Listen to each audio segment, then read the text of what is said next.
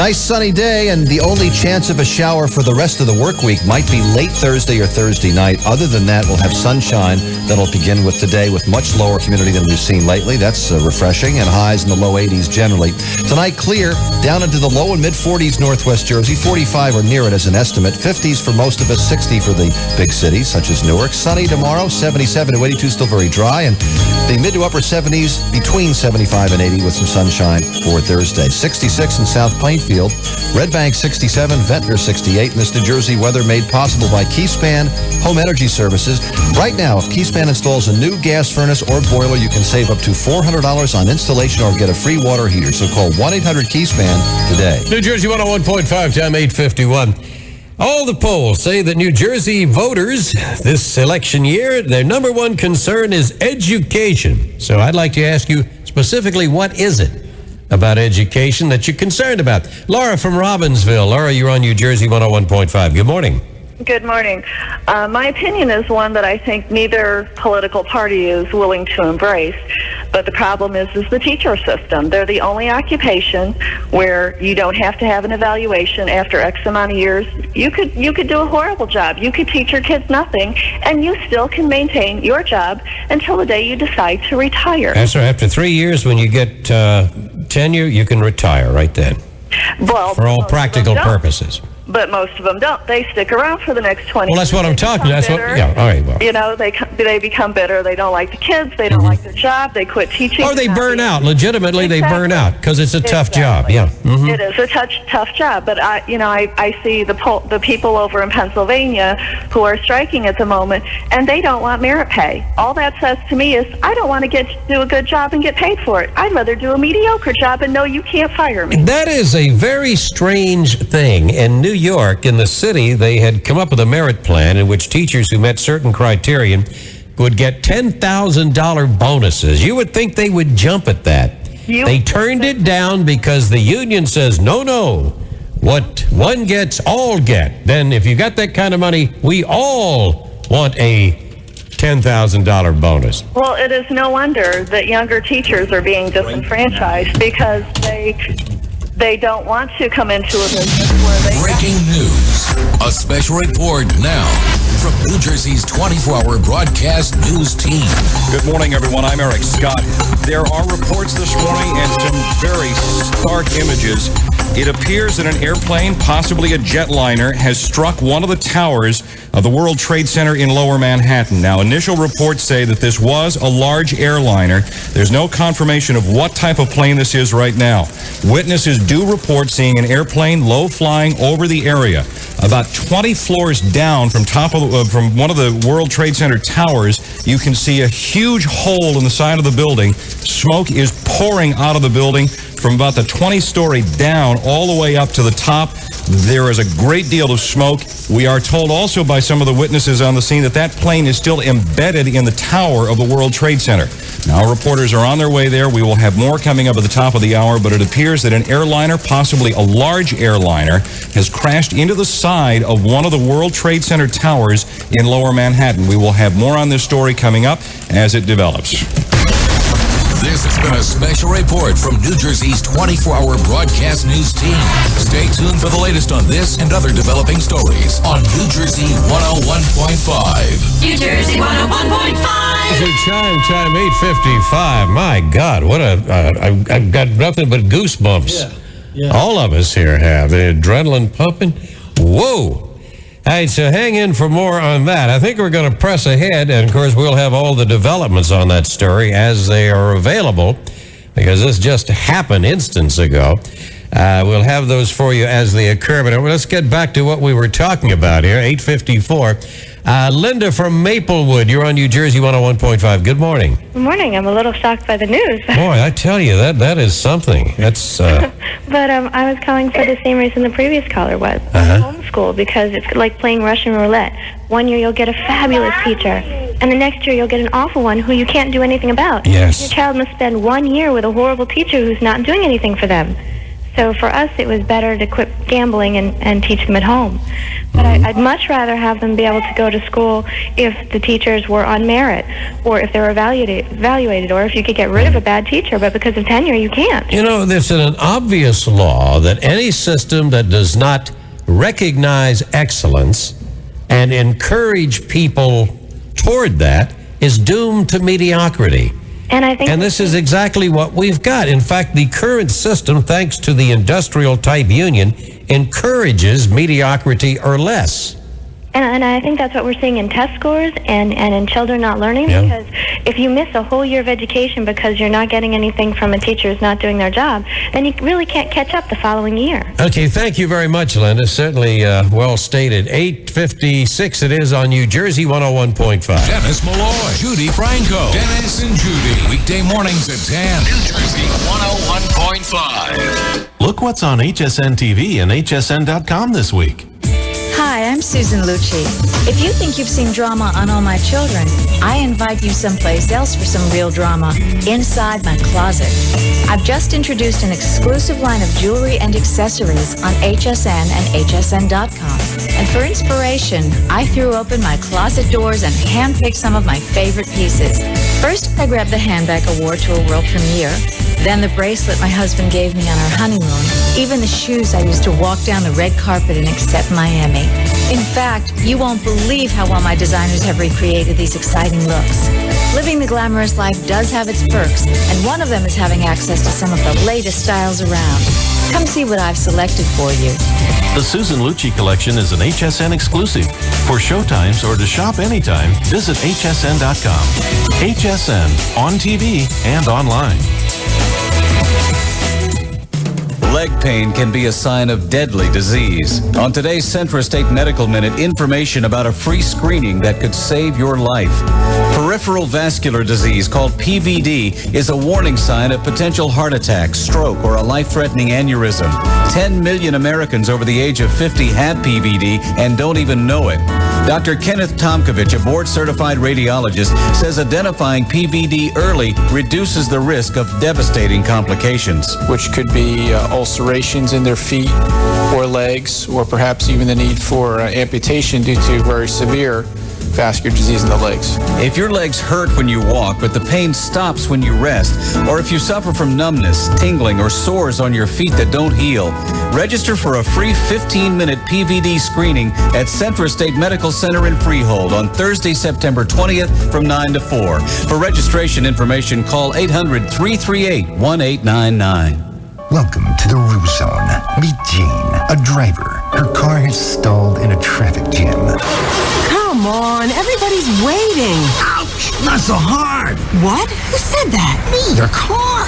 Go here, go there. I've had it. I'm on strike. What? Don't give me that. Cars don't go on strike. This one does, and these are my demands. Get me washed once a week. Fill me up with premium fuel and get better car insurance from Rue Insurance. Hey, I'll buy into the car washing stuff, but better car insurance? Get real. I'm just glad I have it. Ever hear of pricing advice? Rue can get you better car insurance at a savings and help you understand your policy. So pick up that cell phone and see what Rue can do for you and me. This is too weird. Okay, I'll call, but only if you promise to start.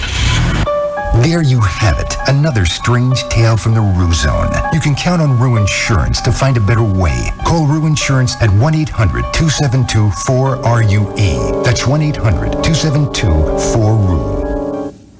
Okay, terrible thing going on in New York. Airplane apparently has hit the World Trade Tower. We'd like to ask anybody in, like Jersey City listeners, Hoboken, Weehawken in the area, Hudson County, who can see that, who witnessed it, would appreciate a call. 1-800-283-101.5 is our number. And we'll have more on that coming up in just a moment with Joe Cutter. Quick weather, Alan. All right, sunshine basically for the rest of the week. Maybe a late shower on Thursday, slight chance. We'll have a full forecast at the end of New Jersey coming up at the top of the hour. New Jersey 101.5 FM radio. Again, this story, and you'll hear it in more detail coming up in moments with Eric Scott and Joe Cutter. And if you can see that, we would appreciate a call. Or if you saw something leading up to this collision, our number is 1-800-283-101.5. New Jersey 101.5 News would like very much to hear your story and your report. New Jersey 101.5 FM radio. I'm Jim Gerhardt. Time is 9 o'clock. From New Jersey's most listened to station, New Jersey 101.5 Radio News starts now. Disaster in New York City. Good morning, I'm Joe Cutter. Topping our report this hour, major news outlets reporting a plane crash into the World Trade Center in New York City this morning. With the latest on this story, News Jersey's Eric Scott live in the studio. Eric? All right, well, Joe, this is going to be one of those days where you're going to remember when 20 years ago from New Jersey and all around the upper part of our state, you can see smoke that is pouring out of the World Trade Center, a gaping hole in the upper floors of one of those twin towers. It appears right now that a plane has hit one of those towers. We believe it is the southernmost tower. The smoke is unbelievable. Debris has been falling from the sky. Eyewitnesses can't believe their eyes. And I looked up, and the side of the World Trade Center exploded right when I looked up, and at that point, debris started falling. I couldn't believe what I was watching. Now, we have no word on fatalities or injuries at this point, but already there is speculation that the death and injury toll will be severe. It looks like about 20 stories down from the top of the tower of the World Trade Center is where this plane went into the side of the building, and the smoke is pouring out from all four sides of the superstructure now.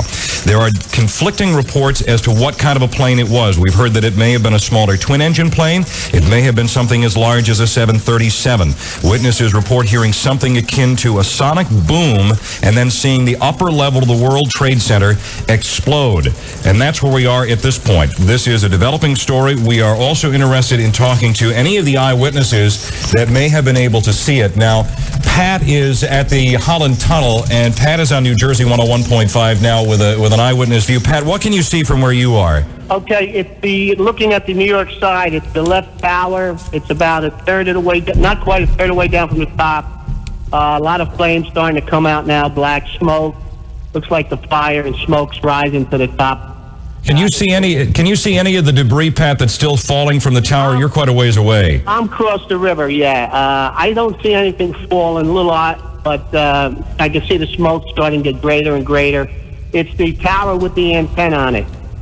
All right, let's get another eyewitness view here from Tom in Secaucus. Tom, you actually saw this thing explode? Yeah, we were standing here in this construction site in Allied Junction, and the smoke and the explosion drew my attention to it, and just a massive amount of smoke and everything coming off the tower. And at first you couldn't tell where it was coming from, and then you could see that, just like they said, about 20 stories up from the top. It was just unbelievable. There was a noise, but there it is. Something else hit it. Something else just hit the tower. All right, well, oh my God! Something else, a plane just hit the tower. It hit the other tower, and there's a mass explosion. Jesus, Mary and Joseph. All right, unfortunately, the plane just hit the tower. All right, unfortunately, I don't have a video of that. I can't confirm that. We're back in the newsroom to check that out. Greg, you're in Atlantic Highlands. Can you confirm that there's been another incident there? I can't at the moment, but I do see a rather large plume that's secondary to the first one. It's a good possibility there might have been a second explosion. I'm in Atlantic Highlands. I'm looking directly at it right now. There's a tremendous amount of smoke coming out of it, moving to the east. What we're trying to get.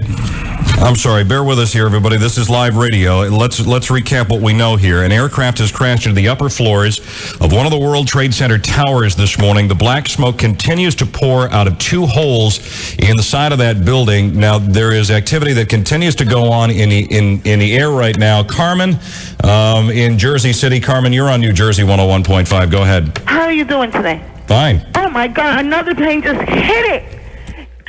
Oh, my God. This is terrible. I experienced the first crash, and then I experienced another one. This is really terrible, the way it came across and hit the second one. All right, that's two reports of that we have right now. I'm ladies and gentlemen, I'm sorry that I'm a little reserved. I was hoping that I would have video in the studio here where I could actually see that. Joe, do you have anything new that you can add to this right now? Yes, Eric. CBS right now is reporting that in fact there were 2 different aircraft that struck the building. Right. We don't, of course, that's still officially unconfirmed, but CBS is reporting that there are 2 aircraft into the building. Nancy and Linden. Nancy, you also saw another explosion on this World Trade Center tower? Yeah, I just saw a plane go by and another explosion. Looks like the other building is on fire now. Oh boy, this is really bad. I just pray for anybody who's in that building. All right, we're looking right now that there is a plane on the north side of that tower.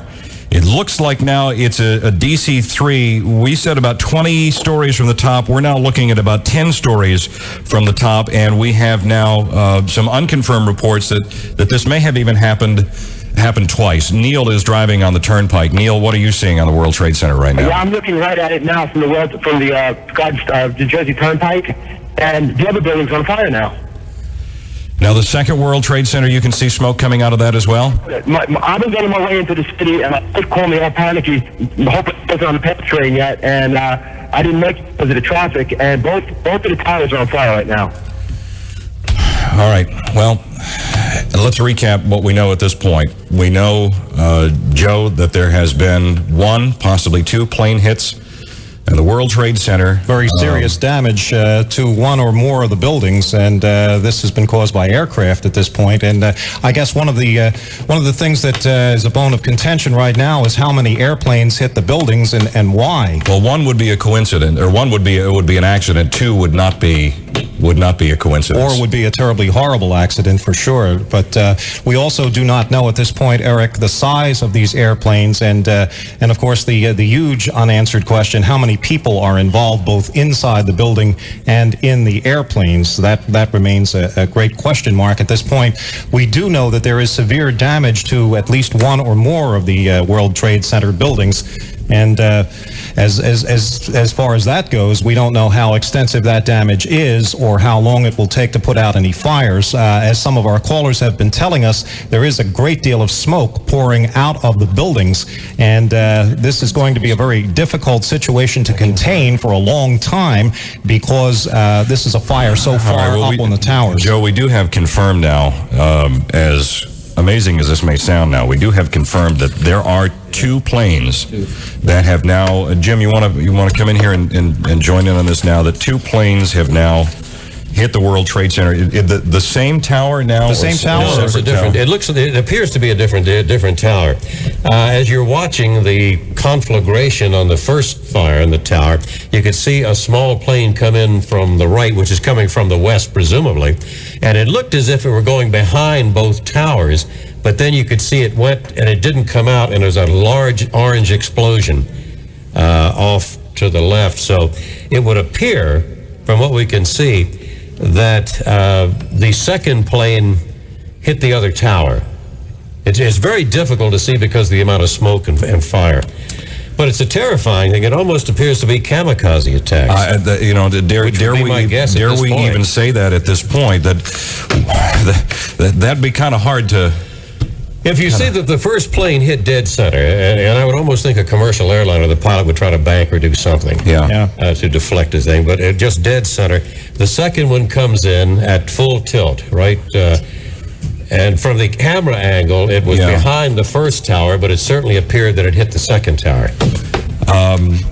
I'd like to keep taking some eyewitness accounts of this thing as we go through here. Randall is in Newark. Randall, you're on New Jersey 101.5 as we cover this amazing event here. What did you see, Randall? Did you see this second plane?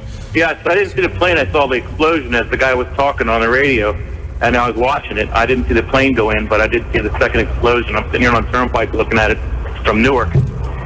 Because of all the smoke, I didn't see the plane, but I did see the big explosion, the ball of fire, I guess, when the second explosion occurred. We had an eyewitness account on the air as that second plane hit. It was hard enough to believe that that one plane hit this tower, and then to hear the second one. My apologies to you, but I found that a a little bit hard to believe. Pat is on Route 78, also saw that second plane. Pat? Yes, hi. Yeah, we did. My wife and I sitting on 78 coming through the toll plaza. And when that fella was on the radio, we saw I'm going to, Pat, I'm sorry, but Joe is right there on the scene. Joe, go ahead. Yeah, right across there from Bayonne there. I was just closing my trailer doors when I caught the first puff. I didn't hear an explosion because they got a whole construction site here running. But it's on the tower building where all the transmitter towers are and everything. It's on the north side of that. It's not on this side facing Jersey. It's more or less on the other side. All right, we do have, boy, this is, But it's going to it. It's, I would say at least the top 10, 15 floors, maybe 20. and the smoke continues to pour out of the top of that World Trade Center. Our reporters are on the way. We thank you for your eyewitness accounts. I think I'm going to turn this back over to, here to you, Jim, in a second, as we talk to Dan in Sayreville, who saw that second plane go in. Go ahead, Dan. Dan, go ahead on line 1. Dan? Gas station on Route 35 in Sayreville. Well, South Amboy. I could see the flames coming out of the building from South Amboy. Hello? Yeah, Dan, go ahead, please, with your report. Yeah, I could see the flames. I was at the, I guess it's South Amboy, Keene, Lawrence Harbor area out the gas station, and I was getting gas, and after I heard the report, I looked over toward New York, and I could see the smoke coming out from Keene, from Lawrence Harbor, and I saw bright orange flames shortly thereafter when I was looking over there. Now, you confirm, though, that both of the towers have been hit. Is that correct? I can't see them. I couldn't see the towers. They're so far away. I could see the smoke, though, from Lawrence Harbor. Okay, Dan, I appreciate the report. Yes, we'd like to hear from people who could see exactly what is going on there. Okay, Eric Van Ness, I believe, is... Eric, there you go. Yeah, hey. Yeah. You're on the air. I know. I saw the second plane go into the second tower. It has to be on purpose. The thing went directly into it at a very high rate of speed and completely cut the second tower. It went right into the south side and blew right through the north side. The two crashes were about 18 minutes apart. The whole building is on fire. I'm watching the TV right now. And I've never seen anything like it. The second plane looked almost like it was a rocket. It almost had to be on purpose, went right through the building. I could see that. I have relatives that work in this building, and we can't get in touch with them. Oh, God. We're trying everything, cell phones off. Nothing is getting through. I don't know what floor they're on, but the second tower that was hit was farther below, about 3/4 up the tower. The first tower was about maybe 10 floors from the top. Both are just cut in half. Might as well be. All right, I want to talk to David Fine. He is one of our satellite reporters up in northern New Jersey now. Actually, David, you are in Manhattan. In fact, you're in Lower Manhattan. As a matter of fact, Eric, I am. I was going from our traffic center at Harrison Street to the World Trade Center on one of the New York City subways. When I exited the train at the World Trade Center stop, we were told that there was a shooting at first. Everyone went back into the train and everything appeared to be normal. When I went back upstairs, they were evacuating the World Trade Center buildings. And so I ran with the rest of the crowd as quickly as I could to check in here at 1015. And what I did see was flaming embers, literally from about the 77th floor, coming down. And as I tried to get on the air a few minutes ago, a second explosion occurred, at which point we all had to run for our lives, basically. There are cars with shattered windows, people running through the streets, crying. There's literally nothing left of one of the third sections of the World Trade Tower West building. The second tower has been hit as well. It's still unconfirmed whether it is other than an airstrike. The way the embers are flowing, nothing can be determined at this time. Well, already now, good friend of mine, Ira Furman, the former NTSB investigator, now a big analyst with CNN, was listening to him just a few moments ago, and already they're talking about this in terms of a deliberate attack. Once could be an accident, twice, we don't think so. And the sizes of the planes right now would seem to indicate that this is something you could pack up with a pretty potent explosive. We know the World Trade Center, from every account we've had from the FBI fly, and Secret Service has been a target of terrorists. There has been an attack there once before. Obviously, this is speculation, but some of the preeminent experts on this are already beginning to raise the possibility that this was in fact. It definitely can't be ruled out. I have to say that everyone is evacuating Lower Manhattan. People are walking uptown, actually running. I ran about a mile just to get out of the debris that was falling from the sky, and I can tell you that on the other side, the authorities are coming downtown to get to this Oh my scene. goodness! Yeah. It's not live. It's not live. We just saw the No, video. that's a film. We just saw the video again of that second That's plane incredible. hitting the tower. It's like watching a movie. David, if you can hang with us for a second, Steve Michaels, another one of our traffic reporters in Manhattan. I'm gonna put you on hold for a second, David. Please hang with us if you can. Can you do that for us, please? Let's talk to Steve Michaels, another one of our traffic reporters. Steve, what can you see from where you are? Well, good morning, Eric. From my vantage point here, just about at Newark Airport, they are already, it looks as though they're stopping traffic on Route 78 going up toward the Holland Tunnel. As you mentioned, they're pretty much evacuating Lower Manhattan, but this is just an incredible sight. Both of these towers look like two humongous smokestacks.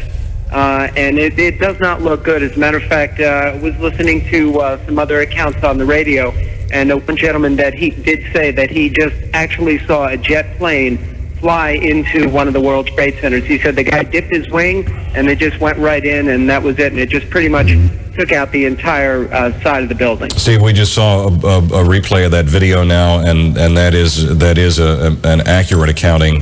Joe Cutter from the newsroom is here with an update. Joe. Well, Eric, we have a bulletin that just moved from the Associated Press, Dateline Washington. The FBI says they are investigating reports of a plane hijacking right before the World Trade Center crashes. So, although the speculation continues, this might somehow draw a bead on exactly what's going on here. The FBI reports a plane was hijacked right before the World Trade Center crashes. Now, we don't know where that plane was hijacked from, where it was going, or anything else, but I guess we can assume it had to be someplace in the area if, in fact, this FBI report is true, and as there's more developments on that, we'll present it to you. All right, well, the finger more and more is being pointed toward terrorism. It is speculation at this point, but nonetheless, the tragedy speaks for itself. We have no reports yet of any fatalities, although the death toll will be high. Let's try and go back to David Fine, our traffic reporter in Manhattan now. David, as macabre as it may sound, have you seen any injuries or fatalities removed from the building at this point? No, not at all, as a matter of fact. I think everyone who was in the subway and in the World Trade Center bottom floor where the mall is, in my opinion, were evacuated safely. They did a tremendous effort. I have to really say that the Port Authority police were marvelous in getting everybody out who was already on that plaza level. Obviously, the PATH trains are below that plaza level. Of course, trains would be held on the other side at Exchange Place. I don't know the status of those trains that were in the tubes or in the station at that time. I would also say that the traffic is going to be gridlocked in Lower Manhattan. If you have to come in through the Holland Tunnel, don't even think about it. Everything will be closed off. Don't come into Manhattan at all. David, can we ask you to make your way a little bit farther, a little bit closer to the World Trade Center for us now? We'll do that for you immediately. Okay, all right. David Fine runs our traffic operation in northern New Jersey, and Steve Michaels, who is also one of our traffic reporters there near looking at even some video pictures and hearing your description to believe that this is really going on right now. Yeah, I know. And I heard on the radio that it said, gee whiz, we just had another report of a second strike. Yeah. But I'm not sure if I believe him. Yeah. And I just couldn't believe it myself. Just a big ball of fire that came out of it, and that aircraft disappeared right into that building. It's horrendous. I hope to God that everybody's all right. It's just a horrible, horrible thing. Thank you, Tom. Thank you very, very much. It's unbelievable. It's sitting here watching this as if you're watching a movie, sort of a B science fiction movie. It would appear if these are not kamikaze type, there it goes. If these are not kamikaze type terrorist attacks, It has got to be the wildest coincidence ever seen. We would like to hear from you at New Jersey 101.5. Telephone number is 1-800-283-101.5. Your view of this, your reaction to it, and hopefully from people who saw something they can add. Eric? All right, let's go through what the hard facts are at this point. In Washington, the latest development, the FBI now reports that they are investigating a possible plane hijacking before one of these crashes. There was no immediate word on injuries or fatalities in the twin disasters. This happened just before 9 a.m. and then right around 9 o'clock is when that second plane came in.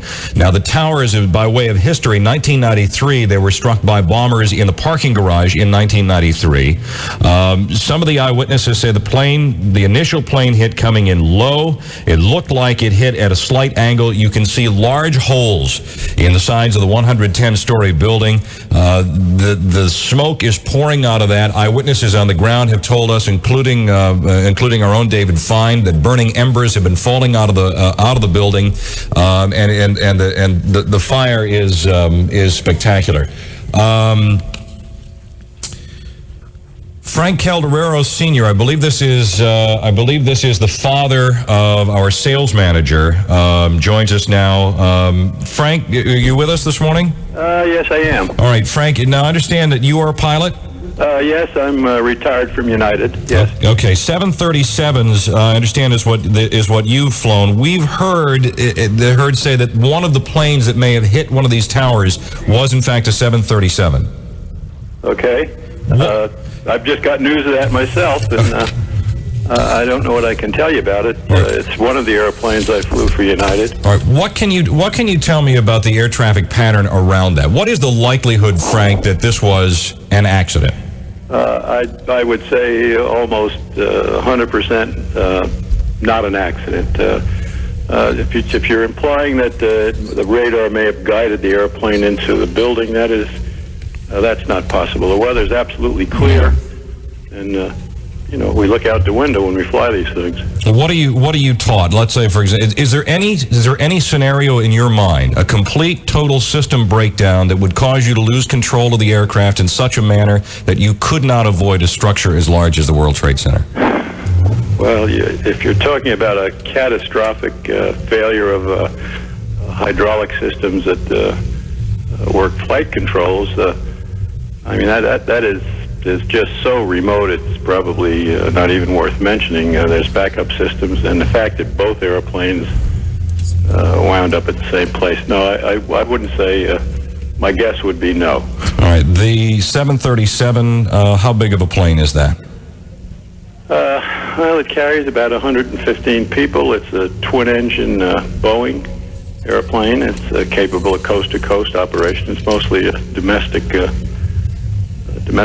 service, and most airlines have them. It's been a very efficient airplane for many, many years.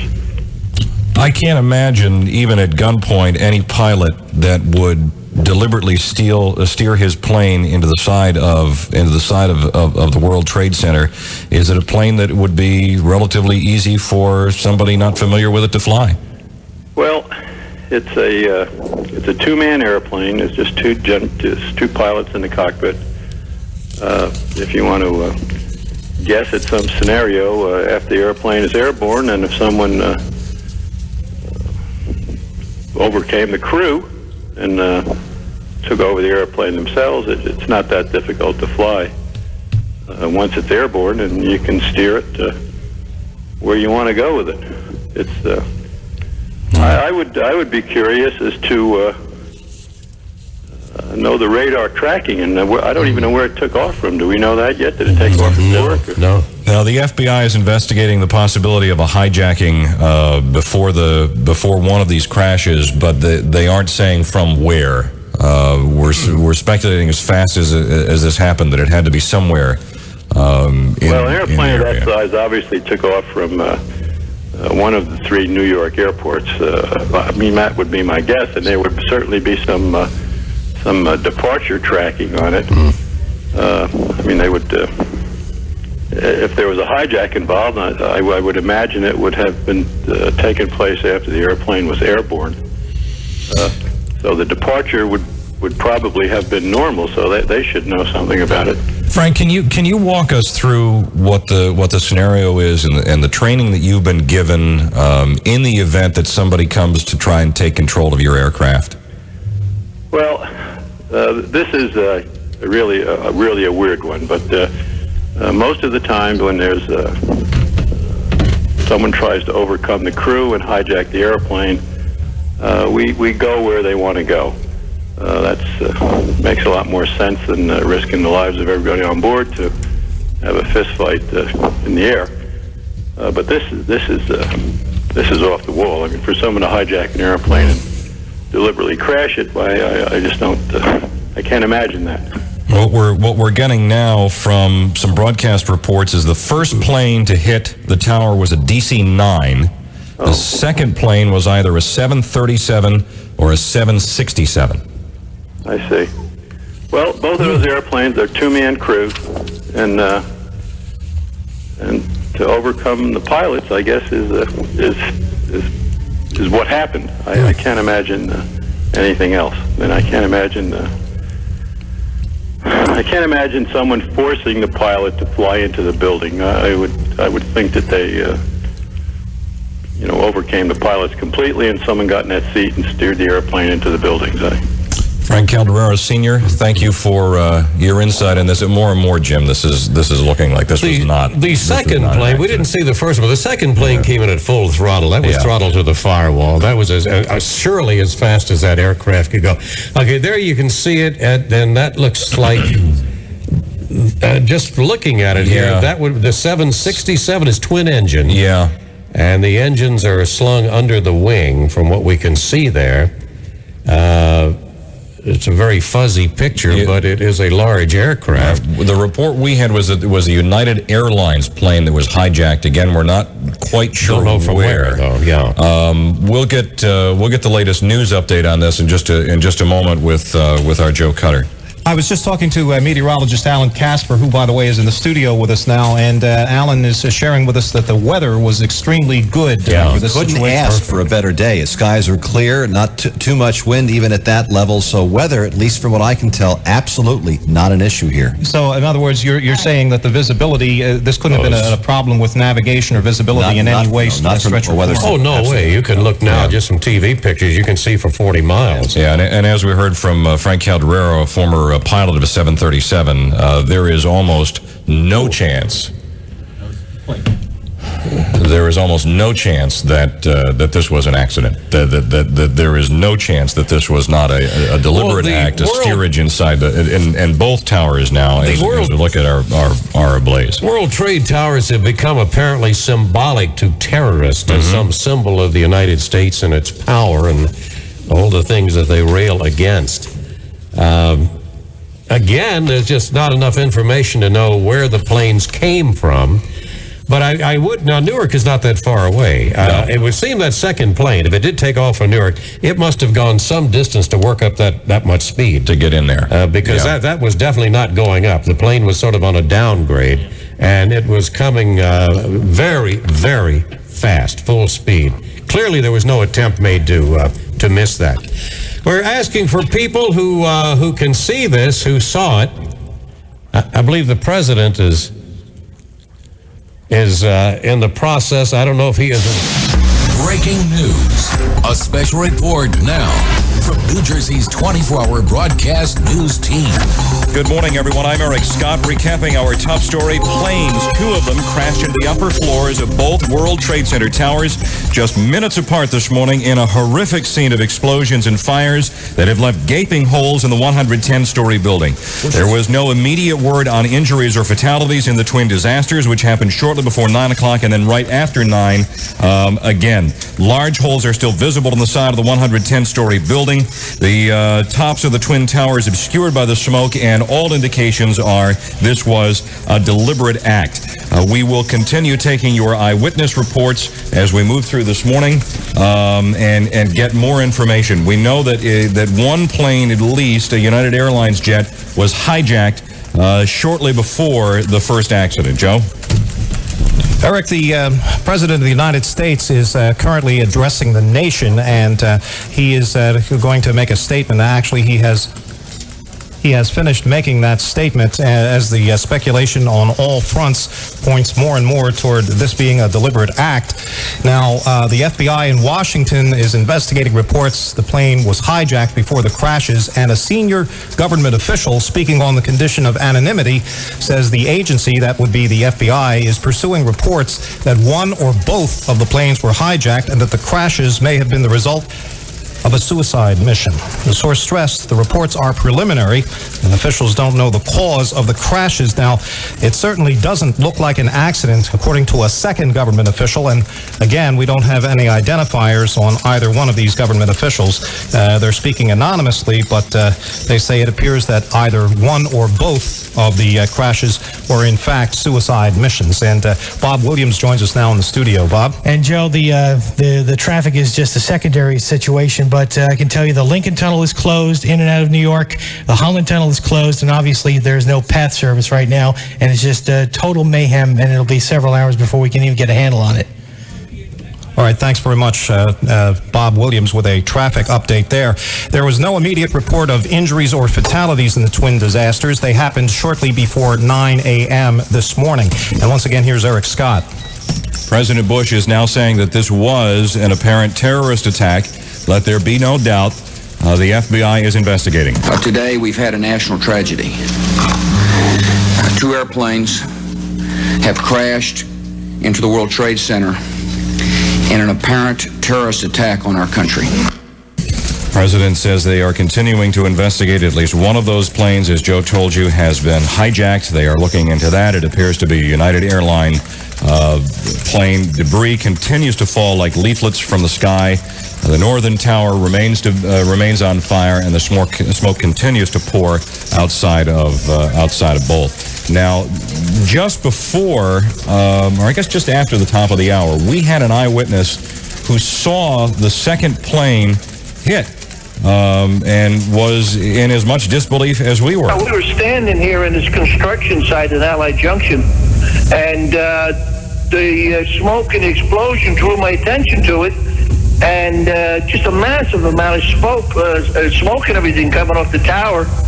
And at first you couldn't tell where it was coming from, and then you could see that, just like they said, about 20 stories up from the top. It was just unbelievable. There was a noise, but there it is. Something else hit it. Something else just hit the tower. All right, well, oh my God! Something else, a plane just hit the tower. It hit the other tower, and there's a mass explosion. Jesus, Mary and Joseph. And that was the second plane hitting. And Jim, we've heard eyewitness accounts from the streets of Manhattan and from our side of the river all morning long on just the unbelievable nature of it. I think Jesus, Mary, and Joseph is probably the proper response right now. Yeah, the caller said that's about. Okay, let's 9:34. Let's talk to Lisa. Lisa in Egg Harbor City. You're on New Jersey 101.5. Good morning. Morning, how are you? Fine, thank you. I'm watching it right now on CNN, and they're saying that one was an American Airlines 767 Boeing out of Boston was hijacked. Out of Boston was hijacked? Yes. Okay. And that's what they're showing right now. They don't say if that's the first or the second. They didn't say whether it was the first or second. I thank you, Lisa, very, very much. Let me talk to Wendy in Woodbridge, who saw the plane. Wendy, you're on New Jersey 101.5. Good morning. Morning, Tim. I'm driving my husband to the airport this morning, and we were looking at the World Trade Centers because it was such a beautiful view. You could see them. We could see them from the Raritan Bridge. I saw a really funky cloud, and I went to say something, and my husband was listening to you guys, and so he hushed me. And then, they came into view. We saw the smoke. We were like, oh, my gosh. And you guys, came on. And as you had your correspondent on that watched the second plane hit, we saw the big mushroom cloud go up. My heart's going out to those people. And we're in utter shock. My husband brought something up interesting. He's ex-military. We don't see any jets, any air support, any nothing. I mean, isn't this obviously a terrorist attack? Isn't this an act of war? It would be very difficult, Wendy, if it were anything else. Well, I see nothing. I'm looking at this. Well, I think at this point, it would have to be established the origin of the attack. Right now, nobody knows. By definition of a terrorist attack, it's a very sneaky operation. And they certainly didn't have, there weren't foreign markings on the aircraft. So I think, Wendy, I think everybody feels the same as you do, but I think certainly they want to find out exactly who was behind it, which should not be terribly difficult. No, well, hopefully. I thank you, Wendy, very much. I'll let you go. We're fading a little bit. 9:36, and Bruce and Wayne, you're on New Jersey 101.5. Good morning, Bruce. Yes, good morning, Jim. How are you? Fine, thank you. Where are you, and what do you see? Well, actually, as ironic as this was, I was having a check ride, a currency ride, helicopter rating with an FAA inspector, and we got to watch this whole bloody thing unfold. Oh, man. The first, we couldn't see too well. We weren't watching that. I was under the gun, sputting out the check ride when the first one hit, and that diverted our attention a little bit. We got back to business. And I thought I heard the air traffic control calling aircraft to clear airspace. When I spoke to the inspector afterwards, he thought he had heard it too, but we were on another frequency and just monitoring that frequency. In any event, at first it looked like maybe it was a G3, a Gulfstream or something of that size, but I pulled the helicopter up into a hover, and he said, Jesus, that looks like a commercial aircraft. And where the heck, is this fella going? And he just, he torpedoed it right into the side of the building.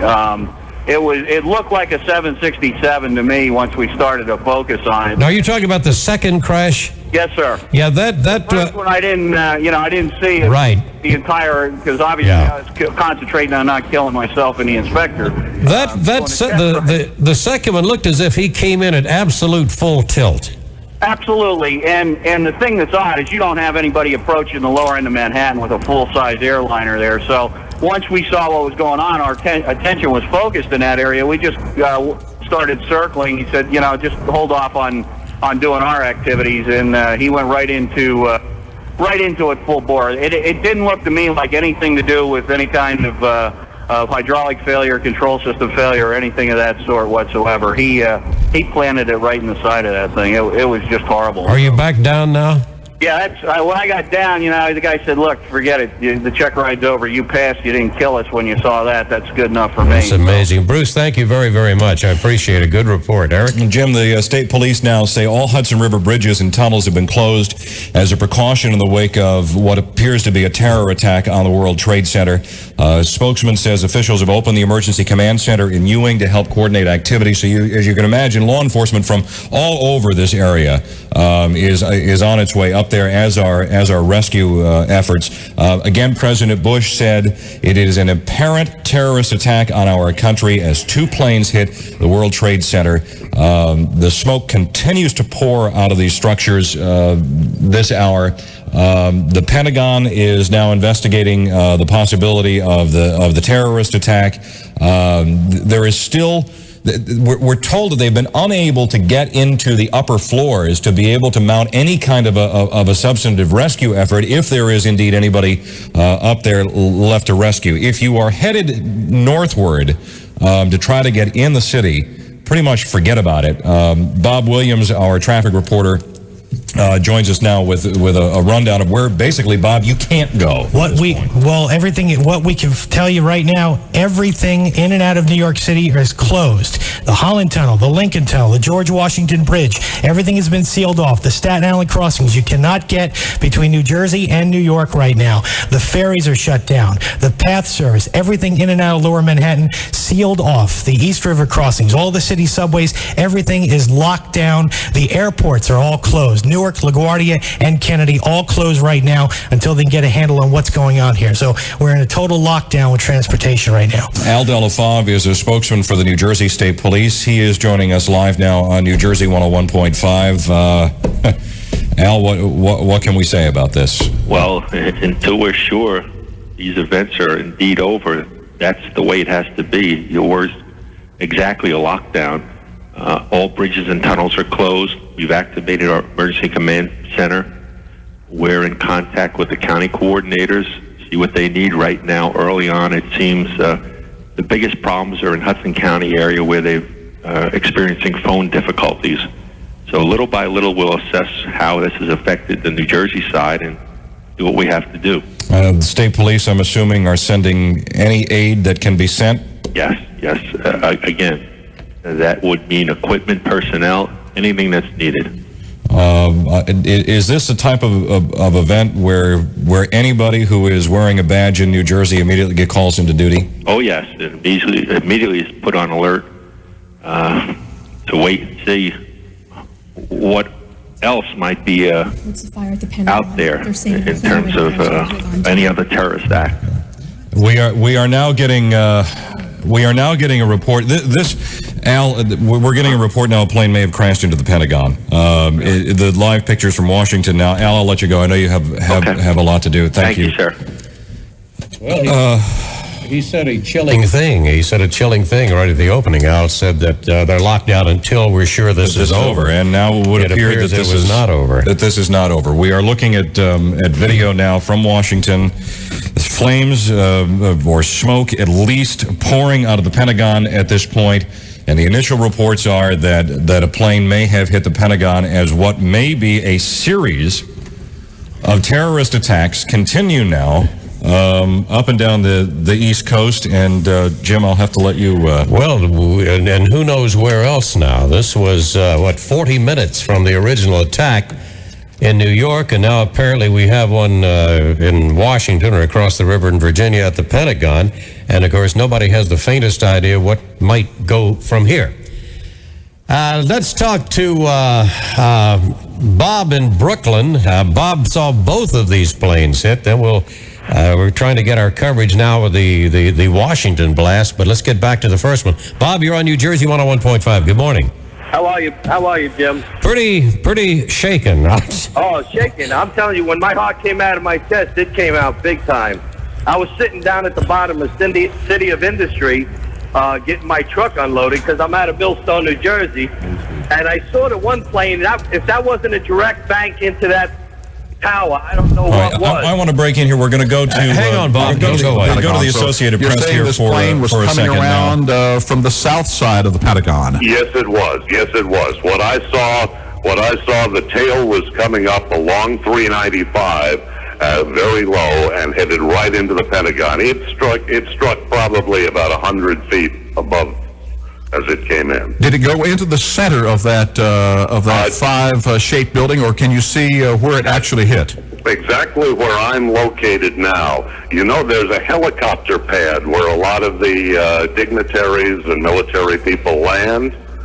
It appears to have hit in that area. I'm kind of blocked by some new construction to tell you the exact point, but it is about in the area that you see the helicopters land at the Pentagon. All right, that's on the west side then. That is not, that is a full building away then from where the Secretary of Defense and the Joint Chiefs are located. It's on the west side then. There you go then. There you go. So we're at that point then it should... Oh, wait, there's another blast. Just blew. Hold on.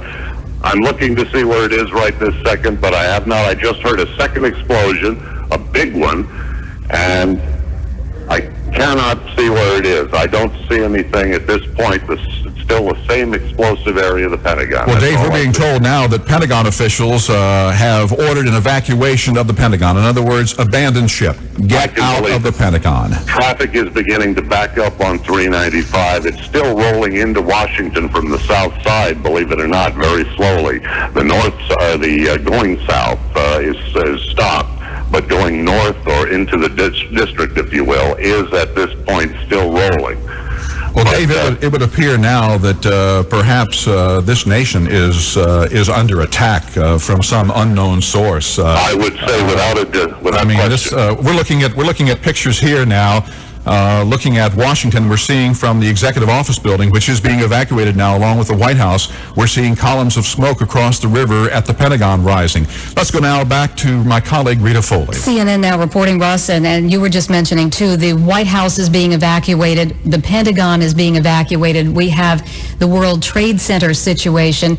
The president earlier spoke after the World Trade Center situation, but before the Pentagon problem and before the White House was evacuated. The president, who was in Florida, spoke about an apparent terrorist attack, but we don't know the nature of that attack at this point. We don't know who might have been behind it. We do know that the first plane to hit the World Trade Center this morning, just before 9 o'clock Eastern All right, on time. New Jersey 101.5, I'm Eric Scott. Jim Gerhardt is with us. You are on the phones with us as we take eyewitness reports. The West Wing of the White House now has been evacuated amid terrorist threats. President Bush confirms this was a terrorist attack. Now three attacks involving airplanes, 2 of them crashing into each tower of the World Trade Center, 1 now into the Pentagon. New Jersey remains on a state of alert. Our proximity to New York makes us a target, at least from a residual standpoint. The state police have rehearsed. Just last week, we did a story about a potential terrorist attack, talking about, what happens when the unthinkable happens. Nobody ever thinks it can happen here. Well, now, as we have heard from the president himself, it has in fact happened, as terrorists have struck U.S. soil just across the Hudson River and then just south to Virginia. It was ironic in your series on that, just latter part of last week, I believe it was. You said, and the attack is inevitable. Is inevitable. And that turned out to be prophetic. And again, we don't know if it's ended. We have no idea where this will go from now. And we are standing by to bring you the latest. We will tell you that cellular communication is virtually non-existent in Lower Manhattan. We do have individuals of our staff on the scene there. We have reporters on this side of the river as well. But as in talking to my colleagues, it's locked down. Some of these reporters are getting by on bicycles and quarters in payphones as we try to get this information to you. But here's what we do know: a terrorist attack. The attacks may not be over, and law enforcement continues to try and keep the peace around these areas. New Jersey 101.5 FM radio. It's Tuesday morning, September 11th, and as you might imagine, everybody has their eye on every available medium here, and of course we're talking with people. I think people are calling us now. We would appreciate Joe Cutter. You've got something new. Yeah, Jim, we have just gotten word from Washington. The Federal Aviation Administration has just ordered all aircraft flights grounded across the country from sea to shining sea. They are all grounded. According to the FAA, they have ordered whatever planes are in flight right now to land at their earliest and safest opportunity. And the FAA has ordered a grounding of all aircraft flights. Well, that would seem certainly an inevitable move. A wise precaution. Wise precaution, so nothing else could be hijacked, because we have absolutely no idea what the plans of the terrorists are. But this apparently, these were the kamikaze-style attacks. There's almost no doubt about that. And it's an incredible thing to see. Very difficult to believe that we're seeing what we're seeing and hearing what we are hearing. And we, of course, will try to keep up, bring you information instantly as soon as we can get any of it. So far as what is happening in New Jersey right now, other than travel in and out of New York and the bridges, the tunnels, the whole thing, there is no such thing. The local airports are totally closed down now, Newark, Kennedy, and LaGuardia. And in New Jersey, the response seems to be sending as many people as we can in law enforcement and in emergency services as we can to New York to help. Yeah, the New Jersey chapter of the American Red Cross has already sprung into action. Dave Novak is with their Princeton office, and he tells us that they're asking anybody and everybody who is a volunteer to help. Right now, what we are doing is putting all our disaster volunteers on alert to get ready to assist our Red Cross of Greater New York. We have 2 of our emergency response vehicles, one from down here in Princeton and the other one that's going up from Newark to go directly to the disaster site. We are polling all the disaster volunteers, mental, physical, and mass care relief, who are going to be able to respond to this and for at least a 10-12-hour shift. So we are gathering all our resources, and depending on what we are asked to do, we will deploy and respond to accordingly. And talking to David Fine, one of our reporters who is in Lower Manhattan near there, he said it was chaos a short while ago. Now it has become eerily silent. as people go about their task trying to survey the damage, mount whatever rescue effort can be mounted. Difficulty getting to the upper floors of the World Trade Center. We're told the elevators, obviously, they're not working. And the death toll, we haven't even begun to hear that yet, but one expert said it is expected to be in the hundreds and hundreds. One of the planes that crashed into the tower was hijacked from Boston on its way to Los Angeles. The second, we don't know where that came from, and then the third plane that has crashed into the Pentagon. That's the newest bit of information if you're just joining us here this morning. Not only did the two planes crash into the World Trade Center, but now we also have confirmed another plane, a third plane, has crashed into the Pentagon. Well, Eric, it seems pretty obvious we are at war. We are not sure with whom at the moment. President Bush vowing to find those responsible to make them pay. A very logical step in the mind of a terrorist. If you are going to attack the United States, you expect retaliation. So therefore, you strike at the center of where that retaliation would come from, at the Pentagon, where the Joint Chiefs of Staff and Colin Powell supposedly would be at this point today. We don't know the damage at the Pentagon. The White House has been evacuated now. The president presumably has been taken to a safe location. And, with that attack on the Pentagon, that may make it even more difficult to gather the necessary intelligence information to find out exactly who is responsible for these three attacks. Well, we first heard of the Oklahoma City blast. Everybody leapt to the conclusion that it was Middle East terrorists, and it turned out, of course, to be Timothy McVeigh. And people, I think, are leaping to the same conclusion right now. And again, until there is some definite evidence, it's unfair to expect any kind of action.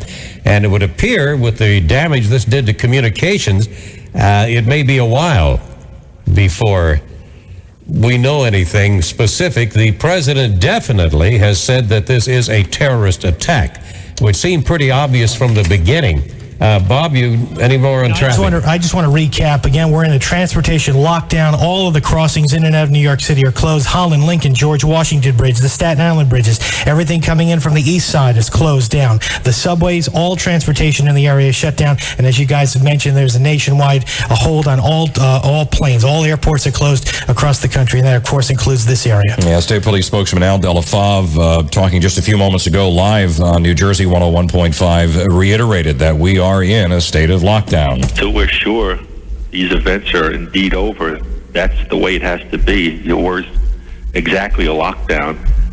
All bridges and tunnels are closed. And that is that probably is one of the most chilling things that we've heard until we are sure that these attacks are over. And when do you know that it's over? You don't, by definition of these attacks. So we might be in for a rather long siege of closings. We were talking with people, and we still do ask that you give us your report if you have been a witness to these horrible events. Well, apparently the precautions continue now in Washington. The White House, as we told you, has been evacuated. The Secret Service received what they deemed a credible threat of a terrorist act against the mansion. The State Department now, the latest to be evacuated. So aside from accomplishing destruction, the terrorists are also have enough fear instilled in us now in Washington that we are moving our operations to a safe location to assess and as President Bush alluded to, retaliate. It's getting to be to the point that almost the whole country is becoming locked down right now, and everybody's waiting for another shoe to drop, if indeed it is going to drop. So this is about all we know. I think, of course, everybody is doing everything humanly possible, but you do have as a priority, of course, the rescues of people. It's very difficult to see how anybody could have survived in the upper floors of the World Trade Towers. It's been just about an hour now, and it is still nothing but thick black smoke and flame. Well, one of the experts had raised the possibility that, about the first tower that was hit was about 20 stories from the top, that there could very well have been people who survived that impact in the top floor. How do you get to them? They've been unable to... I saw a helicopter flying by. He was circling, just apparently just reconnoitering. It didn't appear to be any kind of a rescue attempt, because he can't now because of the smoke. But they were up there with helicopters looking at it. I want to play for you again the eyewitness piece here. If you didn't hear this the first time, the second plane, now 2 planes hit the World Trade Center. We were talking to this man as a witness to the first. And then shortly after he started describing what happened the first time, as he was on the phone with us, he saw the second plane hit the World Trade Center. Amount of smoke and everything coming off the tower.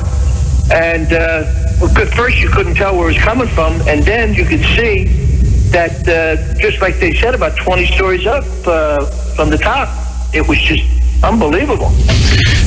There was a noise, but there it is. Something else hit it. Something else just hit the tower. Oh my God! Something else, a plane just hit the tower. It hit the other tower, and there's a mass explosion. Jesus, Mary and Joseph. And that was the second plane. But the terrorists were not done yet. Now Washington has been targeted. The Pentagon has taken a hit as well from another airplane. Every airplane in America, if it is on the ground, it will stay there. If it is in the air, it will be grounded. As every plane in the United States has been ordered on the ground by the Federal Aviation Administration, the White House has been evacuated. The Pentagon, what's left of it, has been evacuated. And now the State Department has been evacuated as President Bush confirms this was a terrorist attack and vows to get those who are responsible. This is the worst attack on the United States in history, obviously, considering all the wars that we have been in over the entire course of history. There's never been anything like this. And you'd have to assume that our country, we are at war. We don't know with whom. But how do you respond to something like this otherwise? Terrible, terrible amount of destruction. We will get an update coming up here at the top of the hour in about 2 minutes from our network service as we collate all of the information now. Reconfirming now that the White House was evacuated after the Secret Service received a credible threat. The State Department also being evacuated.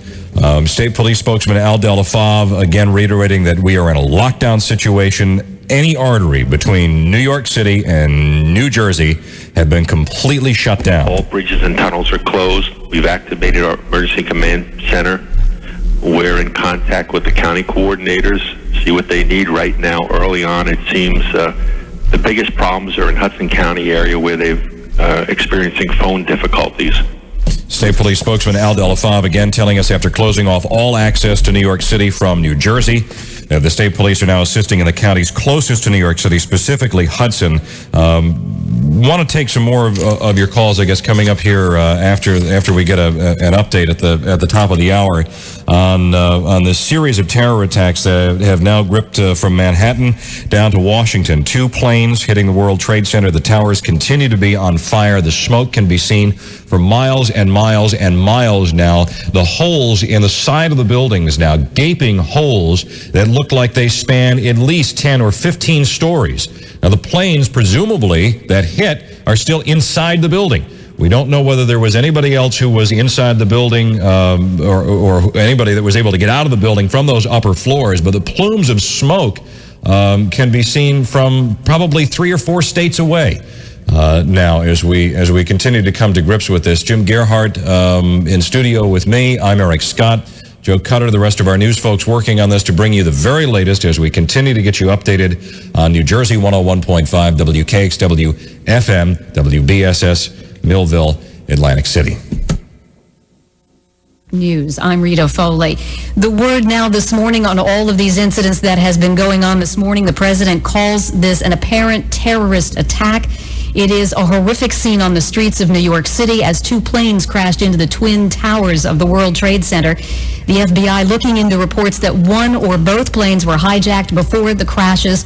Witnesses to the scene describe a sonic boom and debris falling like leaflets. The Pentagon has been struck too. A plane has crashed into the Pentagon. The West Wing of the White House and the Capitol building have both been evacuated amid concerns over terrorist threats. Our Ross Simpson is with us now. Rita, I've just been watching television, and the tower that was hit by that jetliner apparently has just collapsed in New York. We can see nothing but a blanket of smoke now covering a large section of the city. The original tower that was hit continues to burn, but repeating once again, it appears that one of the twin towers has collapsed. All right, and thank you, Ross Simpson, for that report. Now, we are going to replay for you part of what the president said about what he called an apparent terrorist attack. Terrorism against our nation will not stand. That is the president this morning. He spoke just after the World Trade Center situation. We're going live now to our White House correspondent who's been traveling with the president in Florida, Mark Smith. Mark? Rita, the president was reading to children at a Florida elementary school here when his chief of staff whispered the first news in his ear. A few minutes later, Bush, grim-faced, came to the podium to call it a national tragedy, and he ordered the full research. We're gonna switch back to the studio here for a second. One of the World Trade Center towers now has collapsed. One of the two World Trade Center towers has just fallen. There is nothing but smoke, nothing but debris. The tower with the radio antenna on it is still standing. Oh, my goodness. It looks like somebody dropped a bomb on Lower Manhattan. The entire section of Lower Manhattan is obscured now by smoke. From the Hudson River on northward, we can see nothing now of Lower Manhattan other than the smoke from the tower. If you have seen the movie Independence Day, as the smoke and destruction rolls through the concrete canyons of Manhattan, this is what we are looking at now. One of the World Trade Center towers has collapsed. David Matthau, one of our reporters, is with us now. David, what do you see? Eric, I am on the turnpike heading northbound just before exit 13. I was looking at the World Trade Center towers with smoke billowing up and out of both towers, when all of a sudden there was this, it almost looked like it imploded, and one of the towers simply collapsed. It was the most incredible thing I think I've ever seen in my life. There are trucks that are jammed northbound on both sides. Traffic is slowed down from exit 12 north, and the truck stop, the rest stop with a great deal of truck traffic is backed up, I would have to say, at least a mile and a half now, because all of these... All right, as we've said, cell service is spotty at best. I'm without words at this point. It's as if these pictures you see when they implode buildings on purpose in renewal projects. All you can see in Lower Manhattan is smoke and this huge thick cloud of debris that you would get from the collapse of a huge structure like that. It's there's no describing this, and I'm sure everybody is seized with the same belief. It's almost as if you were watching a movie with some incredible visual effects of an attack on Manhattan. We have very near to that World Trade Center was one of our reporters. David Fine has an office shortly, just a short ways away. We're hoping that he is okay and that we will hear from him again. Again, the smoke continues to obscure much of Lower Manhattan as one of what once was one of the tallest buildings in the world, and still one of the tallest, has collapsed. The White House, the Pentagon, the Capitol are being evacuated. The president has been taken to a safe place. He confirms that this is a terrorist attack, vows to find those responsible. Difficult now that there has been another attack there has been a attack on the Pentagon. We are in a lockdown situation in northern New Jersey. The Red Cross is asking for any volunteers to please report to your center. And we are in a waiting pattern now to find out, exactly the extent of the damage. We don't know how many of the individuals. There were still people, we know, in the building. Oh, yes, there had to be. And we don't know. We don't know how what it the collapsed. As David Matthau, before we lost his cell, told us, it appeared that the building imploded. Yeah. So we don't know which direction, how much area, what areas were affected by this huge building dropping. We have no idea right now because it's a complete cloud of debris hanging in the area. Let's take a moment here and go back to our network in Washington as we sort through some of these details here. Let's get you caught up to what's going on now in Washington and the official response now from the White House. and just people running away from this scene, people just frozen outside here on the streets of Manhattan. And I just want to mention that there is a huge fear about debris falling and just people walking in all directions. All right, Robin Walensky, stay with us for one moment. AP network main channel stations. We will break from continuous coverage on the main channel at 6 minutes past the hour. AP network main channel stations wishing for continuous coverage should switch to AP hotline now. We continue now. And you were listening to this continuing coverage on New Jersey 101.5. We'll break away there. We have all of the resources available to bring this story to you, including your eyewitness accounts. So I think probably at this point, while we sort through the latest here, Jim, I'll let you start taking more eyewitness accounts and see. And see what we can. We have many people who'd like to respond to this. Unfortunately, at this point, we're not sure exactly what it is we're responding to. I know people are shocked and people are very, very angry. I would like your report from what you saw and your response to that. Our telephone number is 1-800-283-101.5. 1-800-283-101.5. We have had some great reports and from people who saw this. It's an incredible event. It's very difficult to believe that this is going on, but it is. And now everybody is waiting to see if there is even another shoe to drop. And we have no idea. But again, our telephone number, 1-800-283-101.5. And again, as far as we know, there is no confirmed source of this. No confirmed source of it. Certainly, we know where the suspicions would naturally point and indicate, but we went through that with the Oklahoma City bombing, and I think to the surprise of many, many people, that turned out to be a domestic act of terrorism. So right now, no one knows. It would appear that without any kind of a doubt, we are certainly at war. Dennis? Yeah. Don't know who it's with. Don't know who it's with, exactly. And walking into the station this morning, as soon as I got in, the Pentagon had been hit. Yeah. And when people told me the Pentagon had been hit, that's when the goosebumps. Yeah, do you think of the White House next, which is close by? Yeah, they've evacuated there and got the president to a safe place. But then that's when the idea, well, this isn't a random act of terrorism, but perhaps some sort of war. And then your mind starts to race, well, what kind of people, of course, want retaliation, but then where does it go from there? Well, by war, even if it's terrorist, not necessarily some concerted effort on the part of a sovereign nation. Right. What do you do about it? Right. I mean, the worst we have done in retaliation for terrorist attacks out of the Middle East is to shoot rockets in and blow up a few goats in Afghanistan. So I'm not sure that would satisfy the American people. But it's going to be a difficult thing to deal with, even after they find out. This is going to take weeks and weeks to just sort through the debris. And now with the tower collapse, Manhattan being basically crippled, all the all air traffic throughout the country shut down. Completely locked down.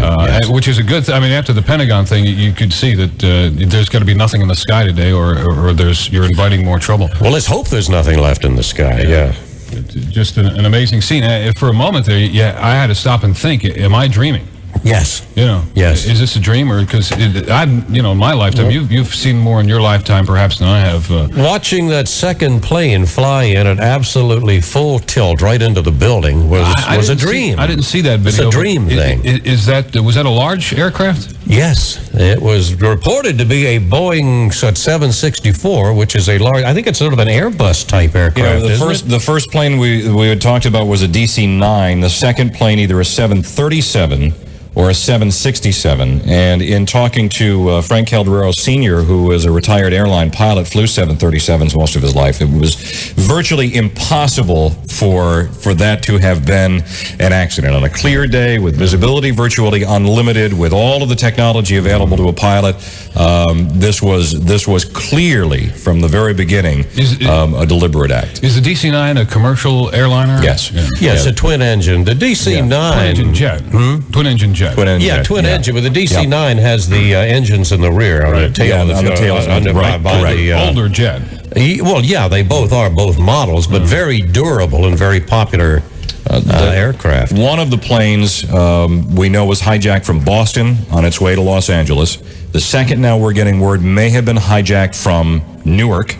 Don't know what airline or where it was headed for. And then the third plane, which crashed into the Pentagon, we do not know where that came from. Let me recap for you what we do know at this point. 2 planes crashed into the upper floors of both World Trade Center towers just minutes apart this morning in what the president says was a terrorist attack. Gaping holes can still be seen in the 110-story buildings. No immediate word on death or injuries. Within an hour, an aircraft crashed on a helicopter landing pad near the Pentagon now. The West Wing of the White House was evacuated amid threats of terrorism. The president has ordered a full-scale investigation to hunt down those who committed this act. One of the planes that crashed into the World Trade Center had been hijacked after takeoff from Boston. All planes have been grounded now across the country by Federal Aviation Administration officials. All bridges and tunnels into Manhattan are closed down. The twin disaster at the Trade Center happened just before 9 o'clock and then just after 9 o'clock. The heavy smoke can be seen. Now, just a few moments ago, one of those towers, the tower that is kind of northernmost as it sits in Manhattan, collapsed, sending a cloud of debris and smoke through the entire concrete canyon structure of Manhattan. Was that the second tower that was hit or the first? That would have been, I believe, the second tower that was hit. David Matthau, our reporter, who is near the scene now, reported it. Said it looked like it had imploded. Looking at the video now of the World Trade Center with only one tower standing, it looks like somebody with a tooth knocked out. It is amazing to see that. How many floors would you estimate went in that? It is the second tower because the first tower was hit up high, 20 stories below the top. Right. And it would appear that's the one still standing. And now we are told, as we may have suspected, it now appears that there was an explosion, perhaps a bomb, in the tower that collapsed, causing it to in fact fall. In addition to the crash of the airplane. Because if structure number 1 is still holding up, structure number 2 would have needed an implosion of some kind, I would think, to bring it down. And when they had the explosion in the garage several years ago, right? How long was that building closed down? And I guess it closed down for months. And in that, it was 93? I believe it was that. 93, that was, you're right, you're correct. It was 93. It was, had they placed the explosives a few feet to the right or the left on one of the support columns, they may have accomplished taking down the building. Well, the building's a goner now. I mean, I think there's absolutely no way to reclaim that. Without a doubt. And you see now New York and Washington. I mean, this is like a movie. Yeah. Where you see the flames coming out of a building in New York and the smoke the smoke coming out of near the Pentagon there in Washington, and the how much longer before we're in a state of martial law? Well, you were quite correct. Country. It's like Independence Day, the movie. We have a couple callers that saw both planes hit the tower. I don't know if you want to go on with talk to Henry in Jersey City. Henry, you're on New Jersey 101.5. Hi, Henry. Hi, how are you? All right. Yeah, I was working on a construction site across the river, and we heard an explosion, and we watched the first building, the flames and the glass shoot out. And we were sitting here talking. One of the guys said he'd seen a plane in it. And then about 5 minutes after that, maybe 10, we heard a jetliner, which was pretty big. I guess he gunned his motors and dove the plane directly into the corner of the second building. And you actually witnessed that happening? Yes, we did. You saw, was your angle able to see it go right into the building, or you watched it from behind? We seen the wing clip the side. We were right across the river on the Jersey City side. Right. And we watched the wing clip the left side of the building, and the nose of the plane went around the corner and hit the other side. But I mean, did you watch the plane? Did the plane then crash to the ground, or did it? No, we didn't see the plane crash to the ground. It looked like it just stayed in there. All right, Henry, thanks very much for your eyewitness report. From most of the video that we've seen, Dennis, it does appear that both of these planes, if they did not disintegrate on impact, are still within the structure. And anybody who has been at the World Trade Center, it is big enough to hold a plane. Right. If the plane goes in, it doesn't necessarily have to fall out or come out the other side. Now, we are just one update before you go back to your calls here. We are getting some unconfirmed reports from Washington that a group affiliating itself with the Palestinians has taken responsibility for one, if not all, of these attacks. The president has ordered a full-scale investigation, and that is what we know at this point. All right, thanks very much, Eric. Jerry in Edison, you're on New Jersey 101.5. Hi, Jerry. Go ahead, Jerry. Right now, they just showed the replay of the.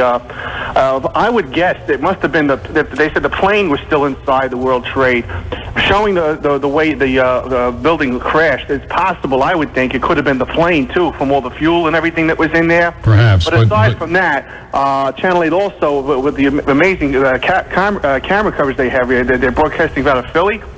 They suspect that you could see people jumping out of the building. Building. And apparently this is not over.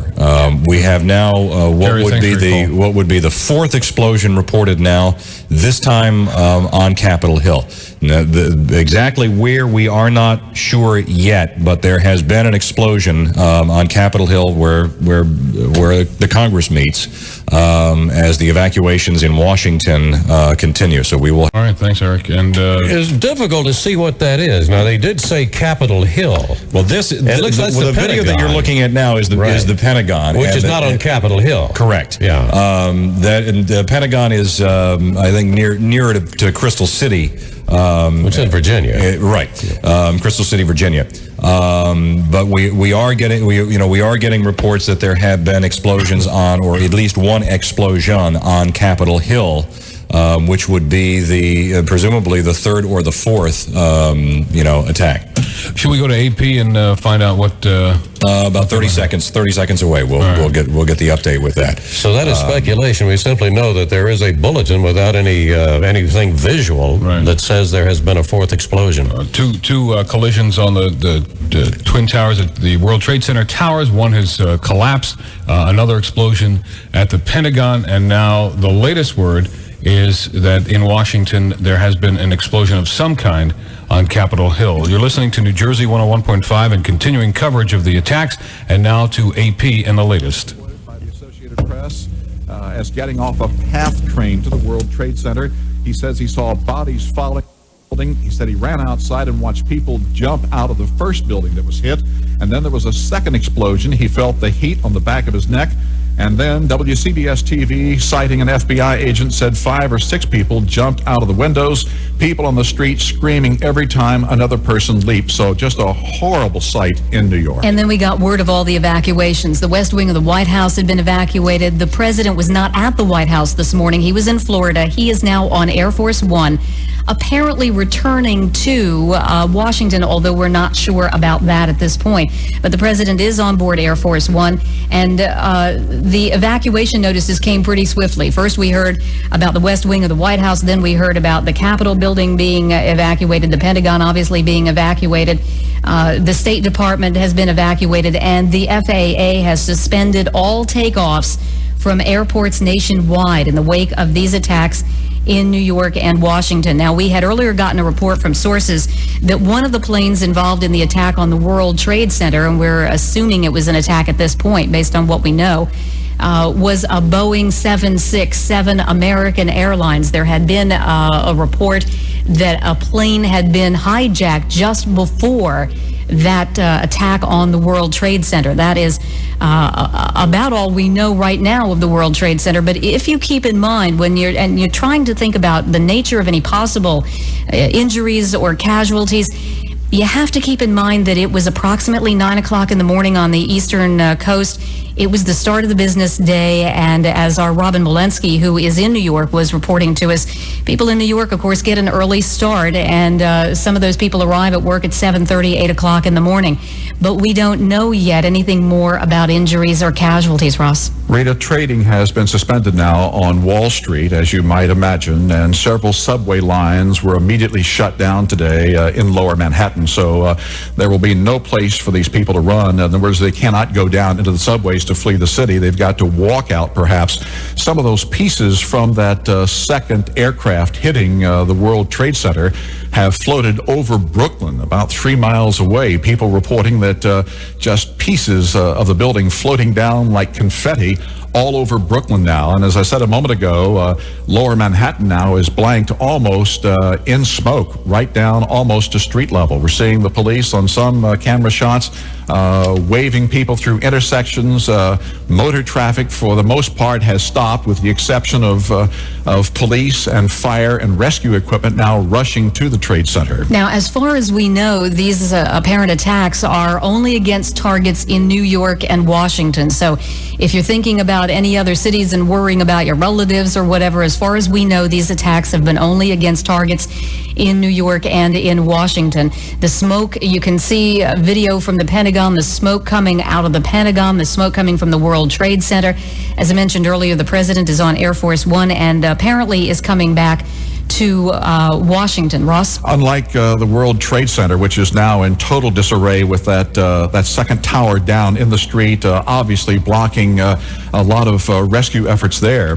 At the Pentagon, there's a series of roadways, a series of interstates that interlink the roadwork there, and fire equipment can get up to the Pentagon right up against that western wall to fight the fire at the Pentagon. But as we see from video, the smoke now continues to billow out of it. Occasionally we'll see fire leaping across the roof. So that building, although it's built out of concrete and steel, it is burning from inside. The places that have been evacuated, the Capitol building, Treasury building, the White House, part of the White House, the West Wing. We go now to our State Department correspondent, Barry Schweid, and he is, I believe, going to join us momentarily here. Barry, is that you? It is indeed, yes. The State Department has notified all embassies and missions around the world of the attack on the World Trade Center and told them to be very careful to check their security.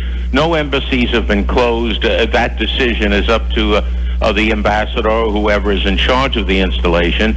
Secretary of State Colin Powell was in Peru. He's decided to come home. He was notified by the Deputy Secretary of State, Armitage, about what is going on, and he is heading home now.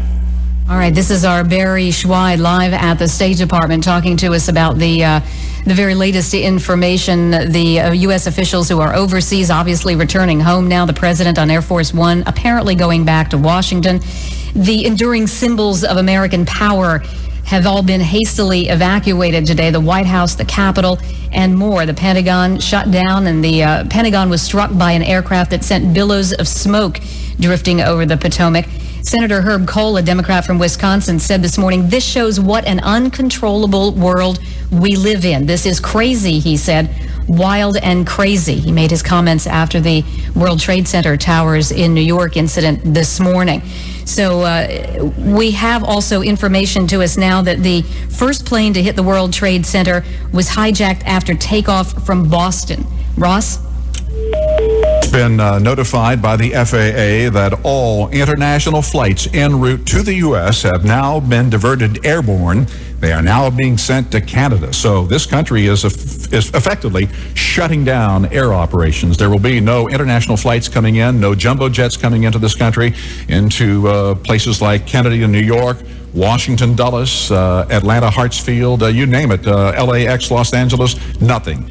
Every aircraft that is now headed toward this country is being diverted to Canada, that just from the FAA. All right, and we also have word now, according to senior law enforcement officials, that a car bomb has exploded outside the State Department.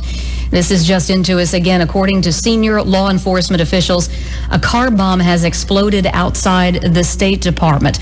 We don't know the exact extent of all of this, but it apparently appears to be a coordinated situation. Only targets in New York and Washington have been affected so far, as we know at this point. In New York, where this began, the earliest incidences began with the World Trade Center, we know two things. There were two planes that crashed into the twin towers of the World Trade Center. There were gaping holes in the building, and that is how all of this started, beginning this morning just before 9 o'clock. We go now to the Pentagon and our correspondent, Thelma Lebrecht. As though the word could not get worse, officials here in the Pentagon parking lot are moving everyone out of the Pentagon parking lot because they say there is another plane headed to this area. They do not know, of course, for certain whether it might be again targeting the Pentagon. They are not saying whether the first one was a target to the Pentagon, but they are moving people away from the Pentagon.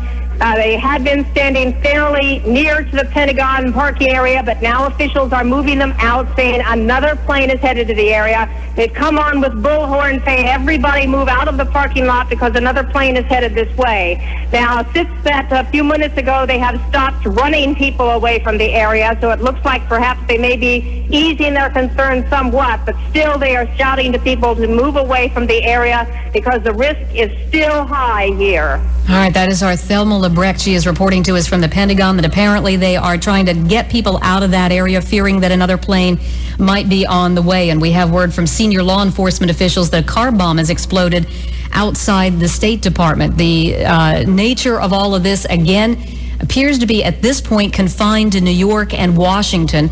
All international flights to Washington and to New York City have been diverted now to Canadian airports. Obviously, the U.S. intelligence people are working this, and they may have some kind of indication, obviously they do, that it is wise in their judgment to divert these international flights to D.C. and New York to Canadian airports. Possibly that is just a precautionary move. Ross. I'm just looking at some of the replay, some of the tape being played back in New York. The firefighters now running from the collapse of that Twin Towers. They had pulled their equipment into the street to try to string lines, and that building came down almost on top of them. So now they are running from that area, trying to get out of that immediate area. Of course, the Twin Tower falling down now about 25 minutes ago. It's almost hard to keep track of this time. It seems like it's so compressed. We have been talking now for an hour and a half about the events that took place in New York shortly before 9 o'clock when one plane hit one of the Twin Towers at the World Trade Center, and then another one hit just a few minutes later. Let's go back and refresh the timeline. We do now have a timeline for all this, Rita. A plane crashed into the tower, one of the towers of the World Trade Center in Lower Manhattan shortly before 9 o'clock Eastern Time this morning. A second plane, that was the Jumbo, the wide body, the 767 out of Boston. It crashed into the second tower of the World Trade Center shortly after 10 o'clock Eastern Time. One of the World Trade Center towers, that was the one that was hit by the wide body jet, collapsed. It fell into the streets about an hour after being hit by a plane. As I told you a moment ago, I saw some of the replays, some of the footage being brought back by the cameraman. They were in the street with the firefighters, and all you saw were men rushing out of the smoke as that building came down into the street where they had. You're listening to New Jersey 101.5 at 1029 to the newsroom, and Joe Cutter, Joe. All right, Dennis, the latest reports that we have tell us now that the second of the two World Trade Center buildings has in fact also collapsed, and that can be confirmed from live pictures from several cable news networks, including CNN and MSNBC. The second of the two World Trade Center buildings has now collapsed, and we can see that on live television right now, coast to coast. Dennis? All right, thank you, Joe. You've been listening for the last 10 to 15 minutes to the AP and the National News Service on what's going on. Again, as Joe just pointed out, the second tower has collapsed. The first tower collapsed about a half hour ago, and now the second tower, which seems to be the first one that was hit by the plane, has now gone down. It's got to be mass chaos in all of New York City, especially in Lower Manhattan. We had scenes on video of rescue personnel and firefighters running from the scene as they were trying to string lines to get some people out of the building, but now both buildings have gone down. And we have reports of 4 attacks, 2 on the World Trade Center, 1 on the Pentagon, and 1 near the State Department building. 3 were planes. The one near the State Department seems to be a car bomb. And when the first tower collapsed, we were told that there was some kind of an explosion within the building itself. Presumably that there was perhaps a bomb planted in that building to bring it down. But now to look at the scene of Lower Manhattan without the Twin Towers standing there is eerie. And again, you're looking at the shockwave and the smoke now rolling almost as far as Liberty Island, and certainly viewable from The shot of the Statue of Liberty with the smoke in the background, all of Lower Manhattan basically covered in smoke, is just the most eerie thing I've ever seen in my life. You know, we've had last time we checked, we had a reporter. Our David Fine was on the ground right there next to the World Trade Center. We have not heard from him since the first tower came down.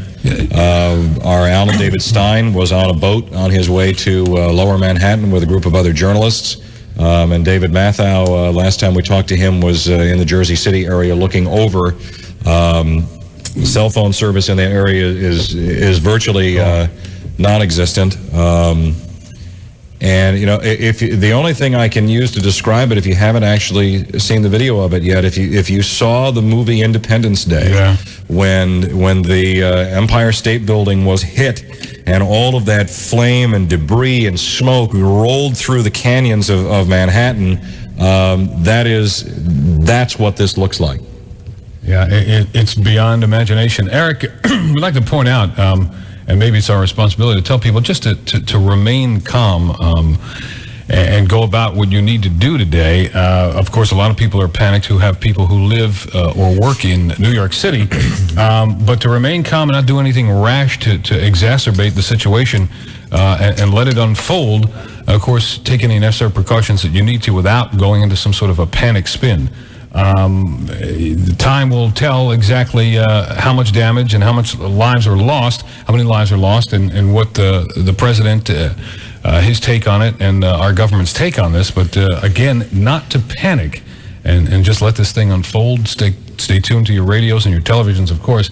Eric, was there more coming in from the newsroom? Just that New Jersey, in the northern section at least, is in a lockdown. There is no entrance or exit to Manhattan at this point. The Hudson River tunnels and bridges are closed. The train service, is not running in between Manhattan. So if you're trying to get into that area, stay out. We have a traffic service report at this time at 10:33 scheduled, and if New Jersey Fast Traffic is standing by with any information, please let us know what's going on. Well, I am standing by, and good morning.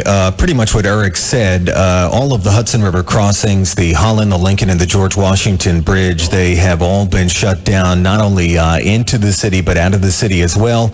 The three city airports have been closed, as you already know, Newark, LaGuardia, and JFK. And most of us here at the traffic center, which actually overlooks the World Trade Center, are just sitting here in shock, like the rest of you folks there in the studio. There's not much else to add except that, as you said, Dennis, northern New Jersey is in a lockdown at this point, and that is the situation. All right, thank you very much. Thank you. All right, I appreciate it. Of course, everything is in a bit of disarray here. It's 10:34. You're listening to New Jersey 101.5. I'm Dennis Malloy. Judy is at home today.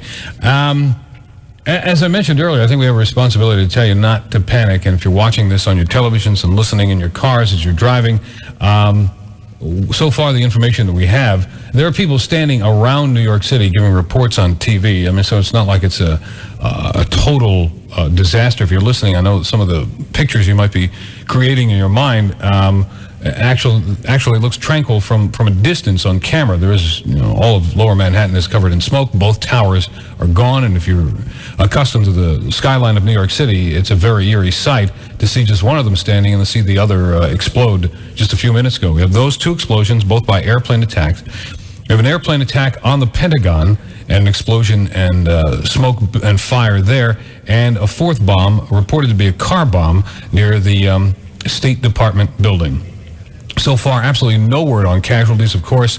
There are quite a few, both from the airplanes and from people on the ground, especially in Lower Manhattan, both people who were in those buildings and people who might have been near those buildings at the time or after the crash. Both of these occurred within 18 minutes. One about 8:47 and the other about 9:05 this morning, Eastern Daylight Savings Time in New York, followed shortly thereafter at about 9:40 to 9:45 by an attack at the Pentagon. If you have an eyewitness report and you'd like to call that in, we are able to take your phone calls now, 1-800-283-101.5. Your eyewitness reports from when you saw it and where you are now. If you are close to the scene, let us know. 1-800-283-101.5. If there's any way you can get news to us that might be helpful to everybody, 1-800-283-101.5. Either you saw the attack occur or you are now near the scene of Lower Manhattan, either northern New Jersey. Now, if you're trying to use a cell phone, I understand anywhere in the Manhattan area, it's pretty much impossible to get through, both from cell towers perhaps being destroyed and more than likely usage by so many people that it's just impossible to get through on a line. If you're calling from a landline and you can make that call, you can do so at 1-800-283-101.5, and a lot of the phones are going to be used today for emergency purposes. And throughout the country, especially within the corridor of the eastern seaboard between New York and Washington, it's just going to be very, very busy in a lot of different ways. And for the dust to settle on this literally and figuratively will be several days. Rob in Jersey City, you're on New Jersey 101.5. Hi, Rob. How you doing? Good. You saw the second tower collapse or get hit? Yes, I was standing on Montgomery Street in Jersey City, and it was like a crackling sound. Didn't really hear an explosion, and it was just down. That was the second one to go down. That was the first one to go down. It's the northmost tower. Right. And did you see the other one go down as well? I didn't see the other one. I just heard. I'm driving home on 78. I heard it went down. Yeah, it went down about 8 minutes ago. It's horrible. Yeah, horrible and difficult to believe. Rob, are you calling from a cell phone? Yes. And where's your location right now? I'm about at exit 50 on I-78. How far out of Jersey City are you? Probably 20 miles now. 20 miles west. Yes. Thanks, Rob. I appreciate the call. 1-800-283-101.5. Veronica in Elizabeth. Veronica, I believe, is a photographer. Veronica, hi. Hi, good morning. Were you there? What did you see this morning? I was just photographing from Elizabeth Seaport, and I just saw the second building just kind of tumble right in front of my eyes. Are you a photographer? Yes. Yeah. And you were photographing the fire and the smoke? Correct. And you saw the first of the two towers to come down? The second one. I saw the second one come down just a few minutes ago. Wow. And you got photographs of it? It was funny. I was just switching lenses. I took the last shot of it probably standing. I literally put a different lens on my camera. I turned down, and there it was gone. Wow. Just like that. And where are you at now? I'm driving, and I'm kind of on 1 and 9 in Newark now, leaving Elizabeth. And what's the traffic like there? Oh, terrible, as expected. As usual. All right. Veronica, thanks very much for the call to New Jersey 101.5. Eric Scott is back from the newsroom. Yeah, we have a couple of new developments here now. Part of the Pentagon in Washington has collapsed as a result of an airplane hitting a helipad right near the Pentagon. That would have been the third attack. We also now have reports that a 747 jetliner is missing and or down somewhere over Pennsylvania. We don't know whether this is something that has been suspected as a hijacking. We don't know whether it has crashed or whether it's simply taken off of the radar, but this would have been now the fourth plane, and all planes nationwide have been ordered down or rerouted, planes that were headed for the U.S. Well, officials of the Somerset County Airport now, this is just outside of Pittsburgh, confirmed the crash of a large plane just north of the airport. That's about 80 miles southeast of Pittsburgh. So that 747 that was missing no longer is. It's down about 80 miles southeast of Pittsburgh. Every airplane in the nation was ordered grounded by the FAA. Anything that was on the ground stayed on the ground. Anything that was in the air was ordered to land. Any plane that is heading for the United States has now been diverted towards Canada. Too early to say. Presumably, this may have been plane number 4 in a series of terrorist attacks now on the United States, both in New York and now in Washington. The horrific sequence of destruction apparently now is not over, Dennis, and we will we'll continue sorting through this, bringing you the very latest from various sources as we go through. We have reporters near the scene. Haven't heard from them in a while, and hope they're okay. All right, thank you, Eric. It's 10:40. You're listening to New Jersey 101.5 and the continuing coverage of what's going on here. I got an unconfirmed report that the bridges in Philadelphia have been closed, and we'll try to get a traffic update for you in about 8 minutes and see if we can confirm that. Pretty much, there's a panic mode going on throughout the eastern seaboard, so a lot of people are pretty jittery, and deservedly so, and some people are taking extra precautions. So travel might be difficult today in just about every corner of our listening area, especially to the north and lower Manhattan and the surrounding New Jersey area. Mary in Liberty Science Center. Mary, you're on New Jersey 101.5. Hi, Mary. Yes, good morning. I was on the Turnpike extension when the second plane crashed, and we were stopped because of an accident, and it was watching a plane that looked obviously out of place. It just flew straight into the tower. And I work in Jersey City, the Science Center, which, by the way, is closed down for the day if anyone was heading there. And I just made it back on 78. The traffic is moving pretty quickly. People are heading out of the area. Yeah. And Do you notice any sense of panic on the roads, Mary?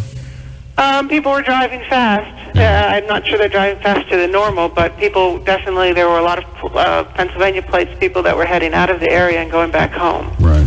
All right, thanks very much, Mary. Appreciate the call to New Jersey 101.5. Again, the only thing that you can do at this point is to not panic, get to where you need to get to, and hopefully that would be away from New York City, but do it in the most orderly and non-panicked way that you can.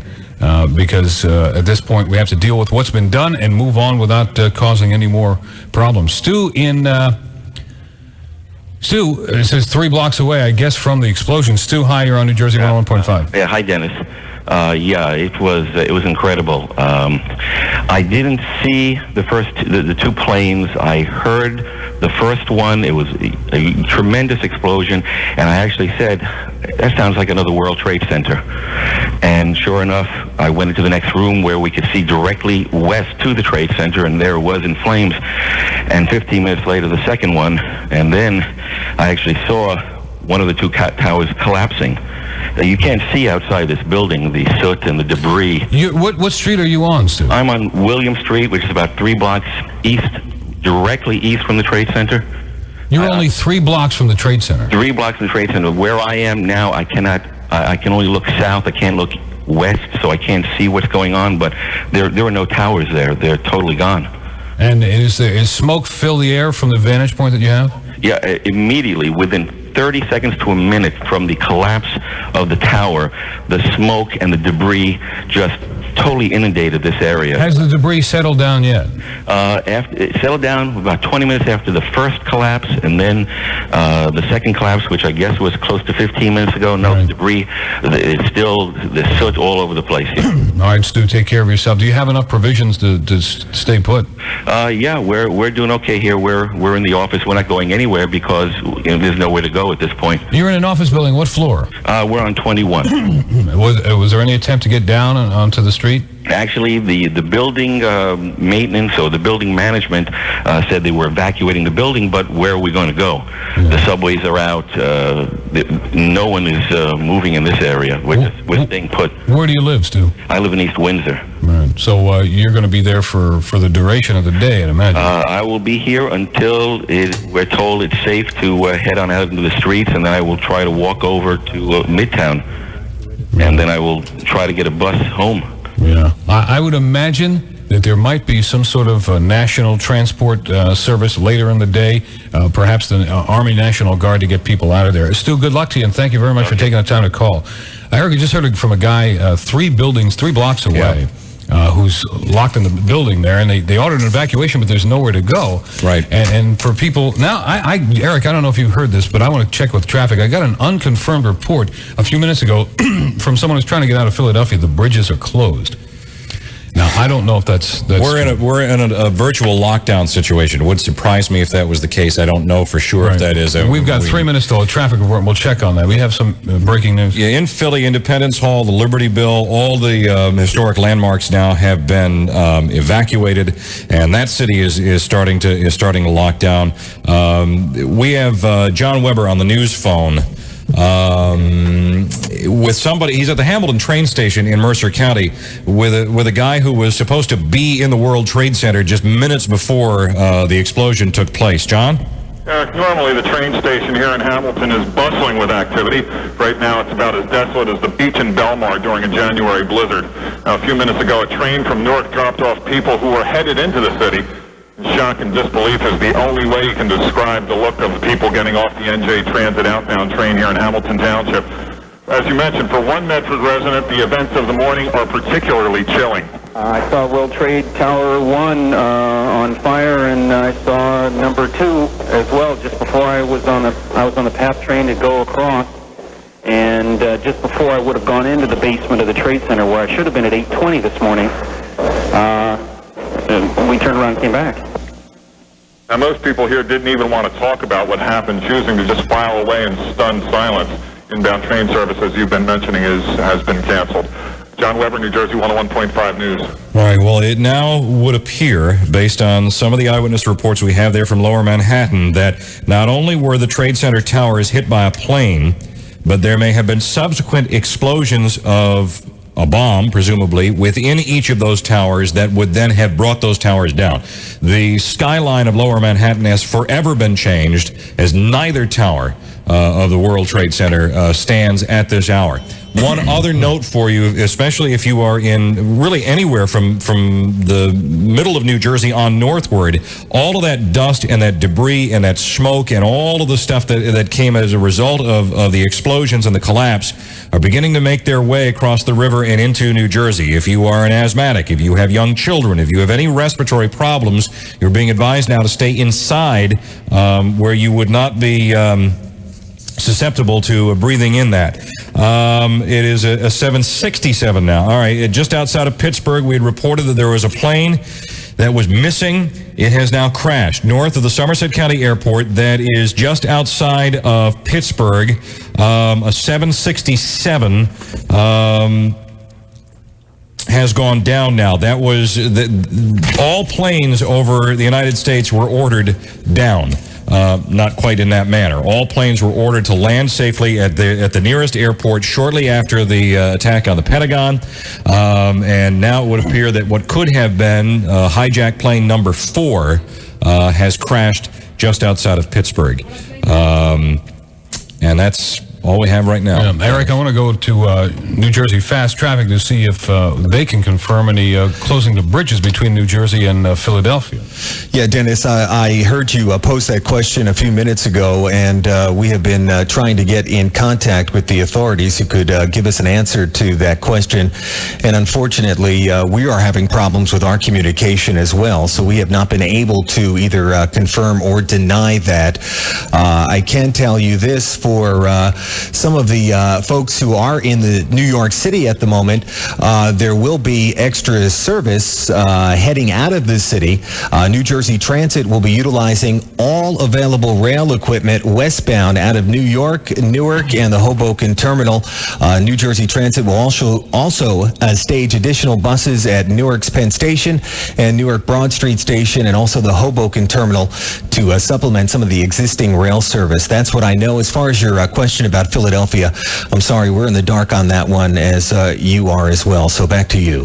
All right, thanks very much. 10:49, and also if we have listeners who are trying to get across from the bridges into Philadelphia, we understand that may have been affected at this point. Of course, the center of all the attention is New York City and Washington, but it seems to be that the conditions may have warranted some of this lockdown to spread throughout the perimeter of the state of New Jersey. We'd like to get as much information we can on that. So if you know about the bridges going in and out of Philadelphia into New Jersey, let us know. Andrew in Palmyra, you're on New Jersey 101.5. Hi, Andrew. Hi, how you doing? Good. Good. I'm very nervous about being on the air, but I wanted to say something. If these terrorists are very serious, as we know. Well, no, listen, Andrew, I'm going to stop you before, if you're going to start to spread anything like panic. What I want right now is eyewitness reports and any information we have, but I don't want to speculate on who and what might come next, because I don't want to spread any panic. I have a responsibility not to do that. Do you understand? Yes, I do. I don't have the same information that these people had.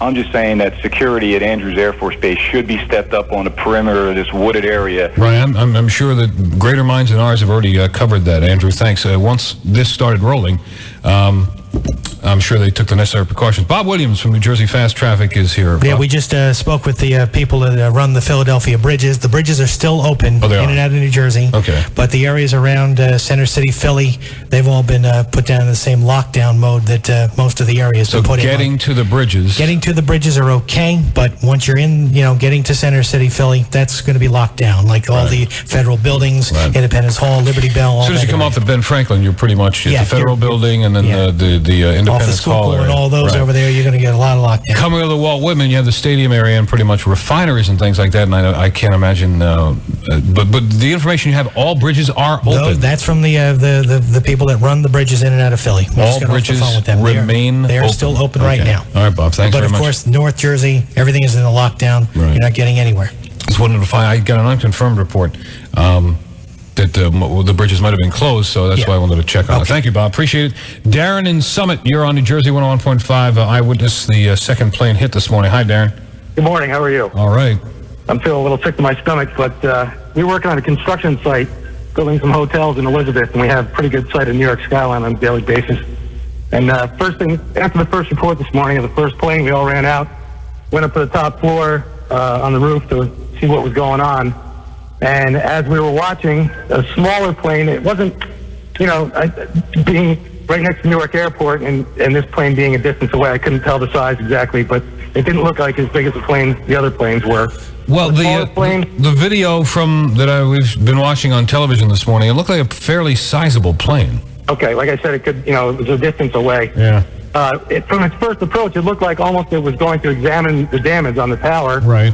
And it flew up, it flew through the trail of smoke, and as it got through the trail of smoke, it started to bank around to the left from my perspective. I'm watching it now, and if this was, it's amazing. If this was a hijacking. We said, I said to the guy, I wonder if that's like a reconnaissance plane, and as I said that, it banked further and slammed into the side of the building.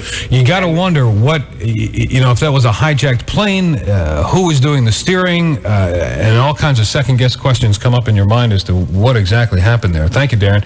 We're obviously dealing with people who care little about life. God knows what they care about. So it does no good to speculate who it is, what we should do to retaliate, what the future will bring. My own opinion is let the dust settle from this and try not to cause any more damage anywhere else in the world. Of course, America has a reputation of not being one to be pushed around, but you can see the kind of devastation that this has had on the entire country.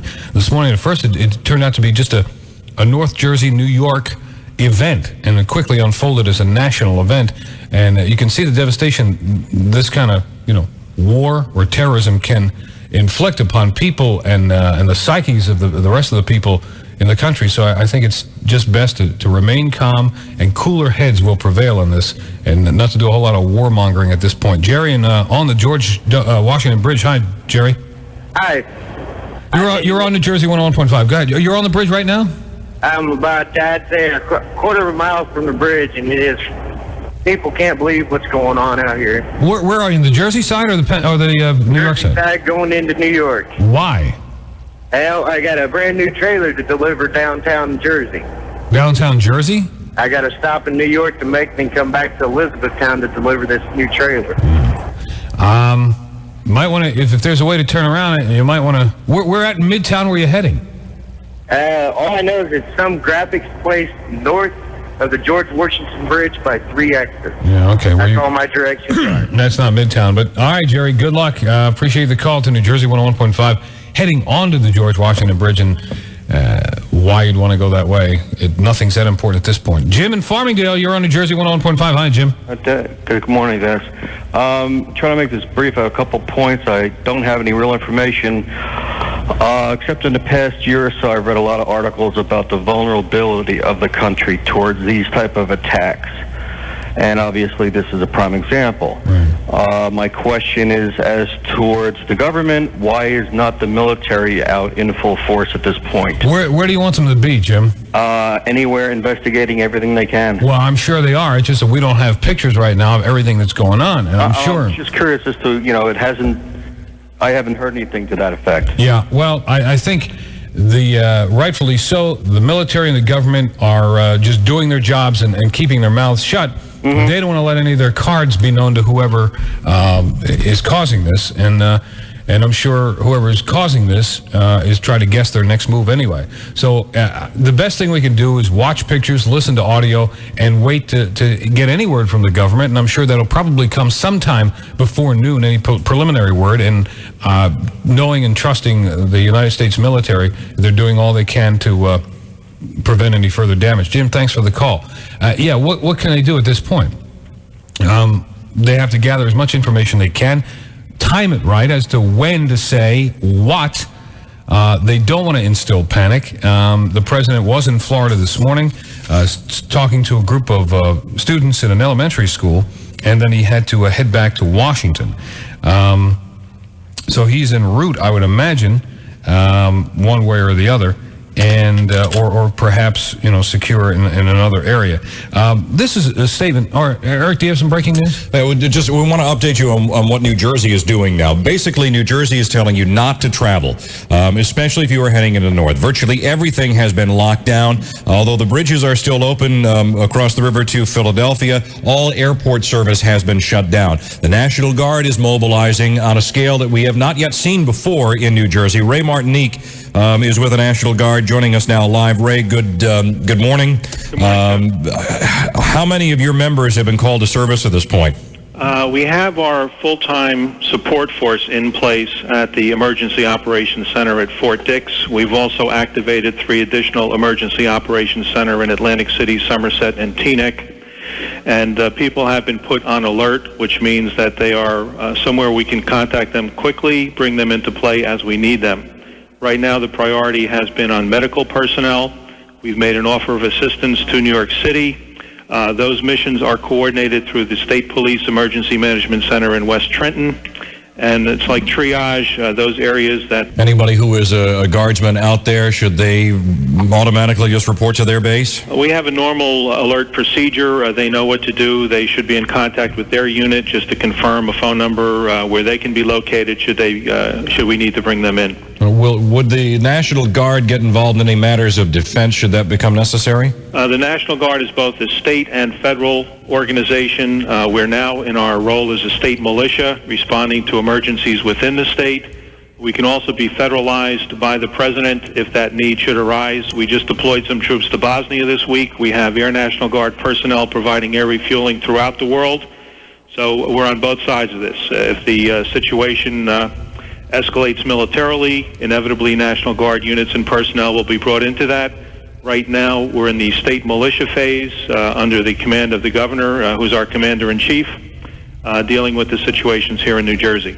Well, your primary function at this point would be transportation, as you mentioned, triage, or just support? Transportation, medical support, security, control of traffic, personnel. As you mentioned just before we came on, traffic is pretty much at a standstill. Airports have been shut down.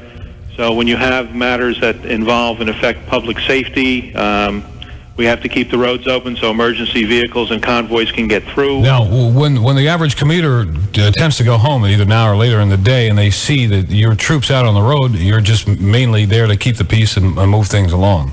That's correct. Because I'm sure a lot of people are going to be panicking if they see any signs of military anywhere. But it's just, you're out there to on alert and to lend support, like I said, mainly in transportation and medical support.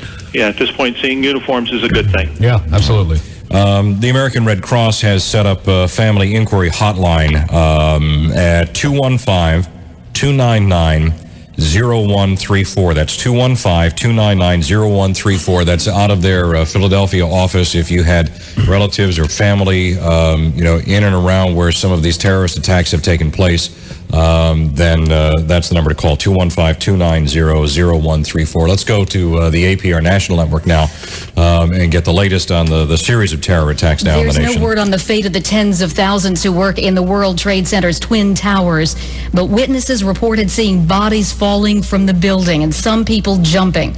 One of the planes that crashed into the building this morning just around 9 o'clock Eastern time had been hijacked after takeoff from Boston. An explosion also rocked the Pentagon today. An aircraft crashed on a helicopter landing pad near the Pentagon.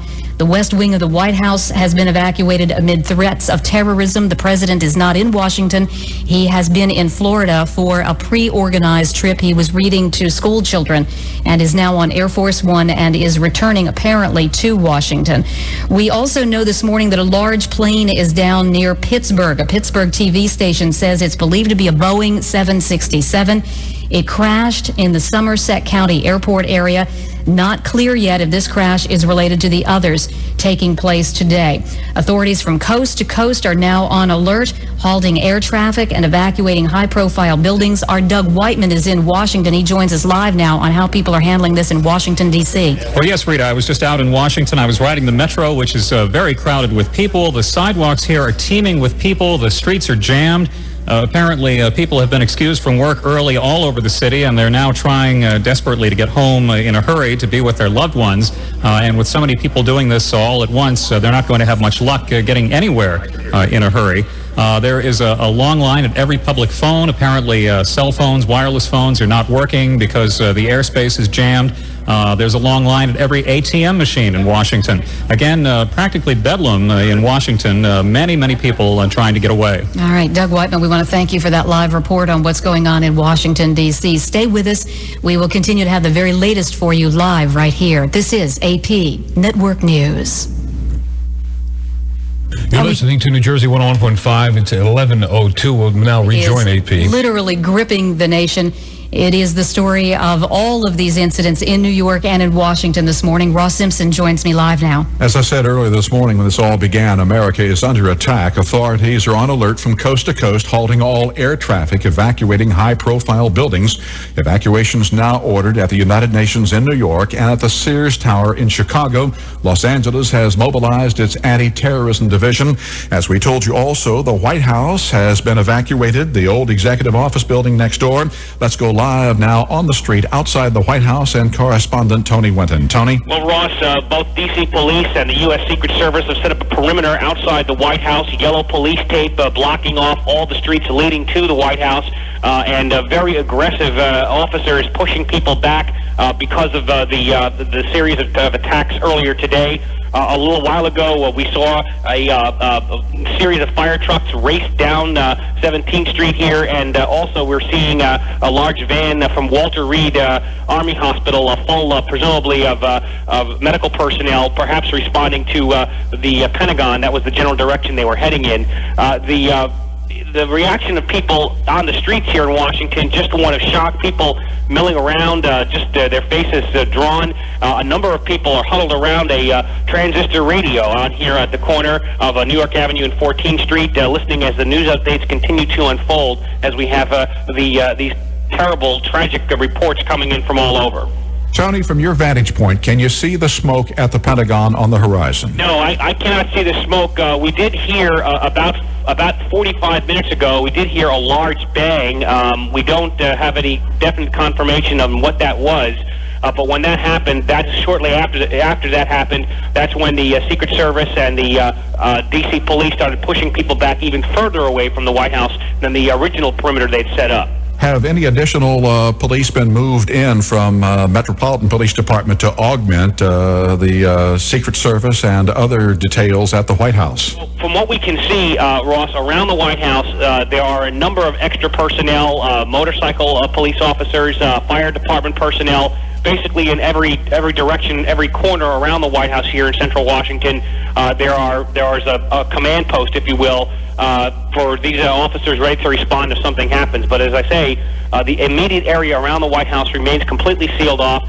Yellow police tape across the avenues and the streets here, and officers turning people around who are trying to get anywhere near the White House. Thank you very much. Correspondent Tony Winton live outside the White House as that facility is evacuated, the Capitol being evacuated. The Pentagon has already been evacuated, and if you're just joining us, we just had on the air a short while ago with correspondent Thelma Lebrecht from the Pentagon, a security officer whose post was just a few yards away from where he says a large airplane. He says it looked like an A310 Airbus, a wide-body jet, slammed into the west side of the Pentagon, setting it ablaze. He said people were scrambling, trying to find a way out of the destroyed portion of the building. He says, but they didn't know which way to run. There was so much flame and so much smoke. Rita? Among all the unknown questions this morning is the nature of any injuries or fatalities. We are watching video from New York, the World Trade Center area, that shows injured people being taken away on stretchers, being administered to by firefighters, by paramedics, by all those people who are trying to lend a hand. But we don't know yet the full scope, and it may be some time before we do, of injuries or fatalities in the wake of all of these incidents this morning. Now, if you are not in New York, if you are not in Washington, you may be wondering what is going on in your area. So we're going to take a moment here to address that question. The precautions being taken in various states across the nation. All right, on New Jersey 101.5 now. It's 6 minutes past 11, and being so close to the World Trade Center, there is certainly a lot of activity going on in the Garden State. From the State House, where there is a heightened sense of security, twice the number of state troopers who usually guard the building and in its garage are visible. The state police and the National Guard mobilized in New Jersey, heading northward now to offer any assistance and rescue efforts that can be mounted where the Twin Towers once stood. To look at the Manhattan skyline now, lower Manhattan from Battery Park on north. Those familiar towers no longer stand. The dust and the debris from the collapse have begun to make its way now over into New Jersey, making the air quality perhaps dangerous in the northern part of New Jersey. We do not know if the attacks are done. Outside of Pittsburgh, a 767 jetliner has crashed outside of the Pittsburgh airport. That is believed to have been another plane that was hijacked. That is not confirmed yet that that plane was hijacked, but is believed to be what would have been the fourth airplane attack now in the New York and Washington area. From this side of the river, watching the carnage unfold in Manhattan has been surreal, to say the least. New Jersey 101.5's David Matthau was turned away on his attempts to get into Manhattan. He joins us now live from Fort Lee, where he has been talking to individuals there and reliving this almost moment by moment, David. Eric, it has been nothing short of unbelievable, only it is real, and that's what's so terrifying. When we last spoke, I was making my way northbound on the Turnpike near exit 13. Just as the first tower exploded and collapsed, I had reported to you that it looked as if the building were actually imploding, with a huge plume of mushroom cloud smoke slowly rising up into the sky, almost as if a nuclear bomb had been dropped.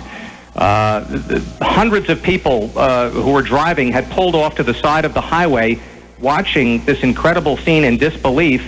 There was a line of trucks pulled off in the rest area just before that, near exit 11, probably a mile and a half long, because many of these drivers were heading into New York City, and they were now learning that they could not go into the city because the Lincoln, the Holland tunnels both closed, the George Washington Bridge closed, the whole scene frozen. Dozens of people had huddled together on the Turnpike just along the extension north of where you turn off to go to the Lincoln Tunnel, and I was talking to a couple of them when the second explosion took place, and people just watched in horror. People were crying and screaming, "Oh my God!" And seconds later, a teary-eyed man named Albert from Ridgefield told me that his friend was working a couple of buildings away in the World Trade Center. This is after he had just watched the second tower go down, and he felt that a state of war was going to be declared, and he was extremely emotional. There's got to be more people dead than in Pearl Harbor there, boy. All this cluster of people in one concentrated area, definitely.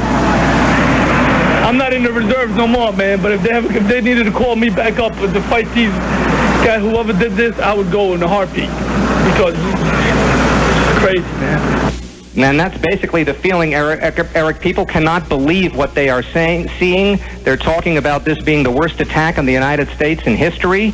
Well, David, you just did the series last week about the preparations against a terrorist attack in northern New Jersey, and your experts saying it was inevitable. And exactly correct. And what's so ironic is that they were saying exactly that they felt that it was not a question of if, but when, and that they were completely prepared and would deal with the situation as best they could. I don't think that anyone in their wildest dreams ever foresaw this kind of nightmare, where you're talking about planes, kamikaze style, going into the World Trade Center, a horrifying and terrifying sight. All right, and David Matthau up in northern New Jersey. This may not be over.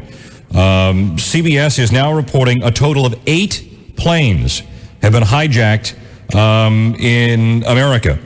5 of them are still in the air. 8 planes in total have been hijacked across the country, and 8 are still airborne at this hour. We will have more on that coming up in the minutes ahead. Our senior State House correspondent, Gene Dillard, joins us now live, where, Gene, we've told that they've taken some extra precautions at the State House today as well.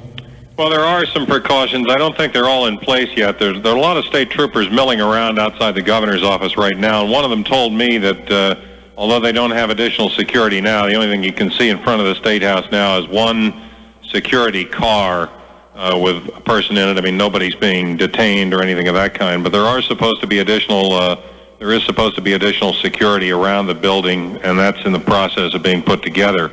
One of the entrances to the garage has been closed. That State House garage where all the employees park, that has been closed. The other end is still open.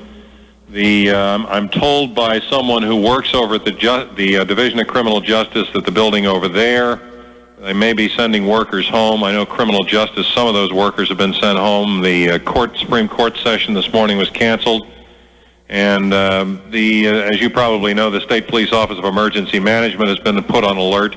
And we are expecting that sometime early this afternoon, maybe within a couple of hours, there'll be a news conference with State Police and the Acting Governor DeFrancesco and the State Attorney General to kind of brief us on what is actually happening. Yeah, the Acting Governor mobilizing the National Guard this morning. We talked to Ray Martinique with the Guard a short while ago, trying to concentrate on getting the New Jersey Guardsmen in place. Any word from the governor's office yet where DeFrancesco has sent them or what the plans are? No, I've heard nothing on that at all.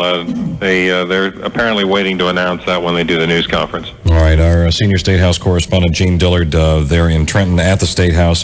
Again, I want to reiterate a piece of information that some of the other broadcast networks now are reporting, that the FBI and the FAA now say that there were a total of 8 airplanes, commercial jetliners, hijacked today. We know of at least 4 now. It's unclear whether in that figure that includes a 767 that has now crashed just outside of Pittsburgh. There were 2 planes that hit the World Trade Center, the one that hit near the Pentagon, and then the one that hit outside of Pittsburgh. So that would leave 4. We've heard as many as 5 now, still in the air, and with question on what's going to happen to that. So that, Dennis, that probably is the next greatest question, to find out where these 4 or 5 planes that have been hijacked are, and how you get them down safely. Yeah, and what kind of fuel they have remaining on board. If they run international flights and coming into the New York area, they're probably low on fuel. So I would imagine if that is the case, that 5 are still in the air, or perhaps 4 still in the air, it would resolve somewhat quickly. Another plane crash, they're saying, might have happened in Camp David. Okay, that right in for the newsroom. This would be another one of those planes that has crashed near Camp David, the president's retreat. That is... We're getting a picture now, and it says major federal buildings evacuated in the Washington area. The picture we're seeing is smoke and fire and water being poured, but I don't know. That looks to me like it's the Pentagon. The Pentagon still, okay. But we do now have an unconfirmed report now that another plane has crashed outside of Camp David, which would be the president's retreat. As we said, we understand there were 8 hijacked, and that there were as many as 5 in the air. This could be as few as 4. There may be at least 3 planes that were hijacked still in the air at this point. And Dennis will, we're whoever's responsible for this. I mean, it's got to be the most diabolical, inhuman people on the planet to cause this kind of terror. And if we find out who and when. Of course, the urge to retaliate is going to be great from the American people. But if you see this kind of carnage and this kind of devastation, maybe it's just best to ask, what the hell do you want? and negotiate from there. But I'd imagine there's been no word from the White House, no word from the military or the Pentagon as to what exactly is going on or what steps need to be taken from here on out. And I imagine sometime before noon, or maybe now after, because time is rolling on without any indication from Washington as to what their take on this is. Eric, you have some latest news? Yeah, let's go live now. Where Alan David Stein is live at Liberty State Park in Jersey City. Alan, we are happy to hear from you. The last we heard, you were on a boat on the way to Manhattan. I'm sorry, we just lost him again. Alan David Stein, one of our reporters, apparently has made it back safely to Liberty State Park in Jersey City. That is good news. We've heard from David Matthau now, and we've at least have heard from Alan David Stein to know that he is at least in that area. Now, I am told, Dennis, that this is the anniversary of the Camp David Accords. Which has great significance to the Israelis and the Palestinians. We had heard an unconfirmed report very early on that at least one fringe Palestinian group had taken responsibility for at least one of these attacks. That would seem to underscore the significance of a plane going down near Camp David. And again, we have no confirmed responsibility taken for any of these blasts, but your eyes automatically would turn to some of the Middle Eastern terrorists, those companies or those countries that have declared war against the United States. So that note in history may also provide a clue as to who may have been behind the hijacking of 8 planes, and now we know the downing of at least 4. Perhaps 5. All right, thank you, Eric. We will rejoin AP in about a minute, a little more than a minute. We're going to wait for another traffic report and see if we can get Alan David back on the phone. We do have Alan back at Liberty. Yeah, we have Alan David Stein back on the line now from Jersey City. And if our fast traffic people are listening, hold on 1 minute. Following the report, we'll join you for an update on how the roads are going. Sure. All right, let's go back to the phone. And all right, Alan, are you with us? I am with you, Eric. I am at Liberty Science Center. We were just at Liberty State Park, which is, when you come down to it, the closest point to the tragedy outside of Manhattan. What they are doing right now is evacuating people from Lower Manhattan through Liberty State Park. We spoke to one of the evacuees who lives on Lower Manhattan. And you came over on the ferry. They're evacuating? They're evacuating the police boats. They're putting babies first women. The Liberty Ferry's taking people off. The Hoboken Ferry, they were getting them from downtown, clearing them out of there because they were scared of the building collapse, which is what it did. I happened to be watching there when that second building did collapse. Words can't describe it. I was watching the smoke, the sight that everyone's been seeing on TV of just the smoke pluming out. All of a sudden, a very loud rumble. Almost if you've seen the footage of when they imploded Three River Stadium and they do those implosions, that kind of like that loud, deep rumbling. All the way over here in New Jersey, we heard it, and then just watching the top of that building, it just sank into smoke. Alan, what about the smoke and the debris and all? Has that reached to this side of the river yet? We haven't had really smoke that's impeding our sight at this point. The wind seems to be blowing the other way, so we're okay there. They won't let us. They let us as far, if you're familiar with the area, the turnoff. Where if you went straight, you would go to the ferry to Ellis Island and the statue. They won't let us go past there. They're forcing us to make the right, which takes us to the Liberty Science Center and the diner right near here. Alan, this is Dennis Malloy. When you were watching the people come off the boats, so they're sending police boats, ferries, whatever they can over to Lower Manhattan and bring the people over. Was it a panic situation? Were there too many people on the boat, and was it chaos, or was it fairly orderly? They were not letting anybody near enough to see that. What we see is the stream of people, and they're not letting us near a lot of them. They were at first slowly, now more and more, walking out of the parking lot area. A lot of them were workers who were in the area at work, just totally evacuated. And really, I didn't see any injuries. What I did see was shock. What we're also seeing is a number of emergency vehicles zooming past us from different towns in North Jersey, ambulances.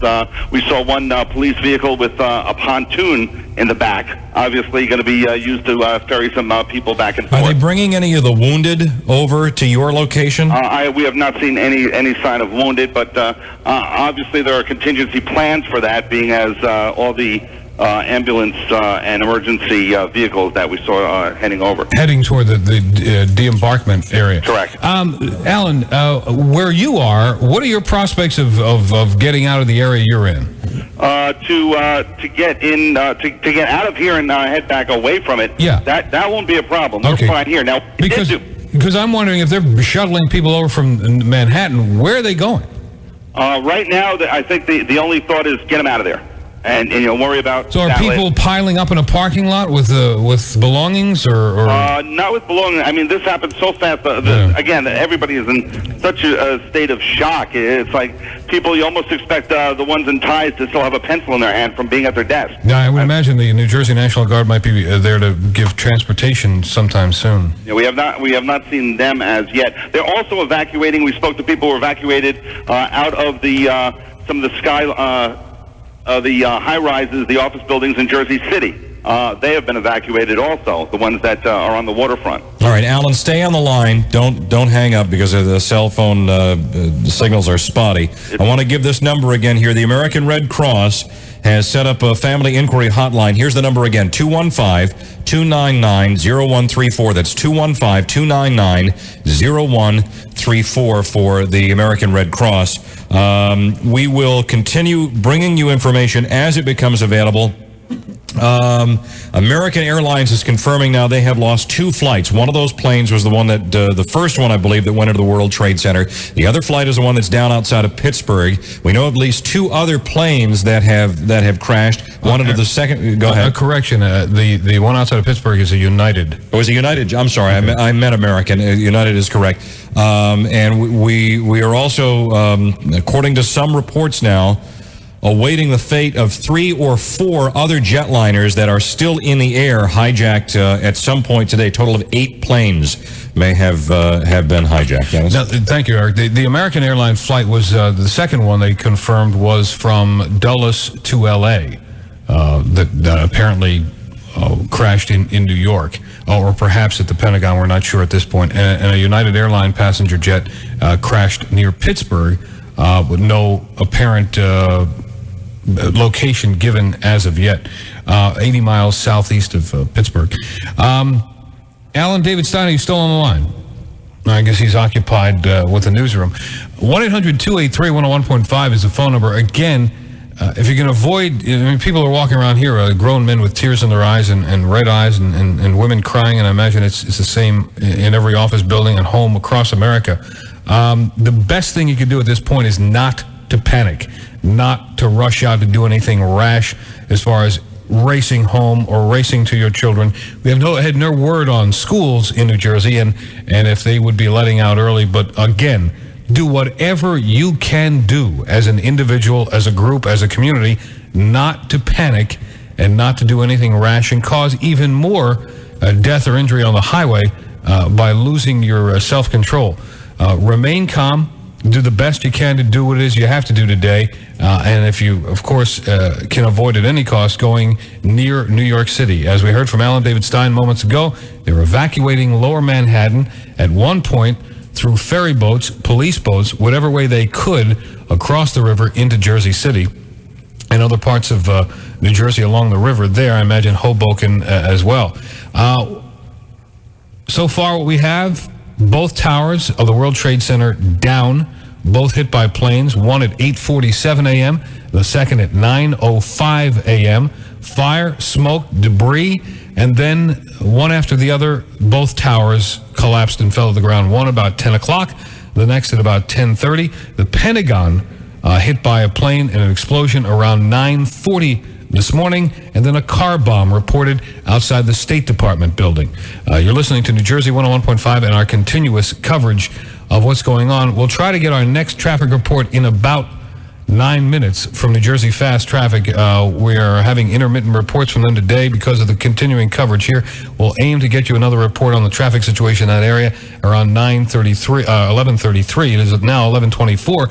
Again, all traffic in the air has been grounded. Any flights heading into the United States from outside the country have been diverted to the country of Canada.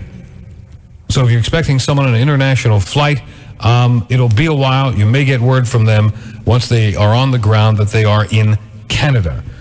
Again, this is unfolded. There's so much to unfold and so much to sift through as far as the death and death toll in New York City, the death toll in Washington, D.C., the continuing saga of what's going on in the air with the remaining 3 or 4 airplanes that may still be hijacked.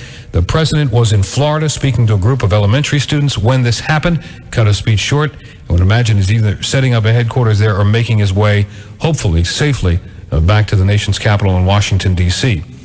11:25, we'll now try to join the Associated Press and find the latest on the national scene. The ruling government of Afghanistan, and we don't know what they will have to say at this point. And now the tallest skyscrapers in Boston, Cleveland, Minneapolis, even Seattle's landmark Space Needle have now been closed. So a lot of other states and cities not waiting for something to happen in their backyard. They are taking steps right now to really shut down their cities as well. All right, and to go back to the Taliban news conference, the significance of this at this particular moment is that Osama bin Laden, who is a man who is wanted as a terrorist by the U.S. government, has been, according to the U.S. government, a guest of the government of Afghanistan, the Taliban. The Taliban say that they are not involved in anything that Osama bin Laden may be behind. And we will be listening very closely as the Taliban has its news conference. That is supposed to be coming up shortly, and we will continue to bring you the very latest in all of these cases. Now, one thing to go back to, in addition to this information from American Airlines that it has, quote, lost 2 aircraft carrying 156 people, the mayor of New York City, where, of course, the World Trade Center, the incidents against the World Trade Center began all of this, says that he suspects the loss of life there could be horrendous, and that is his words. His word. The Trade Center can hold tens of thousands of people, 50,000 people or so, who work there. Ross? All right, I'm just checking the public relations wire here at the Associated Press, and as you said, American Airlines does confirm that it lost 2 aircraft in tragic incidents, as American puts it this morning. American now says the flights were Flight 11, a Boeing 767 wide-body en route from Boston to Los Angeles with 81 persons aboard, 9 flight attendants and 2 pilots, and Flight 77, a Boeing 757 operating out of Washington Dulles to Los Angeles with 58 passengers, 4 flight attendants, and 2 pilots. So let's just do some of the math here. We've got well over 200 people aboard those 2 aircraft. If what American says is true, Rita, then the plane that took off from Washington Dulles heading to Los Angeles apparently turned around and came back into the Washington Air Corridor and took aim at the Pentagon. As we said earlier, United Airlines says it has lost a plane, perhaps a 747, near Pittsburgh, about 80 miles southeast of Pittsburgh. That would place it, those original reports coming out of Somerset County. So we know of 3 aircraft down. United loses 1 and American loses 2. All right. We are going to take a moment here in about a minute or so to recap everything that has happened this morning. It's been an event-packed morning. As you know, the events have all been tragic. We don't know the nature of any possible injuries or fatalities this morning from these incidents in New York City, in Washington. There is a plane down in Pennsylvania. We don't know if that is connected to all of these other incidents. Across the nation, authorities are taking actions to keep their areas safe. A horrific series of attacks this morning on landmark buildings in Washington and New York. 2 planes go into the World Trade Center in New York about 9 o'clock Eastern. That starts it all. Both of the Twin Towers, each 110 stories tall, collapse. No word yet on the fate of the tens of thousands of people who work at the World Trade Center's Twin Towers. Witnesses report seeing bodies falling from the building and some people jumping. One of the planes that crashed into the building had been hijacked after takeoff from Boston. We know that now. We are waiting for a news conference from the Taliban. Whether they will say anything about all of this, we don't know. Stay tuned. We will be here for you and with you. This is AP Network News. You're listening to New Jersey 101.5. I'm Dennis Malloy. It's 11:30. We're continuing our coverage of the World Trade Center attacks and the attacks on Washington, D.C., both at the Pentagon and the State Department building. We're awaiting in about 3 minutes a traffic report on what the situation might be in and around the North Jersey area coming out of New York City and going in as well. Eric Scott has rejoined us from the newsroom. Eric? Yeah, in Newark Airport now, the 3 passenger terminals at the airport are being evacuated this hour. The airport's been closed since the attack on the Trade Center towers this morning, but now everybody in the airport is being kicked out. We are told that the evacuation right now is just as a precaution, that they have not received any specific threats, but the evacuation continues now at Newark International Airport this hour. Thank you, Eric. The ramifications of this are going to be tremendous, both economic, aside from the death toll on the people and the lives that were lost. I would imagine the entire country, at least the eastern seaboard, pretty much shutting down today in the corridor we are in between New York and Washington, D.C. As you may have heard on AP, they've evacuated skyscrapers around the country. The Sears Tower in Chicago, any large buildings in Boston, Minneapolis, other cities across the country, not taking any chances and not waiting for anything to happen in their backyard. So the ramifications of this, not only in death and to the psyche of the people closest to this, but economically too, this will have an impact on the country. And we're still waiting to hear any official word from anybody in Washington, D.C. as to what the next plan will be. They're going to choose their words carefully. They're going to choose their timing carefully. And I'm sure it's pretty much every available personnel is being put to use now to figure out what the next step would be. It seems like, as this morning, as we're in the middle of all this, life has pretty much changed forever. I being 43 years old, I've never seen anything like this in my life. Those of you who have lived through Pearl Harbor and World War II may be able to equate this to that. But this is certainly something the likes of which not many of us have seen. My urging would be to keep children, as they're in school now. I don't know the exact evacuation plans for most schools around New Jersey. There may be some, necessarily evacuations, but closing early and asking you to pick children up. Again, do it in an orderly fashion. Don't panic. If they haven't called you, they haven't put out an official word, stay put, stay pat. My urging would be not to let your kids listen to the radio or watch TV, especially younger children, in the next day or two. It is 11:33, and now to New Jersey Fast Traffic and find out what's going on the roadways to the north. Well, Dennis, as you know, all of the Hudson River crossings have been shut down into and out of New York City, and also New Jersey Transit is now posting this: all bus service into and out of New York City has been suspended until further notice. All bus service within the state of New Jersey will continue to operate, and all eastbound rail service into Newark, Hoboken, and New York as well has been suspended. They are also utilizing all available rail equipment westbound out of the New York area, and that includes New York, Newark, and the Hoboken terminal. New Jersey Transit also stating they will stage additional buses at the Newark Penn Station, Newark Broad Street Station, and also at the Hoboken terminal. So obviously, if you don't have to travel today, especially in the North Jersey area, you don't want to, and that is the situation right now. I'm Jay Trelease with New Jersey Fast Traffic. Thanks, Jay. It's 11:33. New Jersey pretty much is a lockdown. They're mobilizing the state police, mobilizing the National Guard.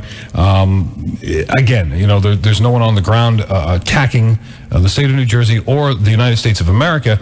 If you see uniforms today, military personnel, be comforted. They're there to help you get to your home safely and help to keep traffic moving safely and securely. So it's a sight most Americans haven't seen, is military personnel on their streets, on their highways. They are there to help you and to keep things moving along. So do not be alarmed. Be comforted, if anything, by that sight. Eric? Dennis, we do have confirmed now that airplane that went down outside of Pittsburgh was from Newark. It was hijacked at Newark Airport at some point this morning. We do not have a flight number on that, but that was the plane that crashed outside of Pittsburgh. We do have confirmed now that it took off from Newark. From Newark. All right, thanks, Eric. That is a United Airlines plane. As Eric just mentioned, he does not have the flight number or the destination from Newark. The other two planes that went down are American Flight 11 out of Boston to L.A. and American Flight 77 from Washington to Los Angeles.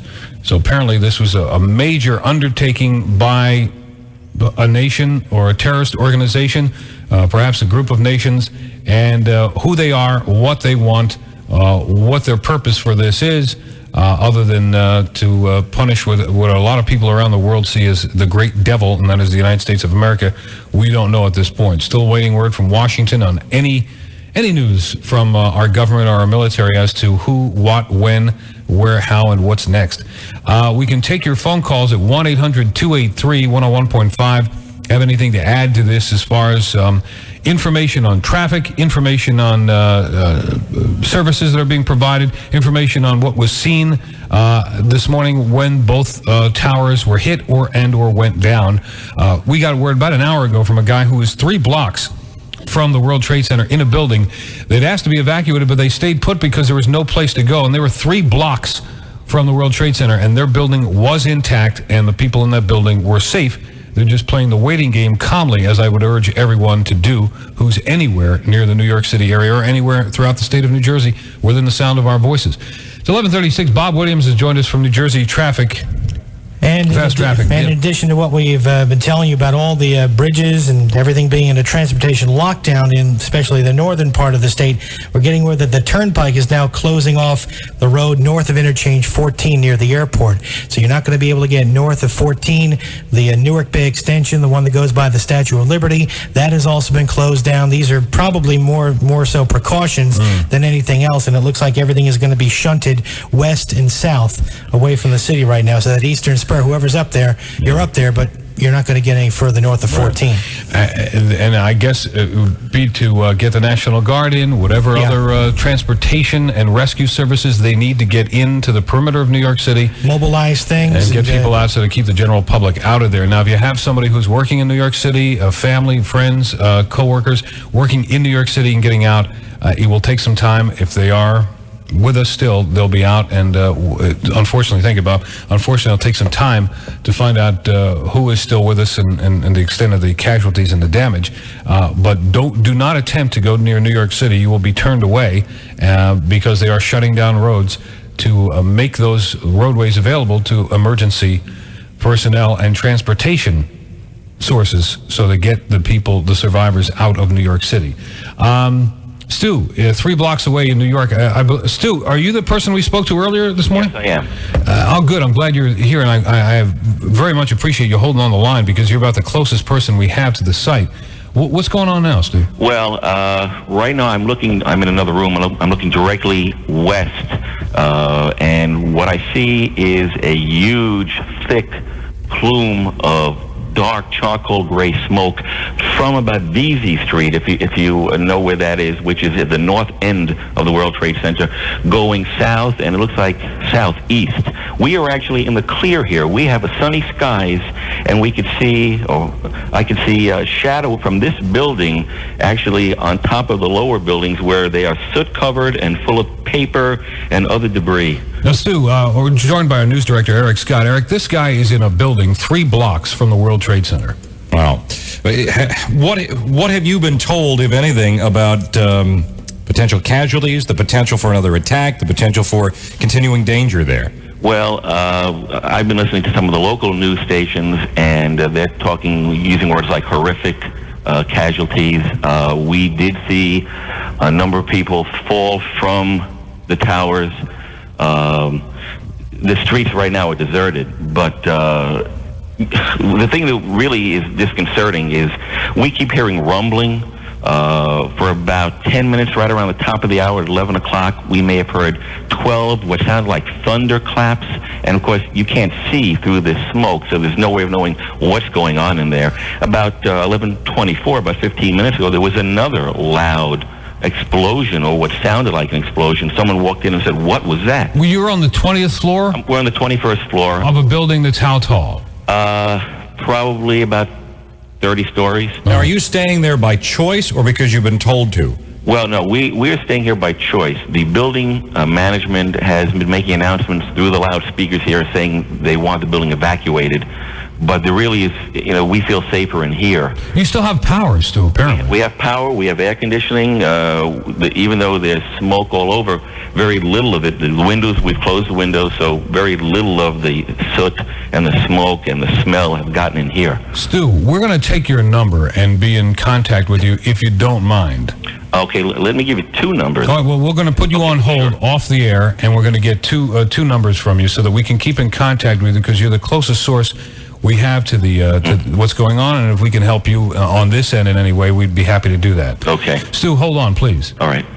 That is Stu, who is 3 blocks away from the World Trade Center towers, where they once stood just about 3 hours ago this morning. And he claims that the power is still on. They have air conditioning, phones, lights. They're being asked to evacuate, but where do you go? So at this point, he's staying put. And thanks again, Stu, for doing that for us and giving us... We've tried to send reporters, as has every media outlet in the area, TV and radio stations, I imagine, from within a 100-mile radius, trying to send people to New York City. I know at least this station's aggressive enough to do so, but our people are not allowed anywhere near the area. Alan David Stein was near the Liberty Science Center and witnessing people coming off of boats who were being evacuated from lower Manhattan. Both police boats and the commuter ferries that normally are packed with commuters every morning are being shipped over with evacuees, mainly women and children first, out of lower Manhattan. 1-800-283-101.5 is our phone number, and we'll go back when we can to our listener, who is just 3 blocks from the World Trade Center, and find out the latest in Manhattan. Of course, there's so many other things going on with perhaps 3 or 4 airplanes hijacked still in the skies. The FAA has grounded every flight and every plane across the United States. There are, by some reports and some accounts, 3 or 4 hijacked planes still in the air. Where they would come down, the end result of that, we don't know, and I would imagine that would unfold within the next hour to 2, depending on the fuel capacity of most of those planes, and if they took off from U.S. flights or they were coming in internationally. Anyone coming in internationally in the United States was diverted to Canada this morning. So if you have a loved one coming in from overseas, and you're waiting for them at Newark or Philadelphia or Dulles or LaGuardia or Kennedy, they more than likely will be calling you within the next couple hours from a city in Canada. It was a week ago this hour I was heading in from Rome, and I can't imagine I would have been diverted as well, I guess, to Canada. We have some phone calls ready. We have some people with some eyewitness accounts, and then we'll rejoin the AP and perhaps get another traffic report on what this is doing to the traffic around the state. As you heard, anything above exit 14 on the Turnpike is being diverted off and away from New York City. Paul in Waretown, you're on New Jersey 101.5. Good morning, Paul. Good morning. How are you? Good. Now, where were you this morning when this happened? I was working on the pier near the Exchange Place in Jersey City. And you made it back down to Waretown now? Yeah. Actually, I'm in Tom's River. What did you see? Everything. You saw both planes hit? Yes. And both buildings collapse, or had you gotten out of there by then? We had just pulled off the pier. We were sitting around, me and all the guys. We were just, trying to get a grip. And that's, we were just pulling out, and somebody flagged us over. We stopped, turned around and looked, and we just, just watched it in awe. It's probably the most disturbing thing I've ever seen in my life. Yeah. All right, Paul, I guess you're heading back to Waretown. Yes. And home. What's the word from home? You have children? Yeah, I have a son. How old? He's 5. Is he in school? Yeah, he is in school. Are they sending your kids home from school today, or do you know? Here's the thing. My wife had called me, and because the cell phone, the airways have been jammed up. Right. She left a couple frantic messages because, she knows I'm right there. Right. Did you let her know that you're okay? Yeah, I did call her, and that's when she said, go. She wants me to go pick up my son. All right, Paul, thank you. Appreciate the call to New Jersey 101.5. Another thing we could do is, if you're trying to get in touch with somebody and they don't know that you're okay, and you want to use these airwaves to let them know that who you are and that you're all right and heading home, we can do that as well as time permits. Shelley on the Parkway, you're on New Jersey 101.5. Hi, Shelley. Good morning, Dennis. Good morning. I just came from the Linden cogeneration power plant in Linden, and it has been evacuated of all non-essential personnel. My company had a construction site going, Everyone's been let go, and they were shutting the exit 13 from the turnpike was packed. It was a dead standstill. All traffic trying to exit at exit 13. I had a family member at the FAA in Pomona. That has also been evacuated. All right. I've never seen anything like this. I'm very young, and I got to tell you, this is, everybody just don't panic, but, you know, God be with all of us. I hear you, Shelley. Thank you so much for the information.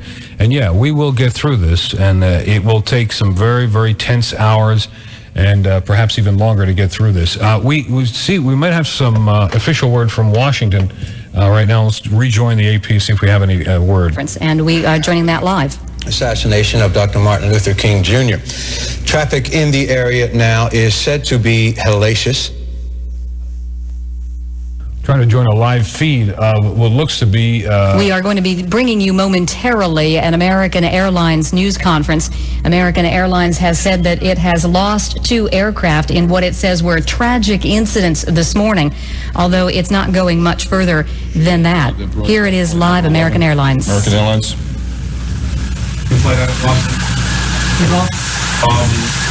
I don't know at this point in time. Were the passengers hijacked? Can I confirm that? And the airport accounted for all outbound flights. That's outside of the scope of the airport's responsibility. We're leaving that up to the FAA to conduct that activity. Joe, what is the code? Joe, what is the code Fort Knox? We have reports of employees screaming Fort Knox around the time that the planes went into the world. All right, apparently we're having trouble with the feed. From AP to Boston and the United Airlines spokesperson. We have, again, the reports of 3 planes down. American Airline Flight 11 from Boston to L.A., American Airline Flight 77 from Washington to L.A., both of those used in the attacks on the buildings, both in D.C. and New York City. A United Flight, we do not have the number of the flight, but it was heading out of Newark, unknown destination, unknown flight number, and it crashed 80 miles southeast of Pittsburgh in Somerset County, Pennsylvania. 80 miles southeast of Pittsburgh. So apparently there's a lot of casualties, both from the airplanes, at least 200 people or more on both of those American flights, and we don't know how many on the United flight out of Newark. Not to mention the countless number of deaths in New York City. And if you remember the devastation that happened in Oklahoma City, and what it caused to that city, imagine that times 100 or more in New York City, and how many people's lives in this area will be affected, not only in this area, but around the country, but especially right here as it happened in our backyard this morning. It's 11:48. We're going to go back to a traffic report from New Jersey Fast Traffic and see how it's affecting. Well, Dennis, obviously travel here in the state is adversely affected by this situation. As you probably already know, the Hudson River crossings, that is the Holland Tunnel, the Lincoln Tunnel, and the George Washington Bridge, have all been shut down in both directions into and out of New York City. New Jersey Transit reporting that they're utilizing all available rail equipment westbound out of New York, and they will be stopping in Newark, also the Hoboken Terminal heading westbound. Anything that they have, they'll be using those trains to get folks out of that area. And they are also saying all bus service into and out of New York City has been suspended until further notice. So all bus service within the state of New Jersey will continue to operate, and all eastbound out of the city into New Jersey rail service will operate as well into Newark, into Hoboken. And also we are getting word from Bob Williams earlier. Now, we did not receive this information here in the traffic center, but I thank Bob for passing that on, that the northbound New Jersey Turnpike, and Bob, if you're listening to me, correct me if I'm wrong, has been shut down right around 14A. So you cannot travel the northbound New Jersey Turnpike north of that area. I'm Jay Trelease with New Jersey Fast Traffic. Thank you very much, Jay. It's 11:49, and there's a news conference going on with United Airlines out of Boston at Logan Airport. And the audio was a little difficult there, but I guess their main conversation is concerning that particular flight. We have a caller on the line that says he just saw a plane flying by, even though all planes have been canceled. So Ken in Spotswood, you're on New Jersey 101.5. Hi, Ken. Yeah, I'm out my backyard here, and I'm normally in a flight path approaching New York City. Right. Well, just about twice as high as the flight path to New York City. there was a plane flying southbound, almost in a direct line, like southwest, like heading towards like Burlington, Trenton area. Right. It'd probably be over the Delaware Memorial Bridge by now. And it seems odd because there's absolutely no planes in the air at all, except for this one. And it was a 4-engine, like a 747, but it's not a wide body. It was a long, thin body. It just seemed... Did it look military or passenger to you, or couldn't you not tell? It was all just dark silver. Not the real dark silver like the ones out of McGuire or Fort Dix. More like a passenger type. I didn't see any writing on it at all. How long ago was this? Over Spotswood, how long ago?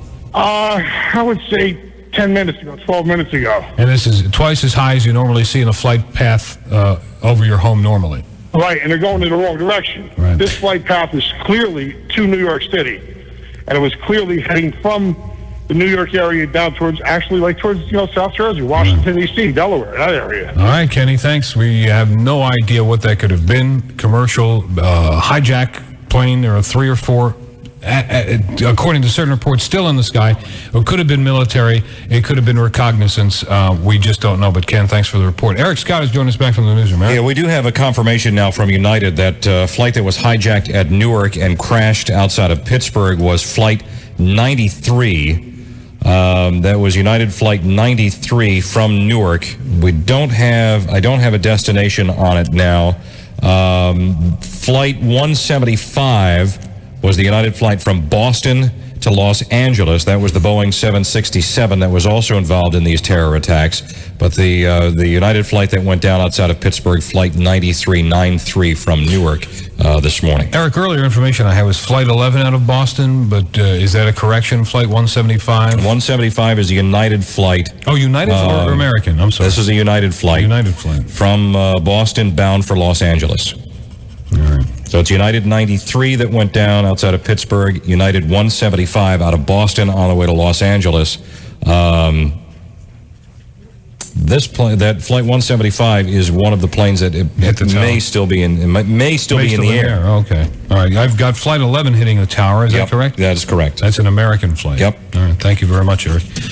Hard to keep track of every possible thing that's going on, but we'll do our best, and with your help too. Mark in South Amboy, you're on New Jersey 101.5. Hi, Mark. Hi there. Hey. You saw the second plane hit the second tower. We were in a control center on the 22nd floor of our building across the river. In what city? In Jersey City. Okay. Looking directly across at the Trade Center, we heard the whump of the first hit. I turned around and said, "What's that?" Everybody told me, "Oh, it's air conditioning, nothing big." We look out the window, and sure enough, there's billows of smoke pouring out of the Trade Center, Tower 1. As we're watching, we're literally reporting to our superiors because we're in the securities business in the whole 9 yards. And we have a big video screen which we use to maintain a visual view of our network. And we switch that over to a live video feed. And we were actually watching a particular news station's helicopter shots from the east. We were looking at it from the west as the jumbo jet came in and angled onto building 2, onto tower 2. So you saw it happen in front of your eyes? Oh yeah, we saw it all fly in. We're like, what in God's name is he doing there? Because we knew it's a jumbo jet. It had no reason, it had no right to be there. Right. And we knew, it's like the sickening in the pit of your stomach when you know it's going to happen.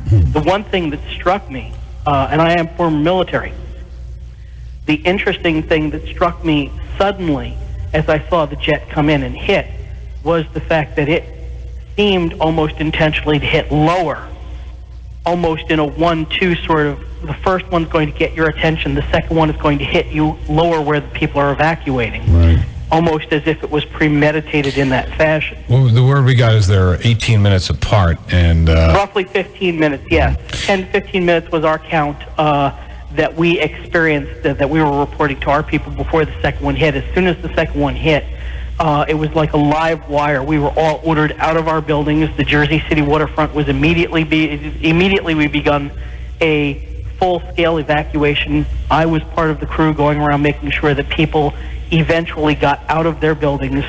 I volunteered to drive people home who were panicked and who had problems. Traffic out of the area don't go into the area, period. And that's what we've been telling people. All right, Mark, thanks very much. The National Guard and the state police have been put on full alert and have been put into activation in emergency use and in transportation use as well. Tom in Jackson, you're on New Jersey 101.5. You also say you saw the plane fly over a few minutes ago? Yes, I did. I'm actually Tom from Monroe, and I'm listening to you guys down here in Jackson, right by Great Adventure. Okay. And it looked like a passenger plane. It didn't look like a Fort Dix or a McGuire plane, and it was heading in that direction. It was following 537 towards, like I don't know, southwest or whatever it is. Mount Holly area. Yeah, from that your direction. From your it was area. Following, I guess it's west from here. All right, Tom, thank you. All right. I appreciate the call to New Jersey 101.5. The reason why that would seem odd at this point to the last two callers, to this caller and the caller called from Spotswood, is that all planes have been ordered grounded and out of the sky. Perhaps this is a flight that was lingering from somewhere and needs to get down safely somewhere. Perhaps, of course, it still could be one of the hijacked planes that are still in the sky. Earlier reports had that a total of 8 airplanes were hijacked this morning. 4 accounted for in the crashes at the Pentagon, the 2 at the Trade Center, and the 1 in Pittsburgh. That leaves 3 remaining in the sky. So that could be one of those planes. It could be a plane, like I said, that needs to get down safely, that was called out of the sky prior to this all happening. It's 11:56. You're listening to New Jersey 101.5. We have reporters near the scene. We have an eyewitness who is staying put. One of our listeners in a building 3 blocks from the World Trade Center on the 21st floor of a 30-floor building in Lower Manhattan. And we are in touch with him as well to find out the latest on the scene. It's bedlam and chaos, of course, in and around the scene with both towers collapsing. How many people were in the building at the time of the collapse? No one knows. Those buildings together can hold up to 50,000 people. 50,000 people reportedly work there. This happened at a time just before 9 o'clock, so not everybody may have been in the building. Once the first building was struck, enough people may have gotten out of the building, both buildings, to avert a total tragedy and a further loss of life, but there may have been lives lost on the ground as well from both the implosion or the explosions and both of the towers collapsing. Just about 10:30 was the second tower collapse, and about 20 minutes to a half hour prior to that was the first tower collapse. We have the newsroom working on the story, of course, from all different angles, and we have a news report coming in about 2 minutes. It's 11:58. Let's talk to Steve in Jackson, who also reported seeing a plane fly overhead, and which seems odd since all planes across the U.S. have been grounded. Steve, hi. Yes. Steve, what did you see 10 minutes ago? You saw a plane fly over. I seen a plane, but it was a military plane because I work in Jackson, right by Great Adventure. Right. I see them all day long coming and going, so I just wanted to call so nobody would panic. Okay, what you say you saw looked to you as a military plane? Yes, okay. One of those cargo planes. Yeah, I live... Going toward, like, McGuire Air Force Base. Yeah, I live in the flight path of McGuire, too, and I see them all the time, and I pretty much can tell between a passenger... Yeah, so, not to let the listeners panic too much. Yeah, and that's the last thing I want to do, and I will not put anything on the air for sensationalism's sake to panic people. And I've urged people, if you have kids, don't let them watch TV or listen to the radio today. Right. God bless America. Absolutely. Steve, thanks for the call to New Jersey 101.5. Like I say, it's been the strangest day in my 43 years of life, and I think it's going to change most of our lives forever. In what way, we don't know how yet, but to see grown men walking around with tears in their eyes and people sobbing who were so many miles away from this because it's such a devastating attack. Like I said, unless you lived through World War II and Pearl Harbor and all of that, you've probably never seen anything the likes of this. And again, since we live in the United States of America, you may not be accustomed to military personnel on your street or on your highway. They are there for your protection. Give them every bit of cooperation you can. If you're trying to make your way home, do it quietly, safely, courteously, and without any panic. And again, the sight of military personnel today should be a comfort to you. The New Jersey National Guard is out there to help with transportation and emergency services. Eric, are we going to go at 11 o'clock? Or are we going to switch to AP? We'll pick it up here on our own, Dennis. All right, I hate to do this all on the fly, but things are happening so fast. New Jersey 101.5. The time right now is 12 noon. From New Jersey's most listened to station, New Jersey 101.5 Radio News starts now. Worse than Pearl Harbor. The words of Lou Eisenberg, head of the Port Authority, as New York, New Jersey, and the world digest the magnitude of the destruction brought by those seeking to bring America to its knees. Full resources of the federal government go to help the victims and their families and to conduct a full-scale investigation to hunt down and to find those folks who committed this act. President Bush leaving no doubt this was an act of terror. In the West Bank, thousands of Palestinians are dancing in the streets, celebrating with chants of God is great. Not confirmed, but Palestine and terrorist Osama bin Laden are prime suspects. After each tower of the World Trade Center took a direct hit from a passenger jet, they collapsed a short time later in a massive cloud of smoke and debris. The second plane to hit the World Trade Center may have flown out of Newark, according to an official from the U.S. State Department speaking on condition of anonymity. Asked if there was any possibility the crashes were anything other than deliberate, the official said it appeared not to be an accident. Evacuations continue up and down the East Coast. New Jersey is mobilizing the state police. New Jersey is also mobilizing the National Guard to deal initially with rescue efforts, but eventually, possibly for security. In Manhattan, an AP correspondent reports the downtown area is being evacuated as well, wholesale, on foot and by car. There are literally, as I stand here on the sidewalk, thousands of people, some in shorts, some in business suits, some with briefcases, some with cell phones, walking north. It's like picture a ball game or a rock concert letting out, but picture the biggest stadium in your entire life. Because subway service has been completely suspended in New York and cabs are immobile in the horrendous traffic jam, people are simply walking their way out of what they perceive as danger. Where are they being taken? Well, by boat. Many of them are being taken to Jersey City, to the Liberty Science Center. New Jersey 101.5's Alan David Stein was there earlier today. He said the exodus will continue. Some of the wounded, we are told, are also being taken to the trauma centers in Newark. That is also where New Jersey 101.5's David Matthau is. A truck driver in Hudson County watched all of this unfold. He was on the turnpike, had just made a delivery to the city of industry, and watched in horror as the planes crashed into the World Trade Center, describing the second crash just before the tower fell. I just couldn't believe it myself. Just a big ball of fire that came out of it, and that aircraft disappeared right into that building. It's horrendous. There were similar stories told hour after hour as this first happened sometime around 9 o'clock. We are told the president will be briefing his staff again shortly. We may hear something more from him. Across the river in Philadelphia, Independence Hall, the Liberty Bell, other historical landmarks in Independence Park in Philadelphia have all been closed as a precaution. That, according to the park spokesman.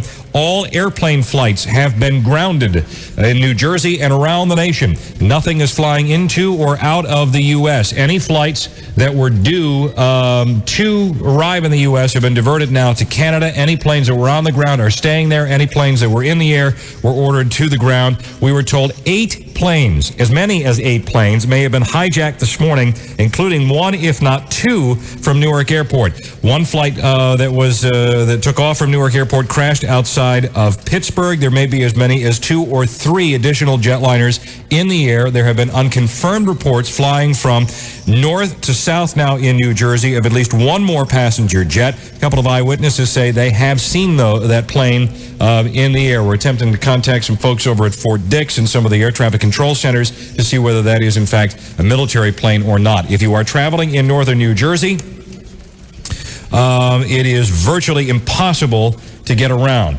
What do we got, Dennis? We have the guy who's 3 blocks away from the World Trade Center. Is he back on the line? With us, so he may have something more to add to this. Stu, you're 3 blocks away from the World Trade Center and still on the 21st floor of your building, correct? What's going on at this moment? Really nothing in terms of what's going on in the street. The police have cordoned off the area. I see the top of a police car over at Broadway in Fulton, which is 1 block east of the Trade Center. And there are a few people on foot actually walking down the block toward the Trade Center. I see now in the distance some people look like firemen walking in the street. What about all the dust, I guess, is settled? It happened 2 hours ago. When the building's Not collapsed. really. There is still a considerable amount. I cannot see past. There's a building, I guess, a half block from the Trade Center location. And you can't see past there. Barely see that, and nothing behind it. The smoke is still billowing up as far as I can see up. I'm craning my neck to look up in the sky, and it's up there probably a good mile. All right, thank you. Stu, thanks very much, and we'll keep in touch with you. Some of the rescue officials were telling us, Dennis, that the death toll here is likely to be in the thousands. In fact, I think it was Stu earlier who said he saw bodies falling out of that tower as people attempted to get out. Now, there is another United Airlines flight. I don't have a flight number yet, but United is now confirming that a second plane has crashed. We do not yet know the location. Because there are so many planes that are involved, as many as 8. We apologize if this is confusing, no more so for us, but there were as many as 8 planes that were hijacked this morning. We have some numbers here from the airlines and also from the Red Cross that we'll be passing along to you here shortly. I think you have the Red Cross number. I do have the Red Cross Dennis. number. It's the American Red Cross Family Inquiry Hotline, and the phone number to call is 215-299-0134. 215-299-0134, the American Cross Family Inquiry Hotline. So if you have questions about loved ones who are in Manhattan or around the area this morning, give that number a call. That would be your best avenue. All right. If you had relatives or loved ones on a United Airlines flight, particularly now this is United Airlines Flight 93, the one that crashed outside of Pittsburgh, that phone number is 1-800-932-8555. This is United Airlines, 1-800-932-8555. And again, Is it 8585 or 8555? I'm sorry, 8555. Thanks, sir. 8555. 1-800-932-8555. Don't mean to be editing your numbers and words here, but there's so much information coming at you at once, and I'm trying to back you up on what you have. In Jersey City, hospital officials in Jersey City, and we believe in Newark now as well, any doctors and nurses who work in any of those hospitals have been asked to report to duty. That is where a number of the casualties are being brought now is to Jersey City and into Newark. So they are asking for medical staff and medical personnel to please report. That's it from the newsroom at this point. Dennis, we'll be back, I guess, inside of here 15 minutes now with another update. Thanks very much, Eric. It's 12:08, and of course, we've been on this since it happened at 8:47 this morning. I'm listening to Jim on the way in at 8:50. Eric broke in with a bulletin that a plane had struck one of the towers of the World Trade Center, and then the conversation in the next few minutes switched over to talking about the incident. And then at the top of the news, calls were coming in from eyewitnesses who saw it. And around 9:05, we had an eyewitness on the air talking about the fire. He said, "Oh my God, there's another plane just hit it." And we all thought it was a practical joke, and it turned out to be the opener of the nightmare that has unfolded for the last 3 hours and 20 minutes. Mike in Trenton, you're on New Jersey 101.5. Hi, Mike. Hi, Dennis.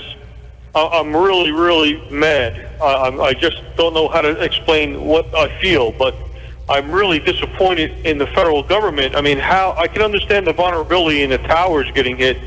Nobody could figure that, but how does the Pentagon get hit?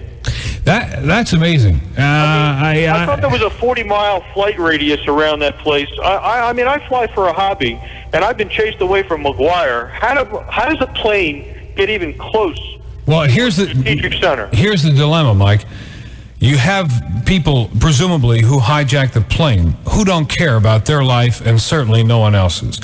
They hijack, if they come in on their own plane, they're going to get shot down. And whether it's two guys in a plane, they don't care. They're going to shoot them down. You have a commercial airliner that's been hijacked with, say, 150, 200 people on board, mothers, fathers, children. I understand. You're not going to shoot that out of the sky. So the Pentagon or the military is faced with a dilemma. Do we kill 200 people?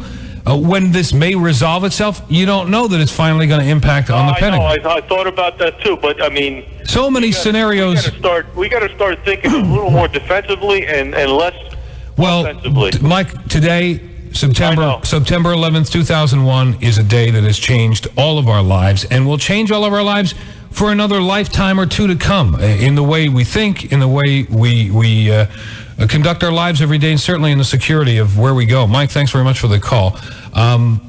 When I heard the first one, I thought, well, you know, we had the nut from France try to jump into the Statue of Liberty about a month ago, got caught up in his parachute, and I thought, well, it was something like that, where some errant small plane hit the building. Then when I heard about the other one, and there was talks of terrorism, then we all knew, I think, that it's something much more serious that we're going to have to watch over the next day, 2, 3, or maybe even 2 or 3 weeks to figure out exactly what's going on. I hope our government keeps cool, and cooler heads will prevail and not start something that we all can't get out of. Let's pray, and if you believe in God, pray today that our government acts responsibly, and not retaliation first, but in recovery and healing, and figure out how to keep any more of this from happening. I'm not sure sending bombs over to some desolate, deserted desert area is the right answer, or to bomb an entire country. But basically to find out who and why and what is it that they want. Kevin in Egg Harbor Township, you're on New Jersey 101.5. Hi, Kevin.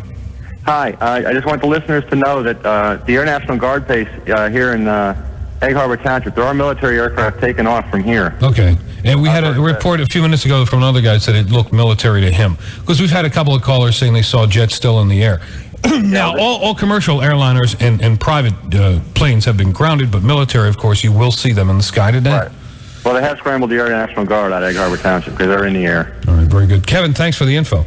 Okay, I appreciate it. We're going to rejoin AP and find out the latest there and see if there's been any word from the government whatsoever. 1212 on New Jersey 101.5, and back to the Associated Press. The president to ensure that the full resources of the United States government are brought to bear to protect the American people and to punish the perpetrators of these unconscionable acts. May God bless America. And just quickly, before I go back to Aaron Brown in New York, hospitals in Washington dealing with the casualties from the Pentagon Washington Hospital Center, 29 patients, a blood shortage, we are being told, in Washington. So any of you who are able to get to a hospital anywhere in the Washington area, it is very possible that there is a need for blood to be donated. So we will just put that information. Los Angeles International Airport, LAX, has been evacuated. Again, this is another one of those multi-terminal airports. It's an enormous airport, and that is being evacuated. At least one of the flights, and perhaps two, if memory serves me, that has gone down today was headed towards Los Angeles, one towards San Francisco. We also have a report that Disney World in Orlando has been evacuated. Someone said to me a moment ago, before the day is over, everything's going to be shut down. And that seems to be where we're headed. CNN's Richard Roth is on the streets of New York, and he can join us now. Richard, what can you tell us? Aaron, New Yorkers think they've seen everything, but they'll say they're amazed at what has happened, stunned. Right now behind me, what normally would be the World Trade Center is no more. A huge cloud of white smoke. And right now it's like a war zone. Thousands of New Yorkers streaming north. The mayor of New York City, Rudy Giuliani, has told everyone to get north of Canal Street. We're several miles north of it. Right now, New Yorkers are trying to get out of Manhattan. There's a ferry on the west side going to New Jersey. It's really the only access out. The mayor advising that people should take the subways. We have seen dozens of emergency vehicles, hundreds. Firemen being bussed in, decontamination vans coming in, call for blood donations. New Yorkers, their faces, their expressions, stunned, amazed right now. With us, several of those people who witnessed some of the carnage today. Tell us what you saw when you exited the subway station due to a lack of smoke. Eileen. It was very smoky, and then we exited on Church Street out of the Path train station. I crossed over to Church and Fulton, and I was trying to get a cell phone. I was trying to get up the block, and I turned around and saw this tremendous fire. Actually, I thought it was a bomb. I couldn't see a plane, and I saw people jumping off the building. Many people just jumping. And in a panic, I had my bag and my cell phone and everything, and I was trying to find a phone because the cell phone wasn't working. Everybody was screaming. Everybody was running. The cops were trying to maintain the calm. And in that haste, people were stampeding. People started screaming that there was another plane coming. I didn't see the plane, but I turned around, and the second building just exploded. And again, all the debris was flying towards us. There was a woman on the ground with her baby. People were stampeding the baby. Myself and another man threw ourselves over the baby and pushed into the building. I got up and I just ran. I ran towards City Hall, and then I said, oh God, why am I running there? And then I started to run towards the water. And then I was by probably Spring Street Prince Street. I was at a payphone, and I heard the rumbling. I thought it was another bomb. I thought it was another building close to me. And then I just ran from the payphone. The man is grabbing me back, telling me to stay here. You're safe. I was like, no way. I'm getting out of here. Go north. And then I ran into a shoe store because I wanted to call my husband. That's all I wanted to do was let him know I was alive because he knew I was in the World Trade. And I got my office, and they connected me to my husband. And then we heard the second fall of the World Trade Center. And I'm astonished by the bombing. I just want to make a statement that these New York policemen and firemen, God bless them, they kept us calm. They tried so hard to keep us moving north, and it was just absolute horror. It was horror. And when you look back there at what would be the World Trade Center? It's devastating. I can't even look back. My 6-year-old just last week asked my husband and I to take him to the observation deck, and it's gone. And you know what? Americans will persevere, and I don't think that we'll stoop to the level of these zealot terrorist pigs. And we won't kill children, I hope, and mothers. But you know what? Whatever we have to do to eradicate the country or the world of this vermin, I just hope Bush will do whatever is necessary to get rid of them. And I don't know what the route or what the answer is. All right, thank you very much. A lot of other New Yorkers here continuing the evacuation from Lower Manhattan. Back to you, Aaron. Thank you, Richard, very much. We told you a bit ago that the border, the U.S.-Mexican border, was at a high state of alert, had been essentially closed down, shut down. We're now told that the U.S.-Canada border is also in a high state of alert. So essentially what officials are trying to do is seal off the country. So if anyone is either trying to get in or get out, it's going to be a whole lot harder to do that. But what is possible and what is imaginable, I guess, changes some on a day like this. Jerry Howers, the former head of FEMA, the Federal Emergency Management Agency here in New York, and he joins us. As you look out, what do you see? Well, this is absolutely devastating. An incident like this will tax every bit of resource in New York City, particularly since so many of the police officers and firefighters on the scene were injured. Let me stop you for a second. I want to talk specifically about what you suspect is happening, but I want to go to L.A. first. Frank Buckley is in Los Angeles with us. Frank, what can you tell us about what's going on there? Aaron, we just saw what appeared to be the worst possible situation. The last thing that we want to show you, in fact, people arriving here at the airport, apparently friends or family members of some of the victims of at least one of the flights. 3 flights were bound for Los Angeles, and they are not arriving here, obviously. Now friends and family are beginning to trickle in. We haven't seen any until this moment. 2 people just arriving here at the airport.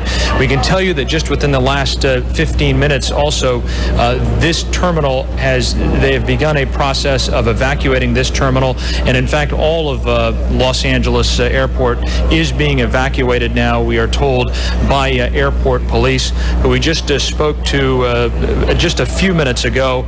I'd like to let you hear from Lieutenant Howard Whitehead of the Los Angeles Airport Police. All right, we are breaking again from AP. This is New Jersey 101.5 and Dennis Malloy. It's 12:19. If we have our traffic service and Jay Trelease Police standing by. Jay, are you there? Thank you, Dennis. I am. We have gotten word that Amtrak has suspended Northeast Corridor service. Also, the New Jersey Turnpike has been shut down between interchange 11 and 18. And of course, the Hudson River crossings heading into and out of New Jersey have been shut down as well.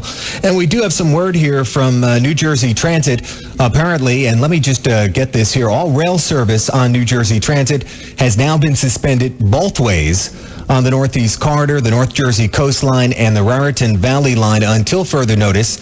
And we are hearing that bus service as well into and out of the city, obviously, has been suspended. So that is the situation. That is all we know at this point, and I pass it on to you, Dennis. I'm Jay Trelease with New Jersey Fast Traffic. Thanks very much, Jay. It's 12:20.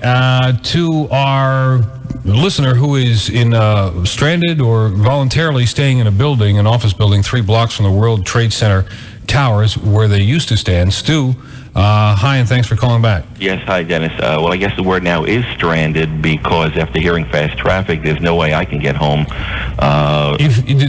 What we've got from other news sources that we have, Alan David Stein is at the Liberty Science Center in Jersey City, and he says that the ferries and police boats are being used to take people across the river to the Jersey side. And where do they go from there? That's the problem with the turnpike closed down and all the trains and buses. Yeah. What's got to happen from that point is temporary shelters will be set up, and transportation, I would imagine, they want to clear the area as much as possible from New York City. So I would imagine with the New Jersey National Guard and the state police being fully activated, use every mode of transportation they can, and those personnel to evacuate people from the Jersey City sites. Yeah, well, right now there's no way we could leave because the wind has shifted, and from what I understand from people on a lower floor, and there are only 2 or 3 floors occupied here right now, there are about 2 or 3 inches of debris, broken glass, etc. on the street, and if you don't have a mask, you're going to get very sick very quickly walking through the streets because you can't really breathe. I mean, I'm looking down into the street now, and there's like a haze down in the lower levels. Now, Stu, how many people are in your building? We've got, well, on this floor, we probably started out with about 40 people. There are about a dozen of us left. How about the other floors? I understand there may be only 2 other floors occupied now. Some emergency crew members came up here and were asking if we were all right, if we had enough water. One of the gentlemen, Ken, has a hard time walking, so they brought up a wheelchair, just in case there is a time when we can leave. You have air conditioning and power and phone, right? Air conditioning, power, phone. Yeah, I was having trouble getting 609 area codes for a good while to get in touch with my wife and my son. I was able to get in touch with my wife. Do they hear you on the air here? Well, in fact, a friend of ours was listening and also contacted my wife and let her know. All right. Stu, so your plan right now, I guess, is minute to minute until you're forced out of that building forced out of the building, and until we see that the wind has shifted away and the air is about as clear as we can get it so that I can walk up north and then circle around toward the west. Well, hang in there. I would imagine that you've weathered most of the storm, and as soon as things clear, you'll be able to get out of there safely. I can tell you the debris, the smoke is now moving downward and more over to the east, because whereas I saw buildings on Broadway before, now they're totally obliterated by the smoke. Well, it could be from the firefighters' efforts putting out the fire. That or the wind has shifted, yeah. We're supposed to get a northwest wind today. I don't know how that affects you and where you sit. Well, north, that would make pretty much sense because the smoke was blowing into the southeast. No, Stu, is your building, 30-story building, usually fully occupied? Usually fully occupied. What kind of business, just out of curiosity, are you in? I work for the New York State Comptroller's Office. We have the entire floor here. There are other floors that have other businesses, and the New York State Department of State has a couple of floors here. Stu, thanks very much, and like I said, stay put and hold your ground there, and I think you'll be out of there safely within a few hours. Okay. All right, thanks again, Stu. We'll look forward to hearing from you again. That's one of our listeners who's in an office building 3 blocks from where the World Trade Center towers stood. It's 12:23. I'm Dennis Malloy, and Bob Williams has joined us from New Jersey Traffic North. And a couple of additions to the transportation lockdown in the north part of the state. Looks like the interstate's Route 80 is now closed going eastbound at the Parkway, and that makes sense so that people can't go into the Turnpike or the George Washington Bridge, with just an extension of that lockdown. And Route 78 is now going to be closed eastbound at the airport. And it looks like that eastern spur, like I mentioned last time, the eastern spur of the Pike is closed. You can't go north of 14. And it looks like you may be shunted up the western spur to just get you out of there. But it looks like the eastbound roadways are closed. Looks like they're keeping the south and west roads open so that people can get out of the area. We got a report from Jay Trelease just about 5 minutes ago that 11 to 18 is closed. Yeah, that's what I'm hearing as well. And these things are changing so quickly, Dennis. And New Jersey Transit, of course, the Northeast Corridor and Amtrak, they share tracks. They're not running into and out of New York City, which basically is the cutoff point for the Northeast Corridor. So you're stuck in New Jersey somewhere on Amtrak and New Jersey Transit, or you're stuck north of New York City. Right. And I would imagine they'll take those trains back to where they came from. Yes, probably. They'll probably turn them around. And we're trying to find out if anybody is trapped on any of these, PATH trains that were in transit, at the time of the incident. We haven't heard anything. If anybody out there, can enlighten us on that, but we're trying to find out. This will be days, maybe weeks before things get back to some semblance of normalcy, not even right in lower Manhattan, but all around the tri-state area. But the lockdown is getting bigger. All right, thanks, Bob. Appreciate it. We have somebody on line one, Dan in Edison. You're on New Jersey 101.5. Dan, what do you see? My God, I was just coming over the bridge there on the Parkway over in Edison. Mm-hmm. The smoke that is still billowing out of the Isle of Manhattan, you can see it for 15, 20 miles long. This is the most horrific thing I've ever seen in my entire life. Yeah. And you imagine both of those towers, 110 stories each, with all of the equipment and all of the fuel and all of the chemicals and all of the building materials in there. When both of those explode and both of those go down to the ground, you're going to have yourself a fire and chemical disaster, the likes of which you've never seen and will take days to untangle. So you're going to see scenes like that for quite a while coming out of lower Manhattan, I'd imagine. It's a horrible thing what happened today. My heart goes out to anybody's family that was up there today. I just feel I can't even describe my emotion. It has me so shocked. Yeah, and Dan, thanks very much for the call. Like I said before, in my lifetime, I'm 43 years old. I've never seen anything like this, and a lot of us watched the war, the Gulf War on TV, and saw isolated incidences of bombings in a country halfway around the world. When something like this happens in your own backyard, it's very unusual. And again, the New Jersey State Police and the New Jersey National Guard are out in force, helping with transportation, traffic, and emergency services. So if you see people in military uniforms, those are American service personnel helping you get home and helping you stay out of areas where only emergency personnel are allowed. So if you see uniforms today, it's a good sight to know that they're out helping and doing what they can. Beryl in Belmar, you're on New Jersey 101.5. Hi, Beryl.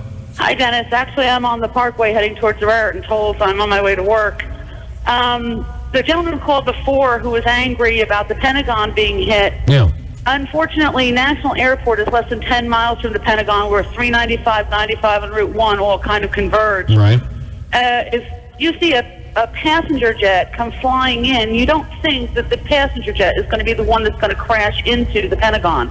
And evidently that's what happened. Short of blowing it out of the sky, what do you do? Nothing they could have done. You had the dilemma of killing 170 or 200 innocent people on board a commercial airliner, or letting things unfold and see what happens. Unfortunately, these people who've done this today are good at what they do. And unfortunately, I don't think at that point in time the full realization of what was going on had clued everybody in that this is a possibility. I think at that point in time they were still everybody was still in shock about the Trade Center, and when it hit at the Pentagon, it just woke everybody up. Yeah, this is amazing. Beryl, thanks for the call.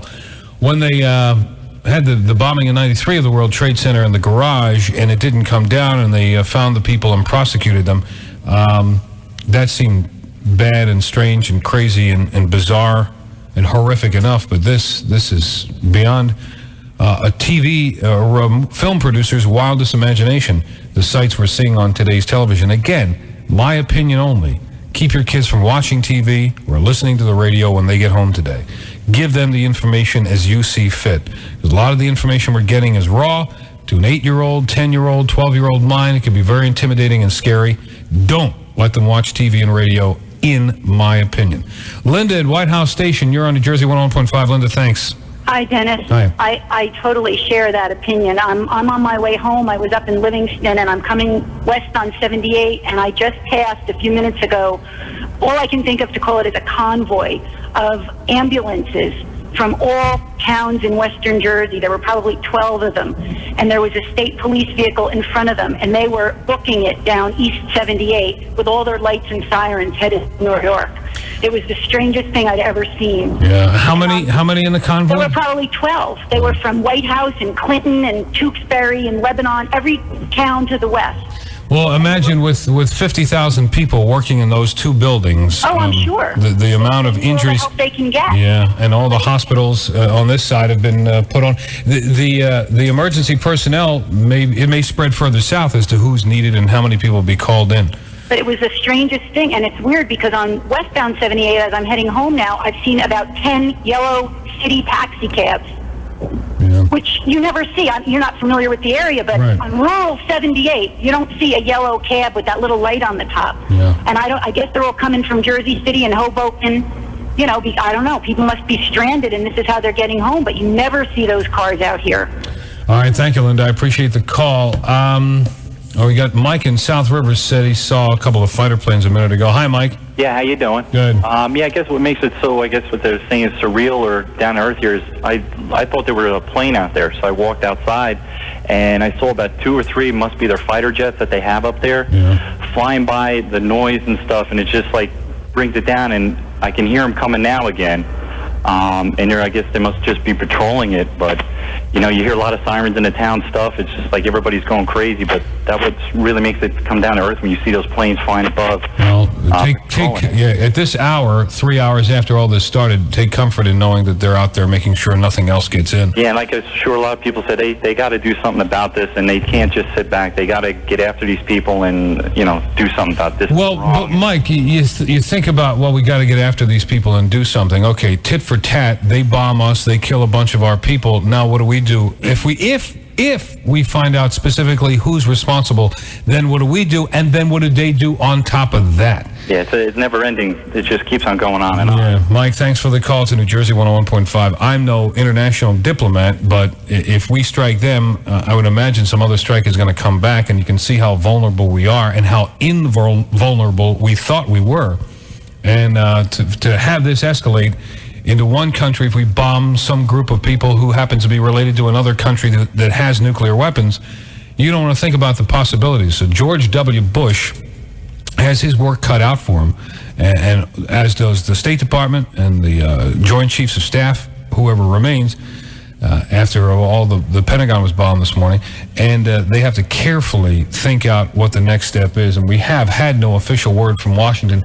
I thought by noon we would hear something, but I can imagine it won't be till dinner time tonight before we get some official word. This is an entire day. I'm watching scenes on television now of cars driving through what appears to be about an inch of powder on the ground, almost like snow on a light dusting of snow, and that's debris and powder, and it looks to be somewhere outside New York City or Washington, D.C. We'll head back to the AP in just a minute. It's 12:33 when I head back to New Jersey Fast Traffic and find out what the latest is on the roadways. New Jersey Fast Traffic. Well, the New Jersey Turnpike northbound side is now closed at interchange 11 in Woodbridge, and northbound 95 closed, and eastbound Newark Bay Extension closed off as well. So this situation continues, and not a good idea to be going anywhere towards New York City. Meanwhile, the traffic along the Garden State Parkway running without any major problems. No reported delays getting through the tolls, and the traffic along 287 with no reported problems or obstructions right now. 35 still have construction work heading through Bayhead, and 33 in Howell as well. Across the Hudson, of course, everything closed off. Holland, Lincoln Tunnel, George Washington Bridge, Staten Island Bridge is affected as well. And New Jersey Transit, all bus service in and out of New York City suspended till further notice, and all eastbound rail service into Newark, Hoboken, and New York City also suspended. Jersey Transit rail service on the Northeast Corridor, North Jersey Coastline, and Raritan Valley lines also out of service, and continuing no service at any of the area airports. And this report is sponsored by your Quality Plus Ford dealers. It's the Ford factory authorized clearance, and that means great savings on the new 2000 2002 Explorer. See your Quality Plus Ford dealer today. New Jersey fast traffic every 15 minutes around the clock. I'm Tom Rivers. Next report at 12:48 on New Jersey 101, New Jersey 101.5. Thanks very much, Tom. It's 12:34. I'm Dennis Malloy. We're continuing our coverage here at New Jersey 101.5 of the bombing this morning, the bombings, that is, and the terrorist attack. We'll continue to take your phone calls and then return to the AP radio news to find out any of the latest on the national scene. Al in Surf City, you're on New Jersey 101.5. Hi, Al. Hey, Dennis. How you doing? I just had a comment. One of your past reports from the AP Newswire, they said that the Palestinians, or one of the factors of the Palestinians, were taking credit for this. Well, they showed it on TV in that area of the world, if you want to call it Palestine, and there were Palestinians dancing in the streets saying God is great. Right.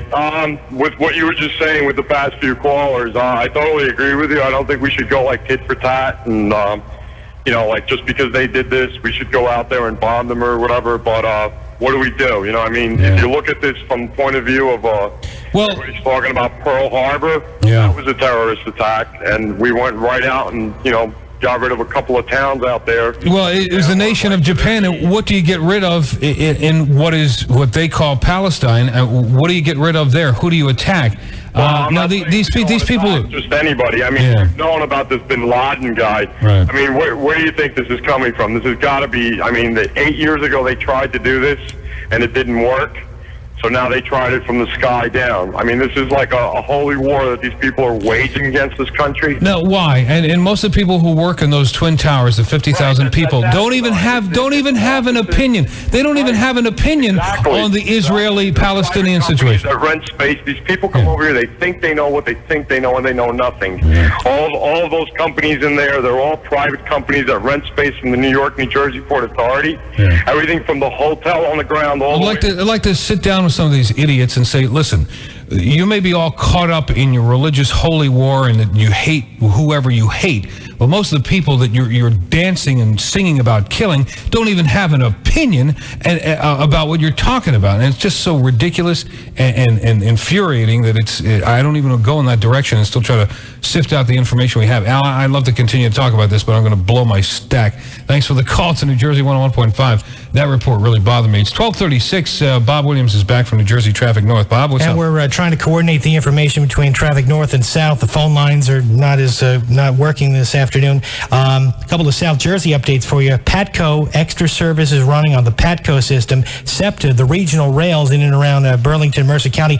There is no train service on SEPTA, but buses are running on the regional rails. Bus service running on SEPTA. Amtrak, as you heard, the entire Northeast corridor is suspended now, Washington to Boston, and one would assume that wherever the trains have stopped, that's where they're going to be. And just to recap this area that they're trying to lock down, it appears with all the interstates being closed, eastbound 78, Route 80, it looks like they're trying to keep everybody out of that loop of 287. Now, the inner loop of 287 towards New York City, northeastern New Jersey, it looks like that is the area that they're trying to evacuate. Now, and it seems like people are trying to go south and west. They're trying to keep people to get out of the area, but they're trying to keep people from going into the area. I would imagine, Bob, that for whatever reason, terrorist attack or a hurricane or some devastation of some kind, that they must have an emergency evacuation plan, and that's what they're implementing now. Yes, of some sort. I'm sure we haven't had to use it for at least a couple of years since Hurricane Floyd, and then before that, how many years before that? But I know there's ongoing planning. There is a regional transportation evacuation disaster plan, and it appears that this is what's going on, because we're getting closures, Dennis, as far north as Bear Mountain, New York. I mean, all the bridges out of New York City are closed. As far north as Connecticut and Bear Mountain up in the Catskills, those bridges are being closed. So there is no precaution not being taken at this hour. And again, you've had no word on the Delaware Memorial. I just spoke with I'm glad you mentioned that. The Delaware Bridge, they're open. The Philly bridges are still open. Commodore Barry, Walt Whitman, Ben Franklin, those Betsy authorities Ross, surprisingly still open. But of course, Center City, Philly, and all the federal buildings in Philadelphia, that area has all been closed down. It was a while ago, but Philadelphia closed all public and parochial schools closed in Philadelphia at noon. I have had no word from New Jersey public schools whatsoever. I'll go check on that for you. All right, Bob, I appreciate it. Mark in Southampton, you're on New Jersey 101.5 before we head back to the AP. Hi, Mark. Hey, Dennis, how you doing? Good. Am I to understand that we should not retaliate? Is that what you're saying? Well, I'm saying that whatever we do it cautiously and carefully as to not escalate into World War III. Because in the year 2001, the technology is there to press a few buttons and we're all gone, and not all rational parties have those buttons. We have some mavericks out there who may have the bomb as well. So whatever we do, we don't want to bring more terror upon ourselves by doing something rash and quick. And again, who do you attack? When you got hit by in Pearl Harbor, you went right after the Japanese because you know where the planes came from. Who the hell did this, Mark? Well, Bin Laden's accepting the blame for it, so we go after him. Well, you know what? Him out of the water. Well, we got to find out where he is and maybe employ the mafia, because you got one guy who testifies against a mafia, a don, and you have personalized protection for him for the rest of his life. The government hasn't seemed to be able to catch up with this Bin Laden. Maybe put a couple of mob guys on his tail and knock him off. And if that's the source of it, great. But I don't know what country you bomb or what nation you blame. These people are all intertwined somewhere in the middle of the Middle East. So there's no clear defined target like there was in Japan. And most of these bombers were living in this country. So now is the time to get them out of this country. Screw immigration. Yeah. All right, Mark. Thanks. Listen, there's going to be a lot of that feeling all day, all week, all month. And at this point, so early in the game, I want to focus on what you saw, what's happening where you are, and what's being affected where you are. Bush is coming on soon. All right, we'll switch to the AP. It's 12:40. You're listening to New Jersey 101.5. And now back to the Associated Press Radio News. View that he believes that it's only the Bin Laden organization that is capable of carrying out attacks this coordinated and on this massive a scale. What are you basing your information on? Well, keep in mind there are nations that also could carry out these attacks, but I don't think would dare do that, knowing that their signature is going to be figured out. We're going to find out who did this, then we're going after the bastards. It's that simple. And I just have to say that both the FBI and our intelligence community believe that this is a Bin Laden signature. And I believe it is. I was the first to point out Bin Laden to the Clinton administration and said they're going to kill Americans, and we've got to get on top of that. And I think we're going to have to get on top of it, because this is a cowardly bunch. It will stop at nothing to, like I say, have a jihad. But Senator McCain, I mean, there will be those who are saying the United States was taking all reasonable precautions. We had security at airports, metal detectors, and so forth and so on. How much more is going to have to be done to prevent something like these things from happening again? Judy, I don't think our lifestyles will be the same for a long time, since it was before these attacks, as far as use of transportation, particularly airports, are concerned. There have been warnings about whether our security was good enough and whether the proper measures were being taken. I'm sure that'll all be reviewed. By the way, I have no information as to who caused this, and I hesitate to speculate, but I am confident that the President of the United States will lead us, and we will find out who has carried out these acts. And I think it's a little premature to make that determination until we have the hard facts, but I'm sure that we'll get them. The other aspect of this is that it may highlight over time the need for more human intelligence. We have very good technical intelligence capabilities, satellites, etc., but for many years we haven't had the kind of human intelligence which determines motivations before actions are taken. I'm going to interrupt you, Senator McCain. These are the first pictures we have in. This is from Somerset County, Pennsylvania. This is where the United Airlines flight, I believe it is 176, went down. I'm sorry, I'm correcting. United Airlines 93. This was a Boeing 757 bound from Newark, New Jersey to San Francisco. It crashed in Somerset County, Pennsylvania, near the town of Shanksville, south of Pittsburgh. We're told about 80 miles outside of Pittsburgh in western Pennsylvania. It is not known how many passengers or crew were on board, although initial reports indicated no survivors. Again, these are the first pictures we have coming in from WTAJ there in the Pittsburgh area. United Airlines telling us earlier they had lost They have lost this flight, and they knew that it had crashed near Pittsburgh. There is a second United Airlines flight, the Boeing 767, Flight 175, bound from Boston to Los Angeles, has crashed. The airline's still telling us at this point that they do not know where. We don't have information on the number of people aboard. It is possible, but not confirmed, that this would have been the second plane to hit the World Trade Center.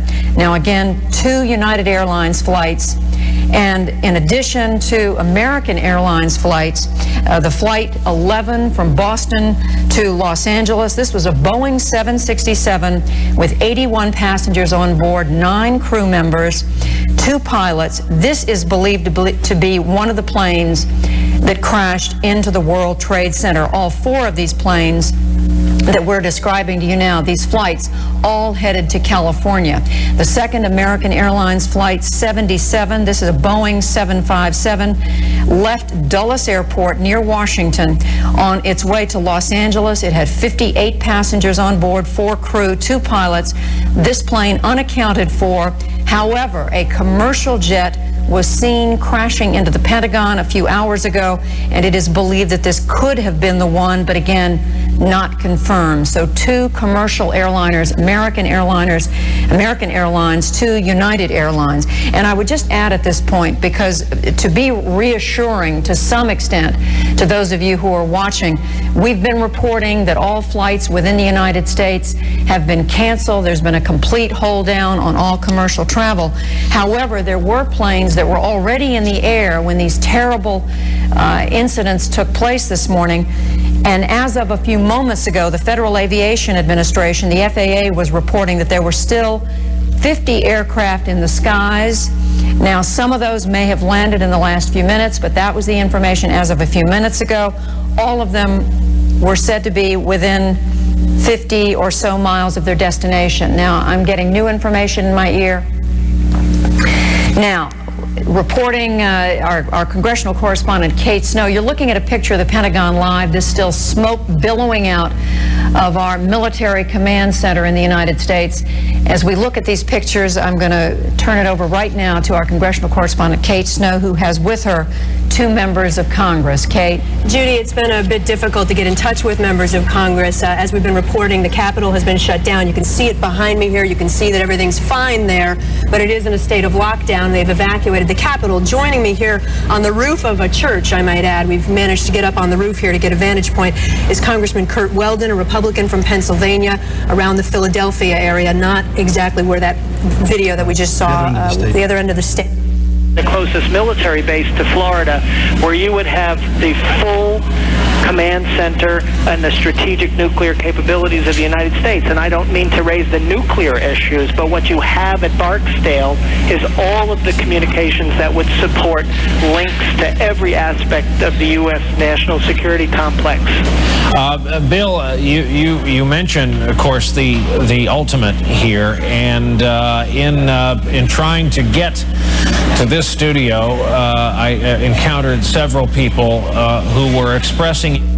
Our FBI and our CAA are there to intercept raw data. This is a massive operation, and it's a failure that was caused by a lack of resources and by a complacency that set in America over the past 10 years. A complacency that convinced all of us that with the demise of the Soviet Union, there were no more threats. It's a tragedy that it took the loss of thousands of lives to wake this country up and realize that our #1 responsibility is not education, and I'm a teacher, and it's not health care, I'm married to a nurse.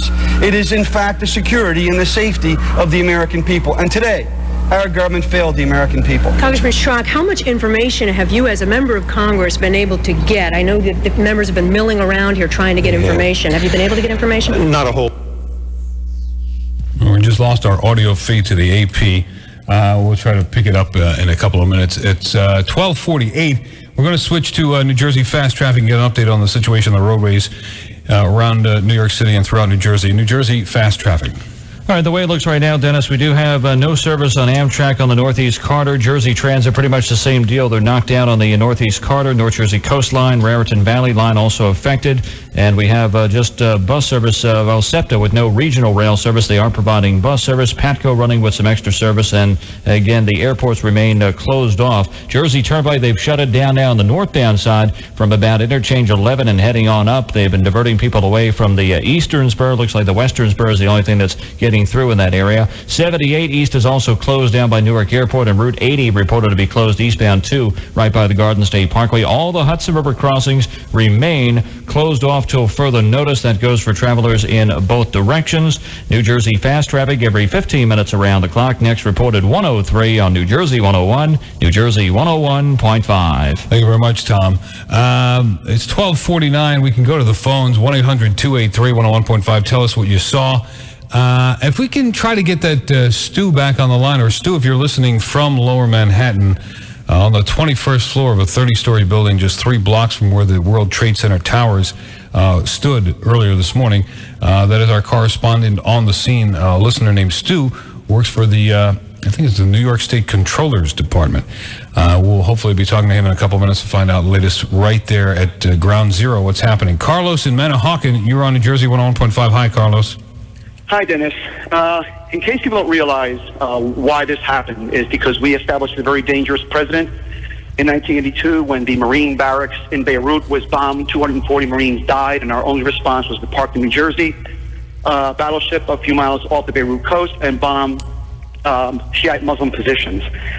If we do not respond on a massive scale this time, it is going to extend that precedent to the point where every single terrorist who has a gun and owns a half an ounce of C4 will come flocking to our shores. And as far as and the other alternative is to escalate into World War III. So whichever path we take, it has to be taken with a lot of patience and a lot of thought and forethought as to what our actions will bring. Look at New York. That's where our patience and our forethought in previous engagements and acts with terrorism, that's what it got us. Did we bomb a major city? No, but look what happened to our city. And let me tell you, the average 10-year-old Palestinian boy isn't playing softball or Little League. He is preparing. He's learning how to operate a Kalashnikov AK-47. He knows how to work with Semtex, C4, C3, and develop an intense hatred for this country. And everybody better wake up. We are at war, and we have not seen the end of it. Well, I hear that. Carlos, thanks very much for the call to New Jersey 101.5. And I hesitate on saying things like we are at war. I mean, it certainly looks like we were under attack from somebody, or were attacked this morning. And we'll wait to see what our government leaders need and want to do. Peter in New Brunswick, you're on New Jersey 101.5. Hi, Peter. Yeah, hi, Dennis. I just want to warn the American people that this is, to have this kind of attitude towards Palestinian people and towards Muslims is not appropriate. It's incorrect. All right. That we cannot paint Palestinian people with one brush and say they're our enemy. Now, I'm Christian and I'm not Palestinian, but I hear people calling the radio station. I'm shocked. Don't be shocked, Peter. I haven't let on half the stuff that people want to say today. But we have to remember that though Yasser Arafat, but listen, Peter, if you get a news report that they've seen this on television in Palestine and they're dancing in the streets saying God is great, what the bleep does that make you feel? Well, Yasser Arafat pays people to do that. What he pays people to dance in front of TV cameras? Yes, he does. Okay. He's been doing it for many years, and whenever he has a rally, he pays the people. But we have to remember one thing, that even though Yasser Arafat called and apologized to the American people for what happened and sent his condolences, he is the teacher of terrorism. He is the master. He taught the world terrorism for over 30 years. And what's happening today is textbook Che Guevara, the urban guerrilla. They attack the communication systems, they attack our bridges and our roadways, they shut everything down. They haven't attacked any bridges or roadways yet. What they're causing is a total transportation and communication failure. They don't have the resources to overtake us. They have the resources apparently and obviously to wreak havoc like they've done, but there's no way they can swarm us. like one might fear. Peter, thanks for the call. I got to move on. Bob Williams is here from New Jersey Traffic North with some closings and cancellations for schools. We've activated what we call the winter weather alert, but we're using it for closings today. Here's what we have. We have about 20 businesses and schools and things like that, so we'll run them down quickly, Dennis. Bridgewater Commons Mall is closed as of 12:15 this afternoon. The Chubb Institute in Cherry Hill was closed as of 11:30 this morning. First Savings Bank at Woodbridge is closing at 3 o'clock. Georgian Court College, classes are canceled after 2 p.m. Any classes at Georgian Court College are canceled after 2. Gibbs College, evening classes are canceled today. Hamilton Township, the municipal building, the blood drive will be held on the second floor for the relief effort between 4 and 7. That's Hamilton Township. Holy Angel School in Trenton, back to school night has been canceled tonight. Holy Angel School, Trenton. Holy Cross Grammar School and Preschool is closing at 1 p.m. Hunterdon County Polytech, Central Campuses, all classes are canceled tonight. Jersey City Public Schools will be closed tomorrow. The Lewis School in Princeton is closed tomorrow. Matawan Aberdeen Regional School District, all afternoon programs are canceled, but arrangements are being made for those who are still there. North Hunterdon and Voorhees High Schools, dismissal at 2:25 this afternoon. All after-school activities have been canceled. It looks like the North Plainfield Adult High School and Community School has canceled their day. North Plainfield Municipal Court, no evening court. Ocean County College, closing at 1:30 this afternoon. Rutgers University in New Brunswick, Rutgers University in Newark, all classes have been canceled at this point. Superior Court of New Jersey in Trenton, the Superior Court afternoon sessions have been canceled for Mercer County. Ultrasound Diagnostic School day and evening classes are canceled. University Radiology Group, the Imaging Center, is closed as of 2 p.m. West Windsor Plainsboro Regional School District, EDP, is still open. And Wheelock and Company, they are closing at noon and no second shift this afternoon. And that's our list, and I'm sure it'll be growing as the afternoon goes on, Dennis. Bob, thank you very much for doing that. It's 12:55. We're going to have a News Jersey, a news report from New Jersey 101.5 Radio News in about 5 minutes. Mike in West End, which is in Long Branch, you're on New Jersey 101.5, right, Mike? Yes, hi. Hi. I just saw the state police bring down a boat, one of those boats that they use to take doctors to the New York hospitals, medical equipment, and medical, like gauze pads, that stuff, and doctors to New York to help with the hospitals. And another thing, I understand everybody's all upset, and you have every right to be that way. But I think what everybody should do is go to your local hardware store, get an American flag, and go outside and put it up. Let people know that we can't, me and you personally can't go pick up a gun and go start shooting whoever did this. Right. Okay? So if you want to go do something, keep a level head, go to get an American flag, and put it up outside, and let people know that you still believe and stand up for your own country. All right. Good words, Mike. Thanks for the call to New Jersey 101.5. Bob, on the Parkway, is that what you're telling me? Bob, you're on New Jersey 101.5. Hi, Bob. How you doing? Good. I'm watching the fire engines from as far south as Middletown Township heading north on the Parkway. I just came out of Westchester County doing a job up there, and I was there when the towers were hit. It's unbelievable, the feelings that I have inside of me. It's unbelievable, and to see the amount of fire and rescue that are on their way to go help New Jersey is unbelievable. All right, thank you very much, Bob. Appreciate the call. Michael in Freehold, you're on New Jersey 101.5. Hi, Michael. Hi, how you doing? I just left work about 20 minutes ago. I work for AT&T in Dayton. They issued an email to everybody stating that they're closing all of their facilities in the country except for essential personnel.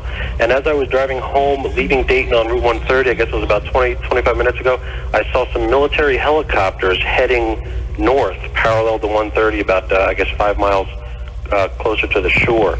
Yeah, and what you'll see in the sky now, if you're normally in a flight path of a commercial airport, whether it be small or large, it's eerie to look up in the sky and see nothing all day long today. What you will see is occasionally fighter jets, military helicopters, and these are the fighter jets, of course, patrolling and making sure nothing else is around, and of course the helicopters, I'd imagine, to be for transport and medical personnel. Yeah, absolutely. And I be comforted by whatever you see in the sky, I would think, from this point on. I hope so. I hope that's what we're going to see. Yeah, all right. Thank you, Michael. And again, if you see military personnel on a highway, roadway, a town in your street in your town, they're there for transportation and medical support and help. So be comforted by that. And I know, growing up in this country, not used to seeing military people on public streets, but you'll probably see that today, especially the closer you live to New York City. Be comforted by that sight. Mario in Sea Isle City, you're on New Jersey 101.5. Hi, Mario. How you doing, Dennis? Good. Well, after the events of today, I would like to extend my condolences to all family and family members and victims of the World Trade Center. But the other thing, I just wanted everybody that can hear my voice, whatever differences we've had as Americans, whatever it is, racial profiling, bigotry, we need to put that aside. We need to come together, one nation, under God. All right, thank you, Mario. Appreciate the call. It's New Jersey 101.5. Again, I have a phone number if you're concerned about loved ones in New York City. The American Red Cross has set up a family inquiry hotline at 215-299-0134. That American Cross Family Inquiry Hotline number is 215-299-0134. United Airlines had a phone number set up for their flight number 93 that left Newark this morning. It was reportedly crashed outside of Pittsburgh. Their number there to call is 1-800-932. 1-800-932-8555. 1-800-932-8555 for United Airlines Flight 93 out of Newark this morning. New Jersey 101.5. The time is 1 o'clock. Attack on America. Now the latest from New Jersey 101.5 Radio News. And good afternoon, if in fact it is a good afternoon. An unprecedented terror attack in the history of America today. The World Trade Center in Manhattan has been brought down in a pair of terror attacks. Airliners crashing into the Twin Towers of the World Trade Center. They came down in a shower of rubble and smoke. Mark in South Amboy was in a Jersey City office building when the first of the planes hits. We heard the whump of the first hit. I turned around and said, "What's that?" Everybody told me, "Oh, it's air conditioning, nothing big." We look out the window, and sure enough, there's billows of smoke pouring out of the Trade Center. Earlier this morning, New Jersey 101.5's David Matthau talked to eyewitnesses at a Turnpike rest stop as they watched in horror as the World Trade Center collapsed. It's over. It's apocalypse, baby, man. Very nerve-wracking. There goes the tower. Excuse my language. There go. Oh, my God. Oh, my goodness. Oh, my God. Today's New York City attacks just part of the story. Hijacked planes are apparently involved in at least some of today's disasters. One plane crashed into the Pentagon. Federal buildings in Washington are also being shut down. American Airlines says it has lost 2 aircraft in what it calls tragic incidents. American says one of the planes involved Flight 11, a Boeing 767 from Boston to Los Angeles. The airline says that plane is one of the ones that crashed into the World Trade Center. Meanwhile, United Airlines confirms that one of its flights from Newark to San Francisco crashed near Pittsburgh today. The Boeing 757 went down this morning about 8 miles east of Jennerstown, Pennsylvania. Now, it's not clear if the crash is related to the others taking place. Meanwhile, Jersey is one of the prime destinations right now for the thousands of injured expected to be ferried out of New York City. New Jersey 101.5's Alan David Stein is live right now on the newsline from Newark's Beth Israel Medical Center, a prime destination for medical evacuees from Manhattan. Alan? Okay, the scene right now is bustle of activity, Joe. Outside the emergency room, there are gurneys lined up. There are people just getting ready. There's probably in this courtyard about 100 people. A lot of fire personnel. They've actually set up a tent for decontamination in case that there's some problems with chemicals. I was in the actual ER for a moment, and then it's almost like the TV show, art imitating life. People running around every which way preparing for the onslaught. A couple of moments ago, I spoke to Dr. Michael Jaker. He's the head of emergency services, and he told us what they're expecting. The disaster that we saw on television, we can expect many more injured and unfortunately people who were killed. So we have to be prepared for several hundred patients coming in. So you have to excuse me, we got a lot to do. And they do have a lot to do as, again, they're getting ready. We have not had any wounded here yet, from the disaster. Word is that a big problem is getting here. They can only helicopter 2 or 3 people at the most at a time, and the roads, as we've been hearing, are an absolute nightmare. They're, of course, going to try to open them up, but we should very soon, we're told, be getting more people here. Alan, has anyone talked about using ferry service to get some of the injured out of Manhattan and over to the medical center? Well, over here, they're basically they're concerned with their own people and what they're doing. As far as the boats and evacuations, they're really concentrating on getting everything here and waiting for the people. Once they arrive, then it's their responsibility. But what they're saying is, the problem is with the roads. Once you ferry them over to Jersey, if they're at Liberty, where we were earlier, Liberty Science Center or wherever, Liberty State Park, how do you get them to Newark? That's the problem. The roads are just stopped in many cases. All right, that's New Jersey 101.5's Alan David Stein. Alan, thank you very much. Word now reaches us that injured victims from New York's terrible tragedy today are also being taken to Jersey Shore Medical Center. And at this point, 104, New Jersey 101.5 news time. Let's go live to New Jersey 101.5's David Matthau. He is at Palisades Medical Center, where they are also awaiting arrival of some of the victims. David, can you hear me? Yes, Joe. Several doctors in full surgical dress are standing outside the emergency room entrance here at Palisades Medical Center in North Bergen, waiting for patients to arrive from the Twin Towers disaster. This is medical center spokesman Yuris Rojas. The hospital has done is basically gotten together its disaster plan with all the required medical personnel, including doctors, nurses, including additional volunteers that are looking to help in this disaster. The injured will arrive, Joe, in Jersey on ferry boats that have been commandeered, we understand, by emergency service personnel over in New York. They will arrive about 5 minutes from here, and they'll presumably be zipped up on ambulances and perhaps even buses. I'm told that doctors don't know how many patients are being brought to this facility, nor do they have any word on the exact nature of specific injuries. As these patients are brought in here, they're going to have an amazing view of the New York skyline and the disaster scene. Palisades Medical Center is right on the Hudson River, directly across from Manhattan.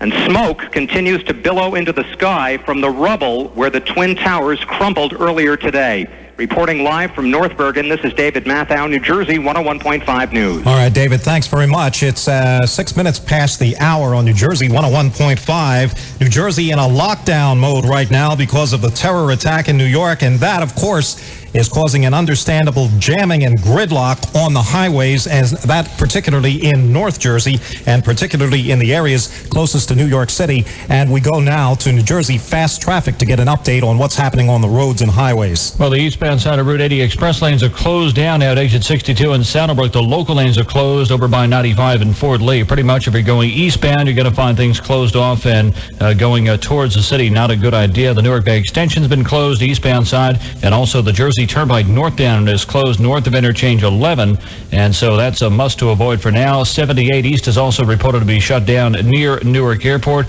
Of course, New Jersey Transit, no rail service. Northeast Corridor, North Jersey Coastline, Raritan Valley Line, and also the Northeast Corridor of Amtrak disrupted as well. On the SEPTA trains, no regional rail service. They are providing bus service. PATCO is running with extra service and still not spotting any traffic whatsoever across the Hudson River, and that's New Jersey Fast Traffic.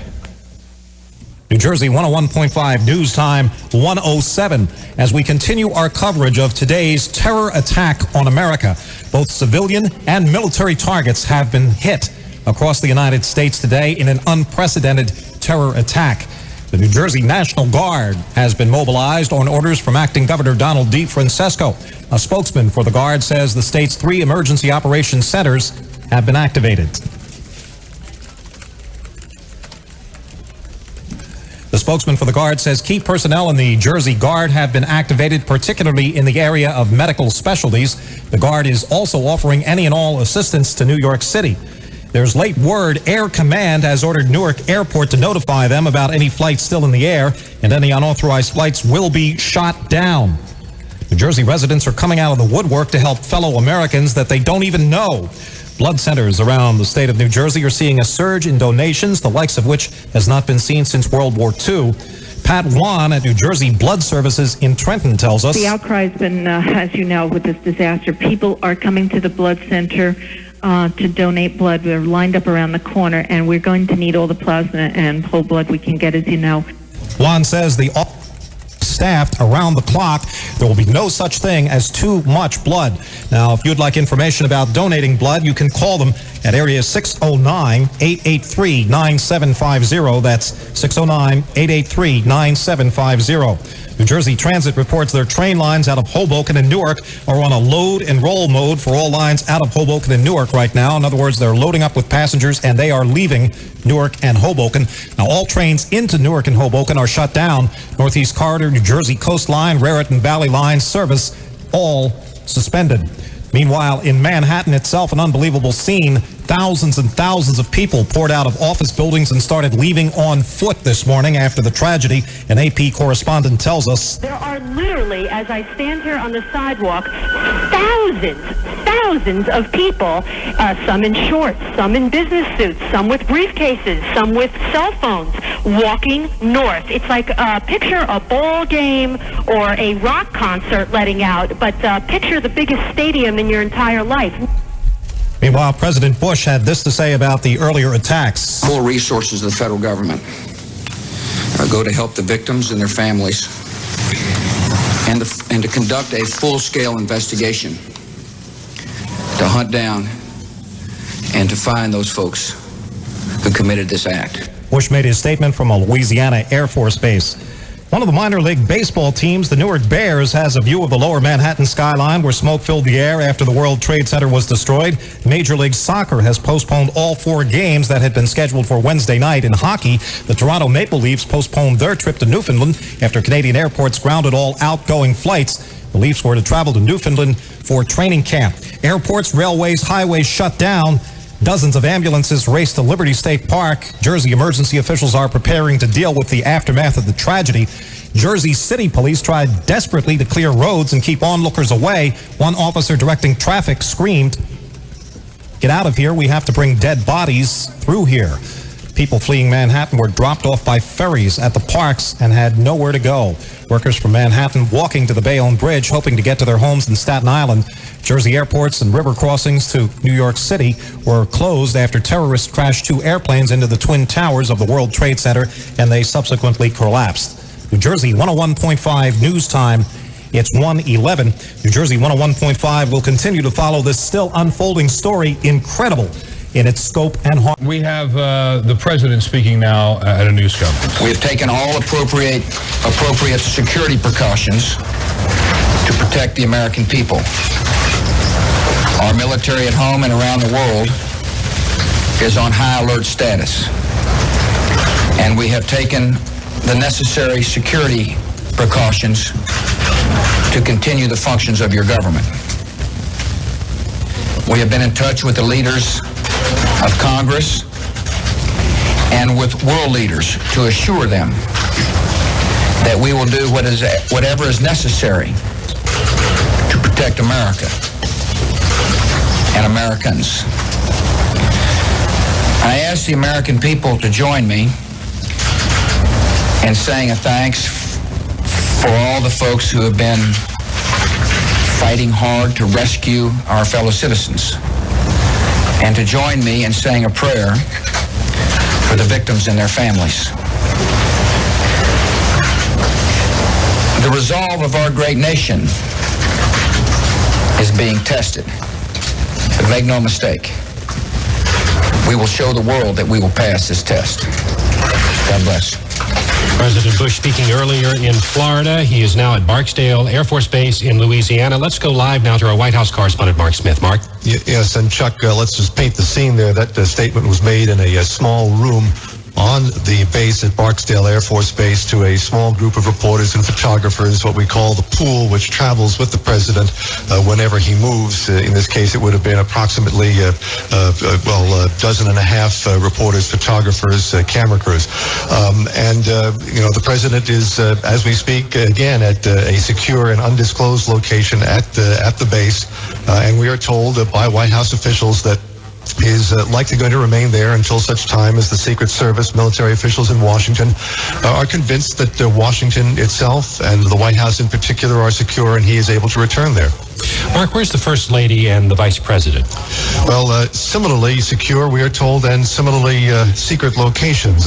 Both were in Washington, of course, when this took place. The Vice President, we're told, was at the White House in the midst of his daily national security briefings when first word filtered in of the attack on the World Trade Center in New York, the first of the airplanes that apparently crashed into the side of those now no longer standing structures. He was immediately taken to a secure location, we are told, but again, where he would be now, cannot say. It would be purely speculation.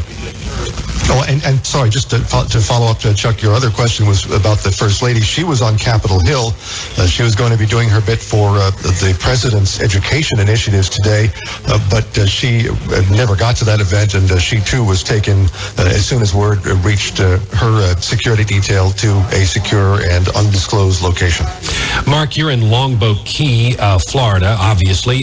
Tell us why you're not with the President. Well, because there is not room on Air Force One for all of the reporters and photographers who travel with the President, and so at any given moment we take it in turns to be in that pool that I just described. It was not my turn this morning, and so I was with the folks who remained behind. There are many of us here, and we are all grounded just like many other air travelers in America. All right, you're listening to New Jersey 101.5. It's 1:15. I'm Dennis Malloy. We'll go to New Jersey fast traffic in a few minutes. As you heard, pretty much the entire North Jersey area around New York has been locked down and shut off to traffic, except for emergency personnel. We have some closings in and throughout the state of New Jersey, and we have a list now of the things that will be closed and canceled for this afternoon and this evening. Eric? Thanks, Dennis. The Satone Institute in Mount Laurel, they're closing their evening classes tonight. Bridgewater Commons Mall closed from 12:15 on. Catholic Youth Organization of Mercer County After School Program canceled. Preschool program closing at 3 o'clock. The Chubb Institute in Cherry Hill is now closed. First Savings Bank in Woodbridge closing at 3 p.m. General Motors, the Linden Assembly Plant, production employees on second shift. Maintenance, material repair, and salaried employees report as usual. Georgian Court College classes canceled after 2 p.m. today. Gibbs College evening classes are canceled. Hamilton Township Municipal Building, that's the Hamilton Township Municipal Building, the blood drive on the second floor happens from 4 to 7 today. Holy Angel School in Trenton, back to school night canceled. Holy Cross Grammar School and Preschool closing at 1 p.m. Hunterdon County Polytech Central Campus, all evening classes are canceled. Jersey City Public Schools will be closed tomorrow. The Lewis School in Princeton is closed tomorrow. Marlborough Township Public Schools, the board meeting for tonight is canceled. Matawan Aberdeen Regional School District, all afternoon programs canceled, but arrangements are made for those that have no ride. New Jersey Department of Personnel, all state civil service exams are postponed. North Hunterdon and Voorhees High School dismissing at 2:25. All today's activities are canceled. North Plainfield Adult High School and Community College is closed. North Plainfield Municipal Court, no evening court tonight. Ocean County College is closing at 1:30. Princeton Regional Schools, all afternoon school activities are canceled. Rutgers University campus in New Brunswick, all classes are canceled. Rutgers University Newark campus, all classes are canceled. St. David the King of Parish, all religion programs canceled. Superior Court of New Jersey in Trenton, the MCC Superior Court afternoon sessions are canceled. Just a few more here. Ultrasound Diagnostic School day and evening classes canceled. We also have the University Radiology Group. All the imaging will close at 2 o'clock today. West Windsor Plainsboro Regional School, the EDP is still open, and Wheelock Incorporated closing at noon and no second shift. And that's all we have. When we get an update, we'll let you know. Thank you, Eric Johnson. It's 1:17. I'm Dennis Malloy. We continue our coverage of what's been happening all morning in New York City and Washington, D.C., and, of course, the other plane that crashed in Pittsburgh. Details still sketchy on just about everything. We have some flight numbers. American airline flight number 11 crashed. American flight number 77 from Washington to L.A. crashed. A United flight number 175 Boston to L.A. Reported down, and the United flight 93 out of Newark was reportedly the flight that went down 80 miles southeast of Pittsburgh in Somerset County, Pennsylvania. No reports of fatalities or what kind of structure that may or may not have hit there. Early reports were that 8 total planes were hijacked this morning, and that we were accounted for 4, and there may be 4 more still up in the air. No further reports have come in about the any additional hijacked flights. Most of our information has been concentrated on the evacuations in New York City and the bombing and devastation in Washington, D.C., and what the president had to say about that. We still have some people on the line who witnessed this morning's tragedy in New York City, and we're waiting to hear from Stu. Our correspondent has not called in as of yet. Stu, if you're listening, on the 21st floor of a building 3 blocks from the World Trade Center. We'd love to hear from you, and we'll try to get in contact with you if we don't hear from you soon to see what the latest is there. It's 1:18. Want to get an update on what's happening on the highways with New Jersey fast traffic. Tom?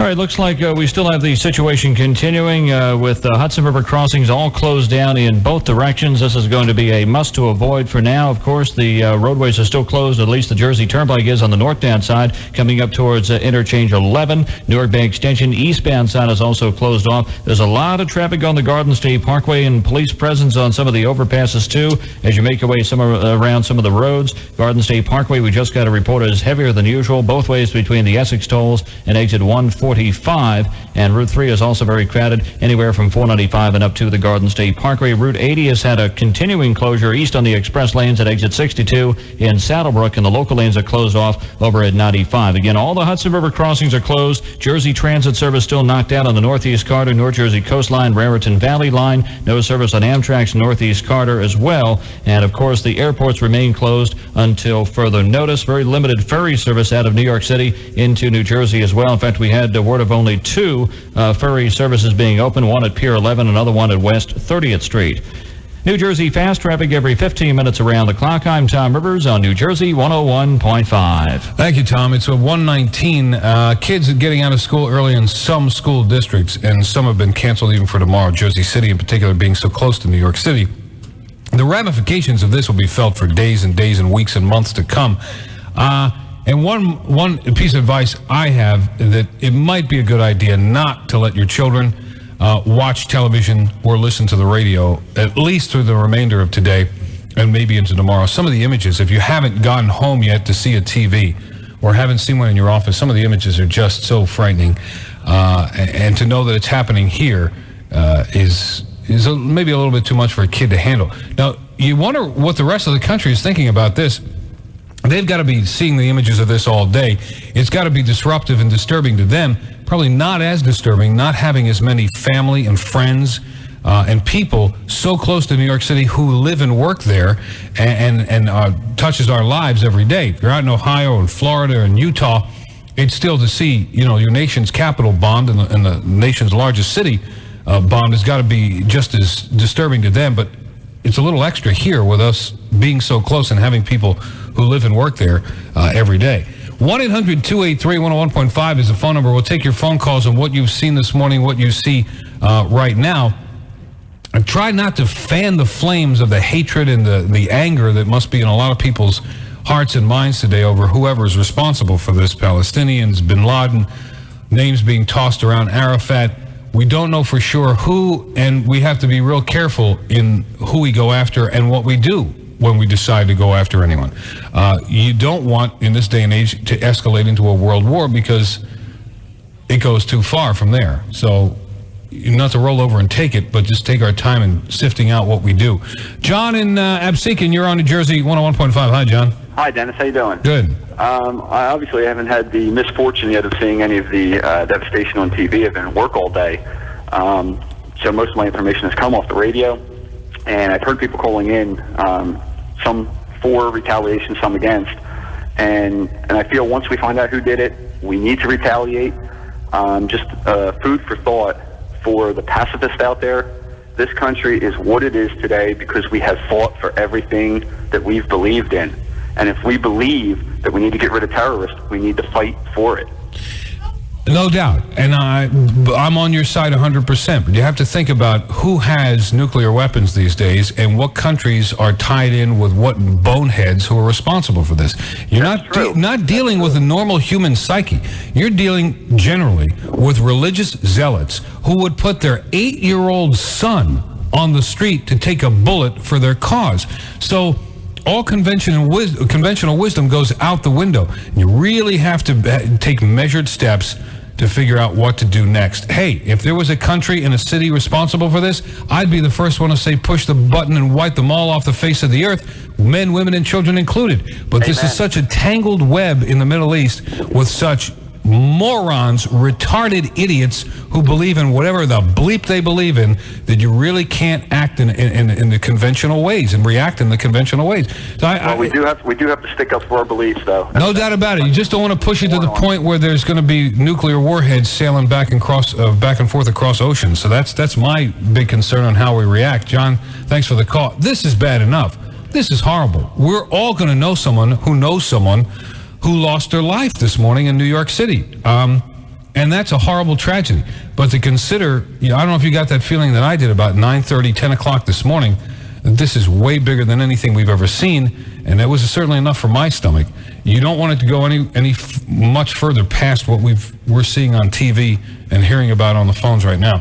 Steve in Highland Park, you're on New Jersey 101.5. Hi, Steve. Hi, Dennis. I'm afraid I have to disagree with you, okay, because it's already gone further. And, This is a couple of bomb attacks and plane attacks, and it is severe and horrible. Right. But think about if we retaliate in a way that causes nuclear retaliation toward us, I don't even want to think about that. I understand that, but I mean, what is the answer? You can't let it go by. And if there's not a real response by the United States, and unleash Israel, whatever you got to do, okay, then it's going to happen again and again and again. This is like Pearl Harbor. I was watching that moron, Tom Brokaw, on TV. They're all morons as far as I'm concerned. You're right there. But he's one of the least offensive, less offensive, I don't know. Okay, and he was talking in a nice, sterile picture of the Twin Towers crumbling in the background. He was talking about the Palestinians dancing in the street. Now, where's the camera crews? Why aren't they showing that? Why isn't that on every front page? That's the image we got to remember. Well, I'm afraid to see that, because if you showed that image to the American people, that's going to stir up a lot more anger than I don't know George Bush could control it. Steve, thanks for the call. And if that is the truth, which we've been getting reports around the world that that's what's happening, then some people will say, yeah, well, Arafat pays them to do that. Jerome in Belmead, you're on New Jersey 101.5. Hi, Jerome. Yes, good afternoon, Dennis. Dennis, I'm going to agree with you to this degree. I don't think that any steps should be taken until we definitively know exactly what group, whether it was homegrown, our own state militias or whatever they call themselves out in the woods, or if it were Osama bin Laden, but whomever was responsible. Once we know definitively, I think we should take appropriate actions against that individual. But I would also like to ask that we Americans, black, white, and indifferent, come together on this one and understand what foreign policies are being carried out in our name that brought this upon us this time. Well, Islamic Jihad and Hamas have both denied having involvement and blamed this on U.S. policy. So like you were saying, what policies brought this on us? I don't know. Well, for example, I mean, what's his name? The fellow that walked out on the South African world meeting in Durban, South Africa. I mean, we just arrogantly walked out because we said that we would not be associated with Zionism, being associated with racism. I think if language is all we're talking about, we could have stayed at the table and hammered out the language and come to some consensus on it. But to simply arrogantly push ourselves away from the table and walk out, then what is that saying to the rest of the world? We are going to engage in the proliferation of nuclear arms, whether you like it or not. I mean, all right, Jerome, I hear what you're saying. Thanks for the call to New Jersey 101.5. We're going to join AP again in a few minutes and then try to break again for a report on traffic. Again, if you're trying to get anywhere north of Route on the Turnpike, north of Exit 11, or anywhere near New York City, you absolutely positively have to. Forget about it for at least today. Jeanette in Colonia, you're on New Jersey 101.5. Hi, Jeanette. Hi, how are you? Good. You know what? I was just listening to a caller saying that the Palestinians weren't shown on TV, clapping and hooping and hollering and, like or it was on ABC actually, and actually they did show it on TV that they were, cheering and having a good time over there. That actually happened to us in the United States. I think it's appalling, and I think that really we should do something about it. All right, Jeanette, thanks. Appreciate the call to New Jersey 101.5. We had an eyewitness, or a person who was still hanging out 3 blocks from the World Trade Center towers and where they once stood. Stu was in an office building on the 21st floor. We have tried to make several attempts at contacting him and haven't had any luck. And if he is still listening and still at that position, if he can call us at 1-800-283-101.5, we'll get his latest on the air. I think we haven't heard from him about an hour and a half, and it was touch and go as to what he was going to do. They had been asked by the management of the building to leave the building, but to go into what? There was a lot of smoke and debris down on the ground, so they were kind of waiting for the dust to settle, and he may still be there. It's coming up on 1:30. We'll try to break at 1:33, get another report on the roadways and traffic. Right now, let's head back to AP Radio and find out the latest on this tragedy. And more than 500 wounded. Timothy McVeigh was convicted and executed for that attack.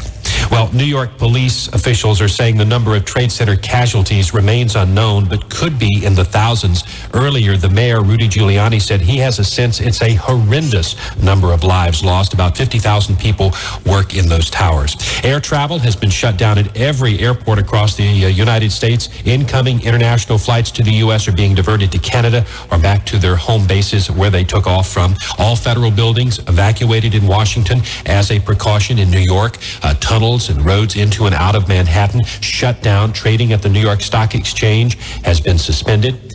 And the New York mayor, Rudy Giuliani, mobilizing the National Guard after these horrific and almost surreal attacks. 1 minute, the Twin Towers of the World Trade Center were there. The next, they simply disappeared. Virginia's Governor Jim Gilmore has put the National Guard into work, ordering them to keep an eye on things along the East Coast. Airplanes have been scrambling to do just that along the East Coast today. I'm Chuck Rice. AP Update. I'm Lisa Meyer. It's being compared to everything from a tornado to a war zone to the attack on Pearl Harbor. The World Trade Center's Twin Towers in New York City are no more after being leveled in a terrorist attack this morning. Several people described mayhem, billowing smoke, broken glass, lots of screaming. The nerve center of the nation's military has survived a direct hit in today's apparently coordinated attacks.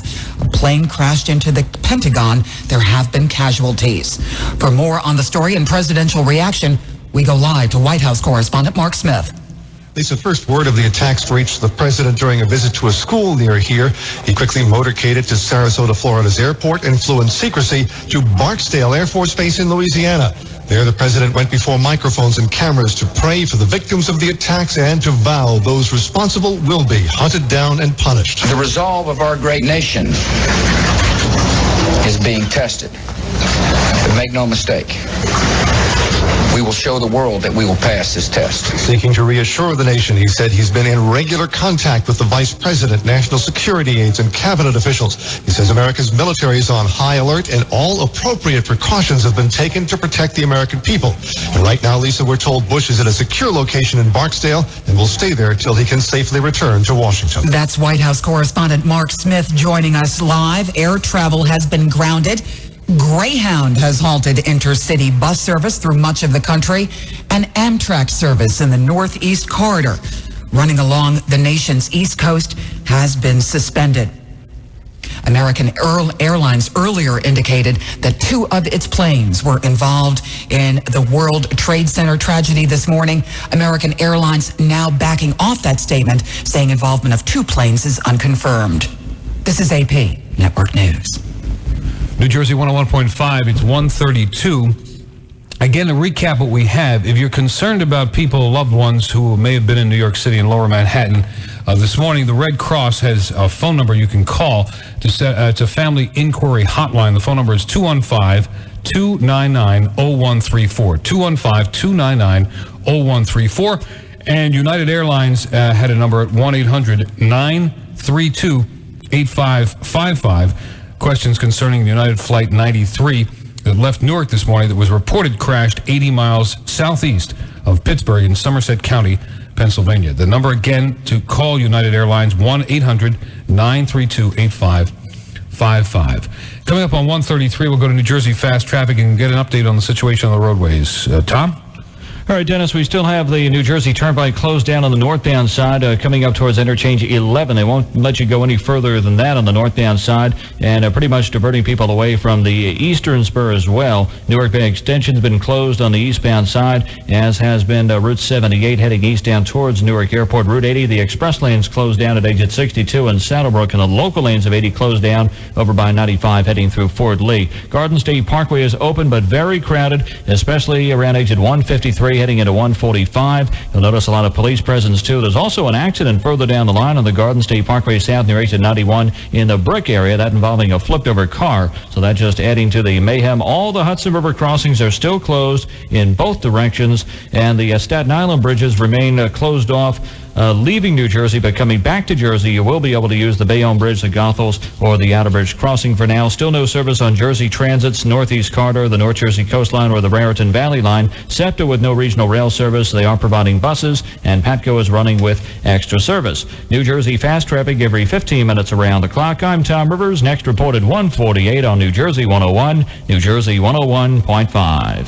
Thank you, Tom. It's 1:34. Our contact in New York City apparently has evacuated that building. Some of his coworkers had answered the phone and then said it's kind of crazy in the building and they had to move on. But apparently our contact in a building 3 blocks from the World Financial Trade, the Trade Towers, the World Trade Center Towers has left that building and has decided to evacuate and try to get to safety on the Jersey side. It's 1:34. We have an updated list of closings and cancellations, and we're ready to read those, or we're going to go back to the phone calls? I want to reiterate just a couple of things here before we go. In Bergen County, they've declared a heightened state of readiness in the wake of the Trade Center attack. As many as 50,000 of those county residents work in New York. Ambulances are going to a staging area right now near the George Washington Bridge as the fire equipment is assembled at the Hackensack at the Meadowlands. The county's mental health task force is also being mobilized. There will be a lot of trauma to deal with, mental trauma, in the hours and days ahead. There is also a massive blood drive. No matter where you are, chances are there is a blood bank or a blood mobile near where you are. Just a couple of them to add. The Blood Center on Linwood Avenue in Paramus is also accepting donations now. In Union County, at the Barnes & Noble in Clark, the New Jersey Bloodmobile is there on Central and Raritan Avenue, and pretty much anywhere you are, somewhere around there, there is a blood donor center.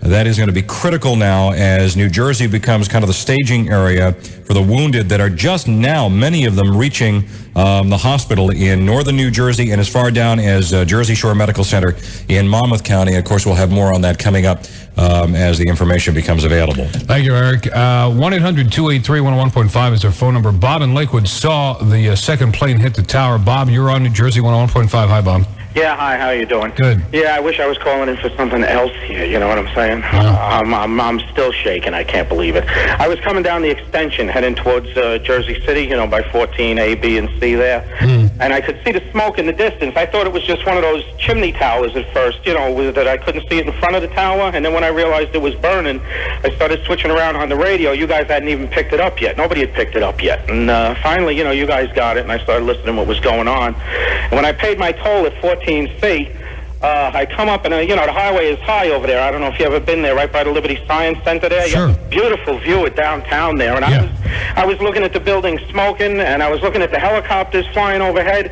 and in comes this jet from the right, and I thought its wings were kind of like tipping up and down, and just wham, right into the side of the building. Oh, man, I got very upset. I had to pull it. Well, everybody pulled over, and I just sat there. It lit up the inside of the building, and I'm sure you've seen it on TV. The giant fireball just engulfed the whole thing. And at that moment, a number of cars pulled over to the side? Oh, yeah, just about everybody that was on the extension there, they all pulled over to the side. A lot of people had cameras. There were people pulled over to the side already when just the first building, before the second plane hit, that were taking pictures on the side and everything, All right, Bob, thanks. Appreciate the call to New Jersey 101.5. It's 1:37. Let's get a list now of the closings and cancellations that have been caused by this tragedy. Eric? Okay. We got the Satone Institute in Mount Laurel, they're closing all evening classes. Bridgewater Commons Mall closed from 12:15 on today. Catholic Youth Organization of Mercer County, the after-school program canceled. Preschool program closing at 3 o'clock.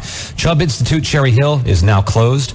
The Ducret School of the Arts is canceling classes. First Savings Bank in Woodbridge closing at 3 o'clock. General Motors Linden Assembly Plant, production employees on second shift, maintenance, material repair, salaried are to report as usual.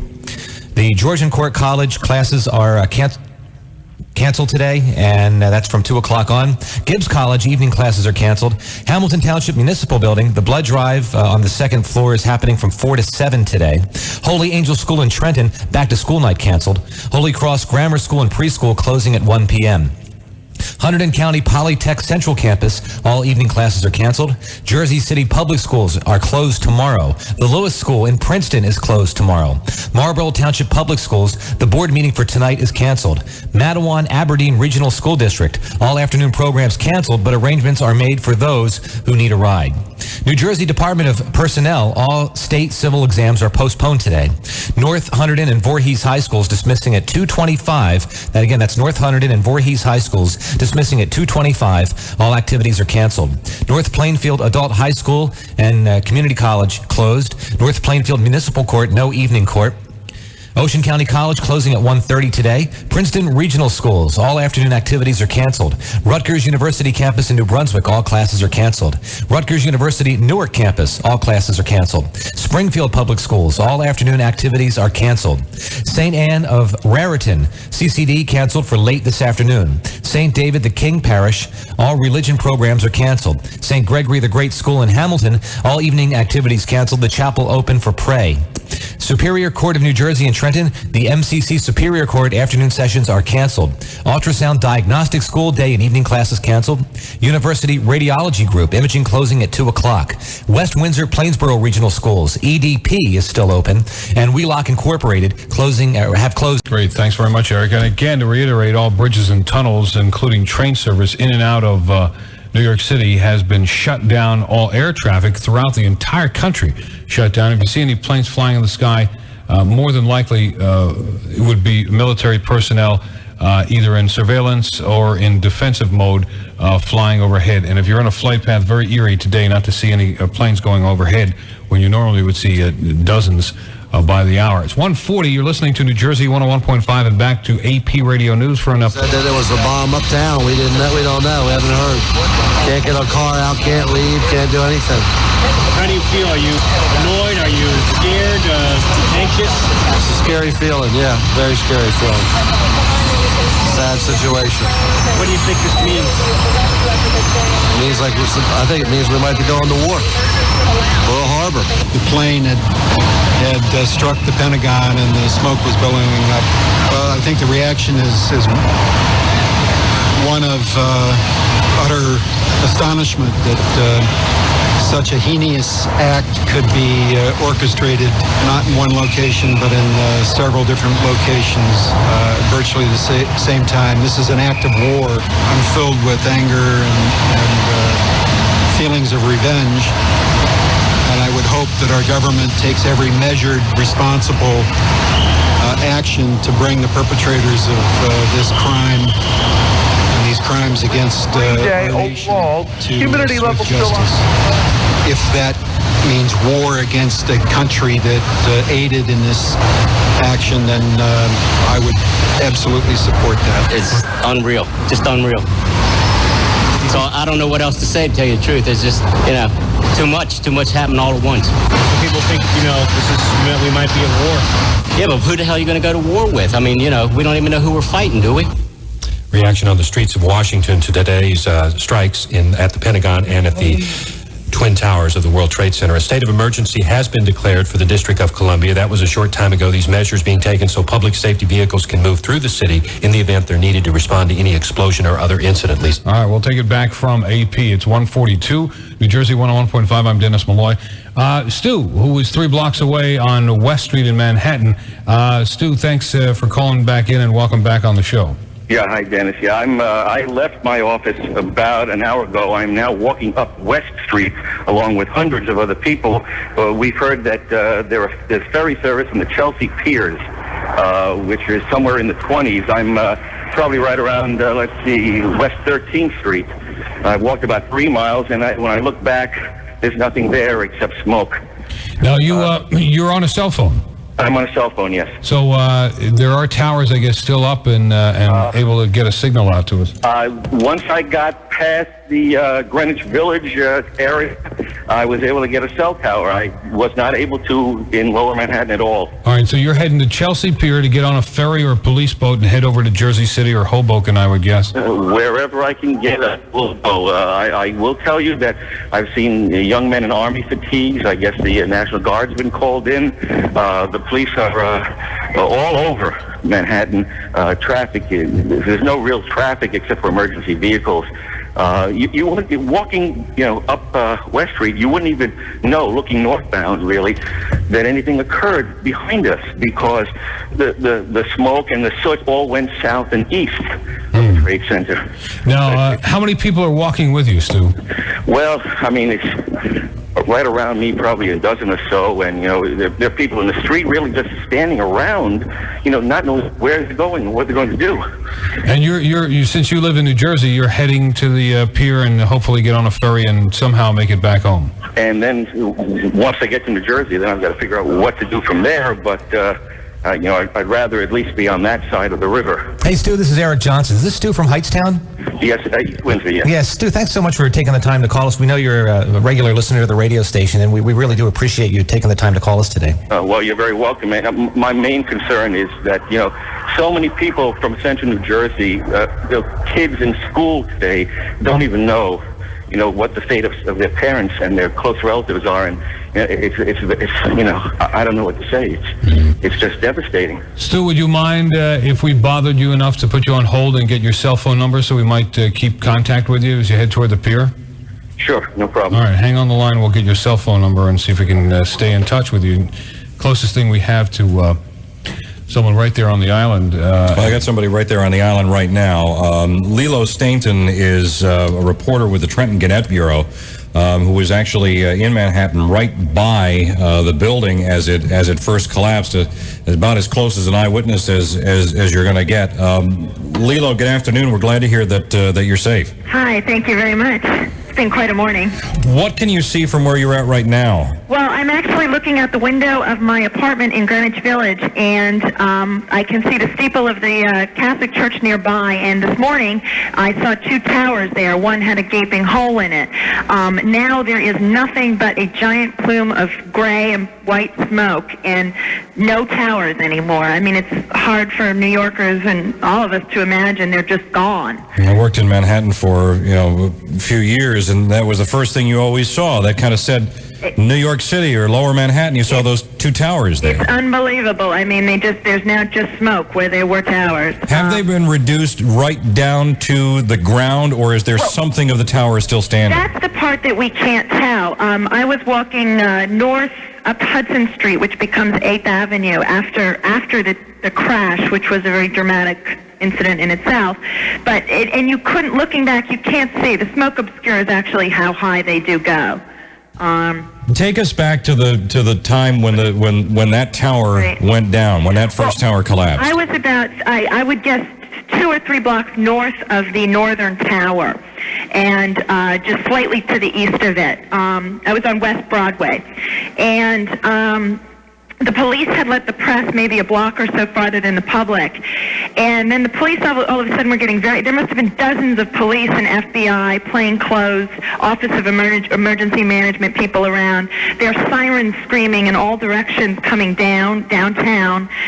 And all of a sudden, it was just before 10 o'clock, and all of a sudden the police, maybe it was closer to maybe 9:30, the police got very, very, very panicky. And they started saying, there's a bomb, there's a suspicious package, and they rushed all of us west towards the river. And then I was paused on Greenwich Avenue talking to some people for the newspaper, and we looked up, and at that point, it was terrifying. You could see people jumping out of the World Trade Center, the farther northwest building. I mean, from just below the fire line, I must have seen 24 people just jump out. And the crowd was crying and moaning and, oh my God, they're jumping. And it was It was the most emotional scene I've ever reported on or been in, for that matter. And then we got to the part where it sounded like there was another jet plane coming in. There was a very, very low rumbling, and it was very close. And it came sort of around, and that was when everybody started running north. And running north so fast that you couldn't tell what was going on. The emergency vehicles were barreling north as fast as they could go. Police are running, firemen are running, babies are screaming, mothers are trying to get their carriages, old people are tripping, and we had no idea what was going on, but that, it turns out, was the collapse of the World Trade, the original building. But at the time, no one knew if it was a third bomb, if it was, nobody knew what was going on. Could you feel the blast standing in the street? Was there a rush of wind? It became windy and very, there was sort of a wind. You couldn't feel it like an earthquake so much, but the sound. It was like a jet plane. And at this point, people knew that the first two had been caused by planes, and so, of course, your terrors, here comes a third plane. Just absolute panic. People running, dropping briefcases, just heading north. No one knew what to do. Cops are just yelling, run, run, run, everybody run, and everybody just took off. And then I looked back. I must have run 3 or 4 blocks, and looking back, there was a ball of smoke. 10 buildings high, rolling up the avenue behind us. And we couldn't tell if it was fire, if it was, some kind of toxic gas. You have no idea. But when the emergency personnel are running, running north as well, it's a very frightening thing, All right, thank you, Leila. You're welcome. Good luck. Thank you. Appreciate your time on the phone with us this morning, or this afternoon. It's 1:49. I want to check in with New Jersey Fast Traffic and Tom Rivers and see if Tom has an update on anything. Tom? All right, we do have the New Jersey Turnpike northbound side still closed at interchange 11. Eastbound Bay Extension also remains closed off. And any of the roads that feed into the Hudson River crossings heading eastbound are closed, like Route 4 East in Englewood and 46 in Fort Lee. And they shut down Route 3 very recently, too, eastbound side coming down through Rutherford. So if you're headed towards the city, it's not a good idea. The Hudson River crossings are also closed in both directions. Staten Island bridges are open if you're coming back to Jersey, but leaving New Jersey, those bridges to Staten Island are closed off for now. And mass transit still disrupted. No service on Jersey Transit, Northeast Corridor, North Jersey Coastline, Raritan Valley Line. Amtrak has been disrupted up and down the Northeast Corridor as well. And a very limited ferry service back to New Jersey, and all the airports are closed. New Jersey Fast Traffic every 15 minutes around the clock. I'm Tom Rivers. Next report at 2:03 on New Jersey 101.5. New Jersey 101.5. Thank you, Tom. It's 150. The phone number is 1-800-283-101.5. You'd like to give your thoughts on what you saw this morning, or where you are now, if you can see anything at all, if you're that close, on the island, just across the river in Hoboken or Jersey City. The phone number is 1-800-283-101.5. It all started around 8:47 this morning with the initial plane hitting one of the towers of the World Trade Center. 17 minutes or so later, around 9:05, another plane hit the other tower. Within a half hour from that moment, around 9:35, the Pentagon was hit by another airplane. And then by 10 o'clock, one of the towers had collapsed and fallen to the ground, I believe, which was the second tower that was hit. Shortly after that, within a half hour, the second tower collapsed somewhere in the 10 o'clock hour. And just all mayhem and all hell broke loose. And any lives that may have been safe up to that point may have been endangered far beyond anybody's imagination from that point on. The American Red Cross has set up a family inquiry hotline. And I'll give you the phone number now again, 215-299-0134. 215-299-0134 for the American Red Cross. United Airlines has a phone number for information on their flight. United Flight number 93, flying out of Newark, that was reportedly crashed 80 miles southeast of Pittsburgh in Somerset County, Pennsylvania. No more details on that crash or the fate of the people on board. The number to call for United Airlines and information is 1-800-932-8555. 800-932-8555. Some of the cities have closed their schools. I know in Pennsylvania and Philadelphia, they closed their schools, public and parochial, about noontime. In New Jersey, some have closed, some have remained open. If you're going to pick up your kids now, best advice, only my advice, don't let them watch TV tonight. don't let them listen to the radio. Give them whatever information you think they can digest. Don't let them see the images that a lot of us have seen on TV this morning. And if you want to watch it, if you haven't seen them and you want to watch it with your children, watch it first, tape it, and then see if you want to show it to your children. It's so devastating and horrifying and so much like a fantasy from a movie, you'll want to screen it before you let a younger kid watch. Lance in Plainsboro, you're on New Jersey, 101.5. Hi, Lance. Hi, how are you? Good.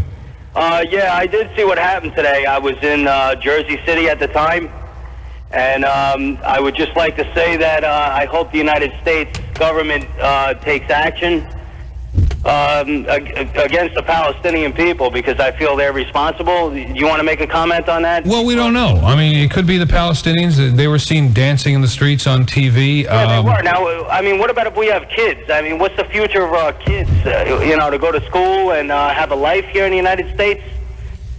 And they have a different, first of all, I think the religious zealots in that part of the world are all nuts anyway. And if you watch how they behave and how they put their 8-year-old sons out on the street to be shot just for their cause, it makes no sense to our minds. I'm concerned about them. I'm concerned but about the United States, Absolutely. So that part of me says, well, why not wipe out each and every one of them? Well, why don't we? Well, because we can't, because we don't know who's responsible. Chinese people getting upset about it?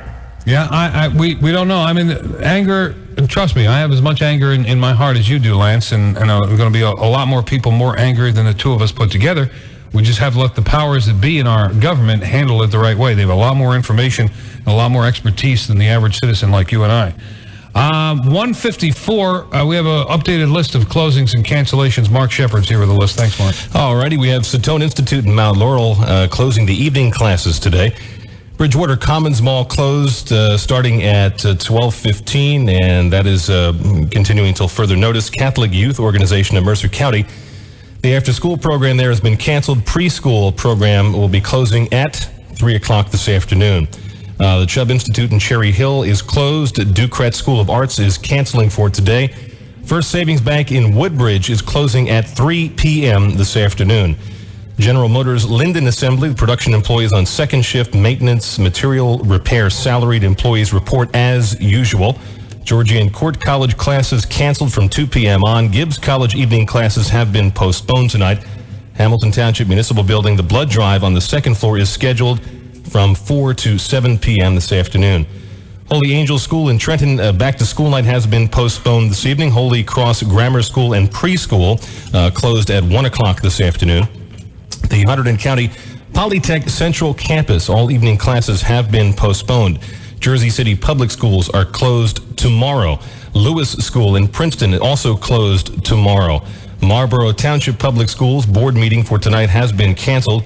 Matawan Aberdeen Regional School District, all afternoon programs canceled, but arrangements are made for those who need a ride. Monmouth Regional High School has been dismissed. All after-school activities have been canceled. Montclair State University, it looks like, it doesn't say here, but I'm assuming, since it just says Montclair State University, that has been closed. New Jersey Department of Personnel, all state civil service exams postponed. North Hunterdon and Voorhees High Schools up in Hunterdon County will be dismissing at 2:25 this afternoon. All activities in those two high schools have been postponed as well. North Plainfield Adult High School also canceling tonight. North Plainfield Municipal Court, no evening court is scheduled. Ocean County College closed at 1:30 this afternoon. Princeton Regional Schools, all after-school activities have been canceled. Raritan Valley College is also closed. Rutgers University Campus, New Brunswick, all classes have been canceled. Also, Rutgers University Newark Campus, classes have been canceled there as well. St. Anne's School in Lawrenceville, back to school night for grades 5 through 8 has been postponed. Somerset County Administrative Office's IDRC classes are canceled for tonight.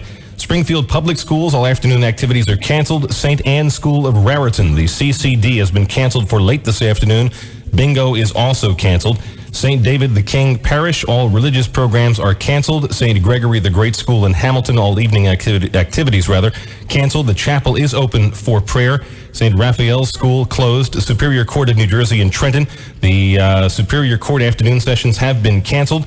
Ultrasound Diagnostic School day and evening classes postponed. University Radiology Group imaging closing at 2 o'clock this afternoon in just a few moments. West Windsor Municipal Court 6:30 p.m. session has been canceled tonight.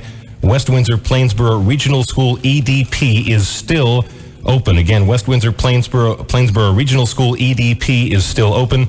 And Wheelock Incorporated closing at noon today. There will be no second shift. And Dennis, that is the latest closing cancellations for this afternoon, and some of them into tomorrow from New Jersey 101.5. Thank you, Mark. It's 1:58. We have a full report from New Jersey 101.5 Radio News in 2 minutes. Let's talk to German in Weehawken. You're on New Jersey 101.5. Hi, German. Yes, how you doing? Good.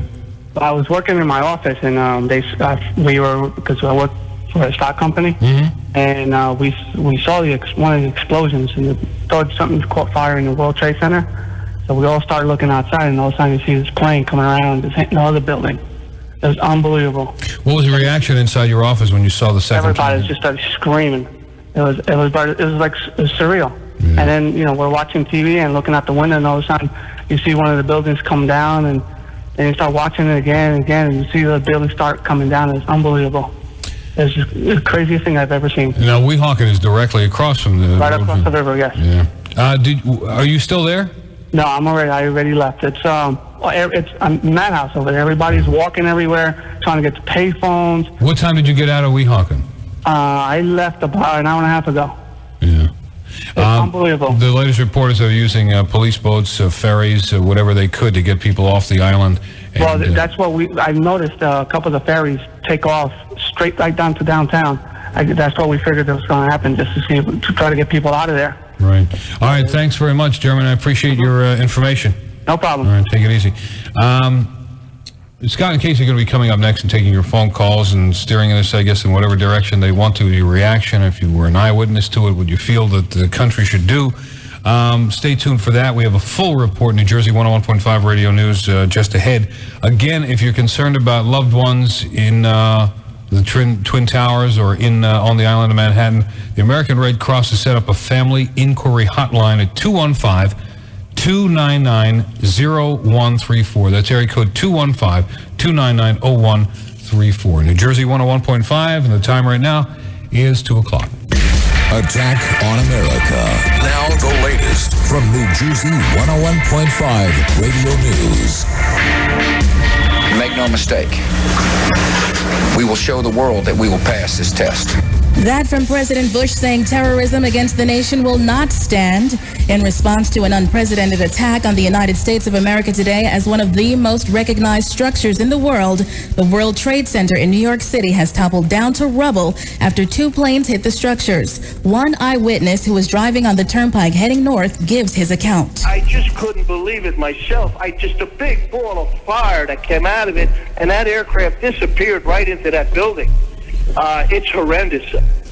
The attacks today in New York has brought the city to its knees as hijacked planes are apparently involved in the tragedies of today. 266 passengers were on board the 4 planes involved. To start, 1 plane crashed into the Pentagon, and federal buildings in Washington are being shut down. In what they're calling a horribly tragic incident, American Airlines says Flight 11, a Boeing 767 en route to L.A. from Boston, was involved. That plane was one that crashed into the World Trade Center. United Airlines confirms that one of its flights from Newark to San Francisco has crashed near Pittsburgh. The Boeing 757 went down this morning about 8 miles east of Jennerstown. New Jersey is one of the prime destinations for the injured, which is expected to reach into the thousands. Many are taken out of New York via ferry. Joining us live from University Hospital is New Jersey 101.5's Alan David Stein. Alan's here to tell us more. Alan, what's going on? Okay, Raquel, right now the first of the wounded are starting to come in. One of the doctors is briefing the media right now. What he has said is what they're seeing a lot of smoke, the things you'd expect, smoke inhalation, some material, some burns. They have a hazardous material set up. They have actually a tent for decontamination all set up. As far as what is coming, they don't know. The doctor was saying that the numbers, the more they hear, the more horrific it gets. They have several hundred doctors on the ready. Everything is right now. Again, it's art imitating life. When you see on ER, everybody preparing, running every which way. That was the scene here a little while ago. Right now, it's just a state of waiting. The first few ambulances have come in. We are expecting, obviously, a number more. The doctor just stated that the fire chief here told him that there were 200 firemen in the building when it collapsed. So they're expecting from there. Again, everyone is expecting the worst, and sadly, it looks like their expectations are going to be met. Raquel? Alan, do we know how many people thus far that the hospital has taken in from the city? We're not sure. It's just a small number at this point. A couple of helicopters have come. Problem, of course, with helicopters is you can transport 2 or 3 people. We've seen about, in the last half hour, about 3 ambulances come in, but again, there's no way to confirm whether they were all related to this. You don't know. They are right now. A number of people are leaving the hospital. They've sent a lot of the workers home. They also are in basically a lockdown situation. The university hospital itself, the entire hospital, is not permitting visitation today. They're stopping people at the door. There is a fear, of course, that, as there is everywhere, that someone could strike again, and a hospital could be a logical choice, especially where they're bringing wounded from this tragedy. And of course, the hospital, as you said, is ready in case something like that does happen. Yes, there is ready. There's, of course, law enforcement personnel everywhere, fire personnel, hazmat people, medical personnel. It's very much well populated here with these type of people. Alan, thanks so much. Alan David Stein reporting live from University Hospital in Newark. Reportedly, some of the injured have been taken to Jersey Shore Medical Center. New Jersey 101.5's Lynn Richmond joins us live with details. Lynn. Raquel, Ron Jakowski of the New Jersey Hospitals Association says he expects as many as 5,000 people have been or will be transported to Liberty State Park and other locations in the state to be triaged after fleeing New York City. Based on their condition and after they're evaluated, they would be sent to hospitals in central and northern New Jersey. Reports we have so far, a Meridian Health System spokesperson says 3 victims have been taken to Riverview Medical Center in Red Bank, and Jersey Shore Medical Center's trauma unit is on alert for more patients. It's not confirmed whether any patients have been taken there as of yet. Jakowski says all hospitals in the state are on full disaster alert to ready personnel and supplies for an expected onslaught of patients. He says the call has also gone out for blood donors who should contact the Central Jersey Blood Center to find out how to give. And that number is 732-842-5750. Reporting live, Lynn Richmond, New Jersey 101.5 News. Thank you, Lynn. On orders of the acting governor, the New Jersey National Guard has been mobilized. A spokesman tells us the operation centers are at the ready. The National Guard has been activated. Our 3 emergency operations centers have been active since the first reports of the situation in New York City. New Jersey 101.5 News Time 2:05. Now let's check the traffic situation. Well, the Garden State Parkway southbound side is bumper-to-bumper exit 98 and Wall heading down to 91 in the Brick area. There is an accident with a flipped-over car. 2 lanes reported to be closed off. In addition to that, we have all the continuing closures around the area because of the emergency situation. The New Jersey Turnpike northbound side is shut down at interchange 11, and the eastbound Newark Bay extension is also completely closed off. There's also continuing closures of Route 78 east near the airport and Route 80 eastbound express lanes shut down in Saddlebrook at exit 62, and the local lanes of 80 are also closed coming east down towards 95 in Fort Lee. Garden State Parkway has also been heavy up around the Essex tolls down through Union. Hudson River crossings, Holland, Lincoln Tunnel, George Washington Bridge are closed in both directions, and the bridges to and from Staten Island, you can get back to Jersey, but you can't leave New Jersey across those Staten Island bridges for now. Jersey Transit, still no service on the Northeast Corridor, North Jersey Coastline, or Raritan Valley Line, and also no service on Amtrak up and down the Northeast Corridor. There's also a suspension of service on the SEPTA line, no regional rail service, bus service provided, and PATCO running with some extra train service. New Jersey fast traffic every 15 minutes around the clock. Next report at 2:18 on New Jersey 101, New Jersey 101.5. New Jersey 101.5 News Time 2:06. New Jersey 101.5's David Matthau is in Newark at Palisades Medical Center, where they're ready to take more of the injured. Palisades Medical Center in North Bergen, right across from Manhattan, remains on a high state of alert. Dr. Alvin Goldberg, the director of emergency medicine, tells New Jersey 101.5 News even off-duty physicians and nurses have been called in to help patients from the Twin Towers disaster. Person upon arrival is triaged, and they're given they're designated whether they're emergent, urgent, life-threatening. So we have a tag, and we put that on them, and then we put them in an area of the emergency department where they're the best suited to be treated. And Dr. Goldberg assures me a host of physicians are available to offer specialized treatment, even for exposure to biological agents if it is needed. At Palisades Medical Center in North Bergen, David Matthau, New Jersey, 101.5 News. Blood donation centers around the Garden State are swamped with people rolling up their sleeves to do whatever they can to help complete strangers who may be injured in the World Trade Center tragedy. Ewing Township resident David Missouri tells New Jersey 101.5. I live across the street. I've never donated blood yet, but now given the situation, I mean, there's people that are dying and they need my blood, and I'm healthy. I'm only 25 years old. Why not? Blood service centers will be open around the clock, and officials say that every drop is needed. Travel in and around the state has been crippled because of the tragedy. New Jersey Transit has restored extremely limited train service on the Northeast Corridor line between Newark and Trenton, on the North Jersey coastline between Newark and Bayhead, and on the Raritan Valley line between Newark and High Bridge. All trains into and out of New York remain suspended, and the Hudson Bergen Light Rail is running only South Marin Boulevard. Bus service is running throughout New Jersey, but not into or out of New York City. Access Link service for the disabled is suspended. The Middlesex County Emergency Management has over 28 ambulances. All bridges and tunnels are closed. We've activated our emergency command center.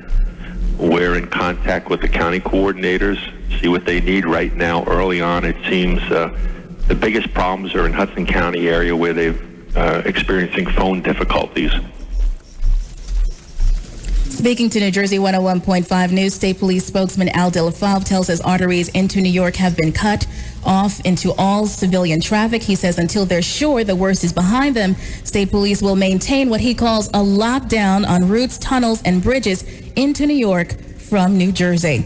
New Jersey 101.5 News Time, 2:09. I'm Raquel Williams. New Jersey 101.5 will continue to follow this continuing story of this incredible attack on the U.S. 209, New Jersey 101.5. It's the Scott and Casey Show. He's Scott Hassick, and I'm Casey Bartholomew. Welcome to the program. 1-800-283-101.5 is the number here. Obviously, we're going to take your calls about what happened today in New York. Of course, the World Trade Center is gone. The Pentagon has been damaged. Plane is down in Pennsylvania, about 80 miles outside of Pittsburgh. So there's all kinds of problems, and we want your reaction to them at 1-800-283-101.5. Also have a list of closings that we want to read to you here, so you know if where you need to be is still going to be open when you get there. Do you have this list?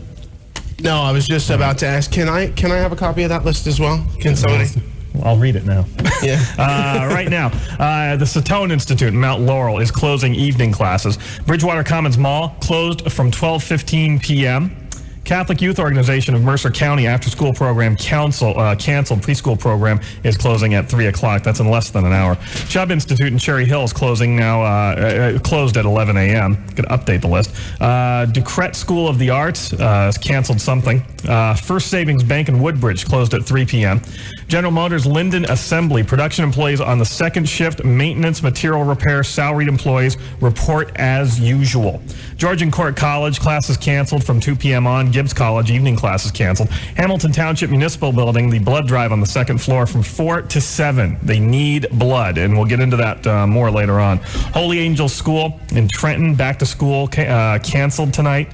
Holy Cross Grammar School and preschool shut down today at 1 o'clock. Hunterdon County Polytech Central Campus, all evening classes are canceled. Jersey City Public Schools closed tomorrow. Lewis School in Princeton closed tomorrow. Marlborough Township Public Schools, the board meeting for tonight has been canceled. Matawan Aberdeen Regional School District, all afternoon programs canceled, but arrangements are made for those who need a ride, so you don't have to worry about your kids. Monmouth Regional High School, regular dismissal, all after-school activities canceled. Montclair State University is closed. New Jersey Department of Personnel, all state civil service exams have been postponed. North Hunterdon and Voorhees High Schools dismissing at 2:25. That's in about 15 minutes. All after-school activities canceled. North Plainfield Adult High School is shut down. The North Plainfield Municipal Court, no evening court. Ocean County College shut down today at 1:30. Princeton Regional Schools, all after-school activities canceled. Raritan Valley College is closed. Rutgers University Campus in New Brunswick, all classes canceled. Rutgers University Newark Campus, all classes canceled. St. Anne's School in Lawrence, back-to-school night, grades 5 through 8 canceled. Somerset County Administrative Offices, IDRC classes are canceled tonight. Springfield Public Schools, all after-school activities are canceled. St. Anne's School of Raritan, CCD canceled for late afternoon. Bingo also canceled. St. David David the King Parish, all religious programs canceled. St. Gregory the Great School in Hamilton, all evening activities canceled. Chapel open for prayer services. St. Raphael's School is closed. Superior Court of New Jersey and Trenton, MCC Superior Court, afternoon sessions canceled. Ultrasound Diagnostic School, day and evening classes have been canceled. University Radiology Group, imaging closed down today at 2 p.m. West Windsor Municipal Court, 6:30 p.m. session canceled. West Windsor Plainsboro Regional School, EDP, is still open. And Wheelock Incorporated shut down today at noon. There is no second shift. And for those of you who want to donate blood, they've got a nationwide blood donation number. That's 1-888-BLOOD-88. Blood 88? Yeah, 1-888-BLOOD-88. I just saw that on the television to donate blood nationwide. That's the number to give. Also, they say, and I don't know if you already said this, but if you want to donate blood, go to blood banks, not to hospitals. Yeah, because the hospitals, they need it to the blood banks because through the blood banks they can distribute it, and that's the big thing. If you're looking for something to do, my wife and I were talking because my wife works at a school and came home early today, and she was just beside herself. What do? I feel like there's something I should be able to do. If you feel like you want to get involved and they need you involved, because there could be upwards of 50,000 people that could have been in the World Trade Center today, and that's right in our area. That's going to put a severe weight on our blood supplies. If you feel like you need to do something, and you do need to do something, go give blood. Find out what your local blood bank is. Call the number 888-BLOOD-88 and go give blood. That's the way you can help right now. Don't try to drive into the city. Don't try to drive to D.C. Don't go look at the damage. Don't be a ridiculous looky-loo, anything like that. If you want to help, if you really want to do something useful and constructive today, go donate blood at a blood bank. 888-BLOOD-88 is the number. I want to clarify something I heard earlier as well, and I don't know if you've heard anything more about this. The two planes collided into the Twin Towers there, right? And of course there was damage from the shock, of course, of the plane crashing into the side of the building as well. A few hours later, of course, when both of the towers went down, there was some claims that there was another explosion, and there has been some speculation as to whether or not there may have been either bombs planted in the building or bombs on board the plane as well that were to detonate at a later date. Have you heard anything more about that? All I've heard a couple of different things about that. I've heard, and again, this is all very sketchy because nobody's been able to go through the rubble yet. Nobody's be able to get through. Right now, the main concern of everybody is getting people out of there, getting any survivors out of the rubble who are still there. But I've heard that there may have been bombs planted in the World Trade Center set to go off possibly today. Around this time, because clearly they knew what they were doing and about what time they were going to be able to get there. There may have been bombs on the planes because they may have been able to get plastics explosives through there. And something else I heard that was kind of curious. The specific flights that were chosen, if you look at all of them, they were going cross country, which means they had a lot of fuel on them for a long flight, and that would have maximized the explosion and fire if they hit something close up because they would have been full of fuel. These were flying fuel tanks because they were going to the West Coast. That's right. They were supposed to be going to the West Coast, and instead they crashed within a couple of hours of takeoff. I had another. I was going to say, as far as the buildings collapsing. In fact, I just saw for the first time. I've been waiting to see this all day because every time they were talking about it, I missed it. And they just showed it again where the towers collapsed. I would have thought immediately, oh well, that was just because it couldn't stand the weight. What with the plane being in the side of it. But no, apparently there may have been some explosives involved. Yeah, there may have been some explosives, and then afterwards they were. And we heard reports from rescue crews who were in there that while they were in there, after the initial planes hit, there were explosions that went off. There were explosions that went off inside the building. So that's what we have so far. Nothing new that you don't already know. Thank God nothing else has happened. All flights are canceled. We've closed off the border between the United States and Mexico in California. That's gone. Any international flights that were coming into the United States via the Atlantic are going to Canada. And every airport's closed now. And every airport is closed now. So if you were thinking about flying anywhere, think again. It ain't going to happen. So what we're looking for is your reaction here. Or maybe if what has happened. And if you were anywhere near it and were able to see anything. My wife works in Edison at a school out there, and she was released earlier early, thank God, but they could walk down the block from their school and see the World Trade Center on fire when we still had a World Trade Center. And that's the kind of thing we're looking for here. And just your general reaction to what happened. We're going to be doing that all day. We'll have updates as soon as they are available. New Jersey 101.5 News is on the ball here. There's guys running all over the place. I've never seen half these people. And they're running around getting information for you, and they'll bring it to you. Scott and I are here just to fill time and take your reaction. We're going to have the information for you, and we got to get some traffic here because it's affecting the Turnpike and the Parkway. But 1-800-283-101.5 is the number, and we'll take your phone calls coming up. All right, New Jersey fast traffic. Well, the New Jersey Turnpike northbound side is still closed north of Interchange 11, and the eastbound Newark Bay extension also completely closed off. Route 80, the eastbound express lanes are shut down at exit 62 in Saddlebrook, and the local lanes are closed near 95 heading in towards Fort Lee. Any approaches that head down towards the Hudson River crossings are also closed off. Route 4 and 46, and Route 3 is closed over by the Jersey Turnpike western spur as you go east on Route 3. The Garden State Parkway has been open, but very heavy traffic. In fact, not only busy around the Essex and Union tolls, but also very crowded too on the southbound side coming from 98 down to exit 91. There was an accident in that spot with a flipped over car knocking out a couple of lanes. Hudson River crossings are closed except for the George Washington Bridge upper level coming back to New Jersey. That has just within the last few minutes been reopened. Very heavy traffic across that span coming back to Jersey. Across the Staten Island bridges, the bridges to Staten Island are closed, but coming back to Jersey, they are open. Jersey Transit, still no service on the Northeast Corridor, North Jersey Coastline, or the Raritan Valley Line. And there's also no service currently on the regional rails of SEPTA. They are providing a bus service. New Jersey fast traffic every 15 minutes around the clock. I'm Tom Rivers. Next report at 2:33 on New Jersey 101, New Jersey 101.5. 219 New Jersey 101.5. Scott and Casey, your phone calls now about what happened today. Let's go to Keith in Wildwood. Keith, you're on New Jersey 101.5. Hey, how's it going? Hey.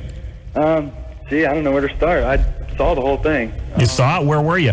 I was on the Turnpike going north. Right before the extension. I'm just glancing out the passenger side window, looking at the Trade Center towers. Plane goes around it, looking like it's going to turn around to go to Newark Airport, and it went right through it. Was this the first one or the second one? The first one. And so it actually circled the Trade Center before it went into it? Looks like it turned right into it. Wow. What was your reaction when you saw it? At first, I was shocked. I didn't know what to think. And then my coworker, I was like, yo, man, a plane just crashed into the Trade Center. He's like, no way. And then I lift up the visor, and it smoked. Oh, man. Did you see the second one hit? Well, I saw everything. Really? The second one hit within what, like 5 or 10 minutes of it? Not long afterwards. I wasn't sure exactly. It was like 7 minutes afterwards. 7 minutes afterwards. Wow. And that's the thing too, is you're watching the first one and you think, oh my gosh, what a terrible accident. Yeah. You see the second one and now you realize, oh my God, that was no accident. Yeah. Exactly. And we're going to the Vince Lombardi rest stop because we're currently putting in a floor there.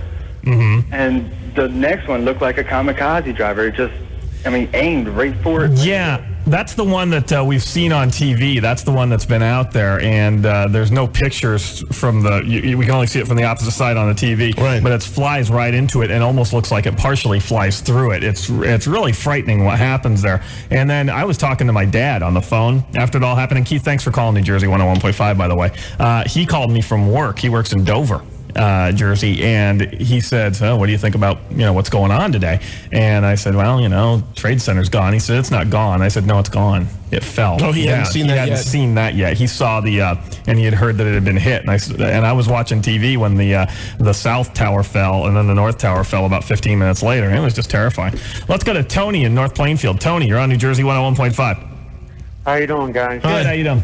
All I can say is I was traveling on 24 just a little while ago, and you could still see the smoke billowing from the distance. Oh, yeah. That's not going to clear up for quite some time. North Jersey's going to have some serious problems with that. I tell you, it only makes me think that, all right, we as a country suffered the first day of infamy. I can say now today was the second day of infamy. Yeah, but you know what? At least we had an enemy, the first one. At least we had a clear-cut enemy. Now we need to now we need to find out who did it. Bush said that the U.S. will hunt down and punish the attackers, and I hope we can find them, and I hope we do punish them. Of course. I don't want to get into it carefully. Yeah, we don't want to get into World War III. I don't want to get into. We're not going to get into World War III over this. This isn't going to lead to World War III. This is a terrorist attack. It's not going to be like another. This isn't like China attacking us, another nuclear-powered superpower. But I hope we do something about it. Tony, thanks for calling New Jersey 101.5. I was listening to them interview Norman Schwarzkopf this morning,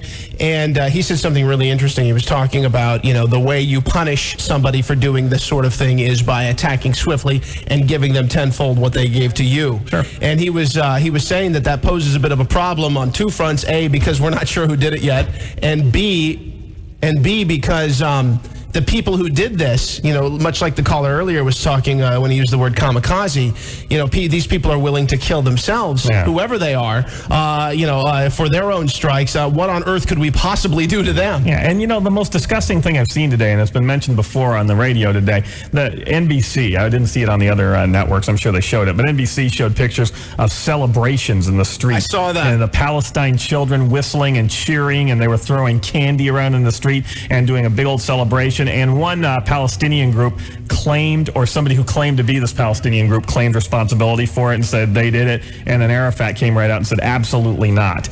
So the one thing I would hate to see happen here, and I was telling you guys off the air that I went into some of on the news things on AOL, you can go in and chat about what happened, and I hear people talking about going after the Arabs in this country and doing all that kind of stuff. Yeah, it's not about that. That's not a solution. That's not going to change anything. That's certainly not going to help. And no Arab who lives in this country, any ethnic group in this country was behind this. As far as we know, all the information points to. They say there's about 4 suspects.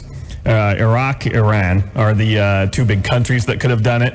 There was another one who I can't remember, and of course Osama bin Laden, who was probably the guy who did it. And he's being holed up somewhere in Afghanistan right now. We can't find him, the last I heard. So I wouldn't be surprised if Afghanistan is punished severely for keeping that SOB there. Mass generalizations and racism is certainly not the answer at a time like this. Also, right now, there are no commercial airliners anywhere in the sky in the United States.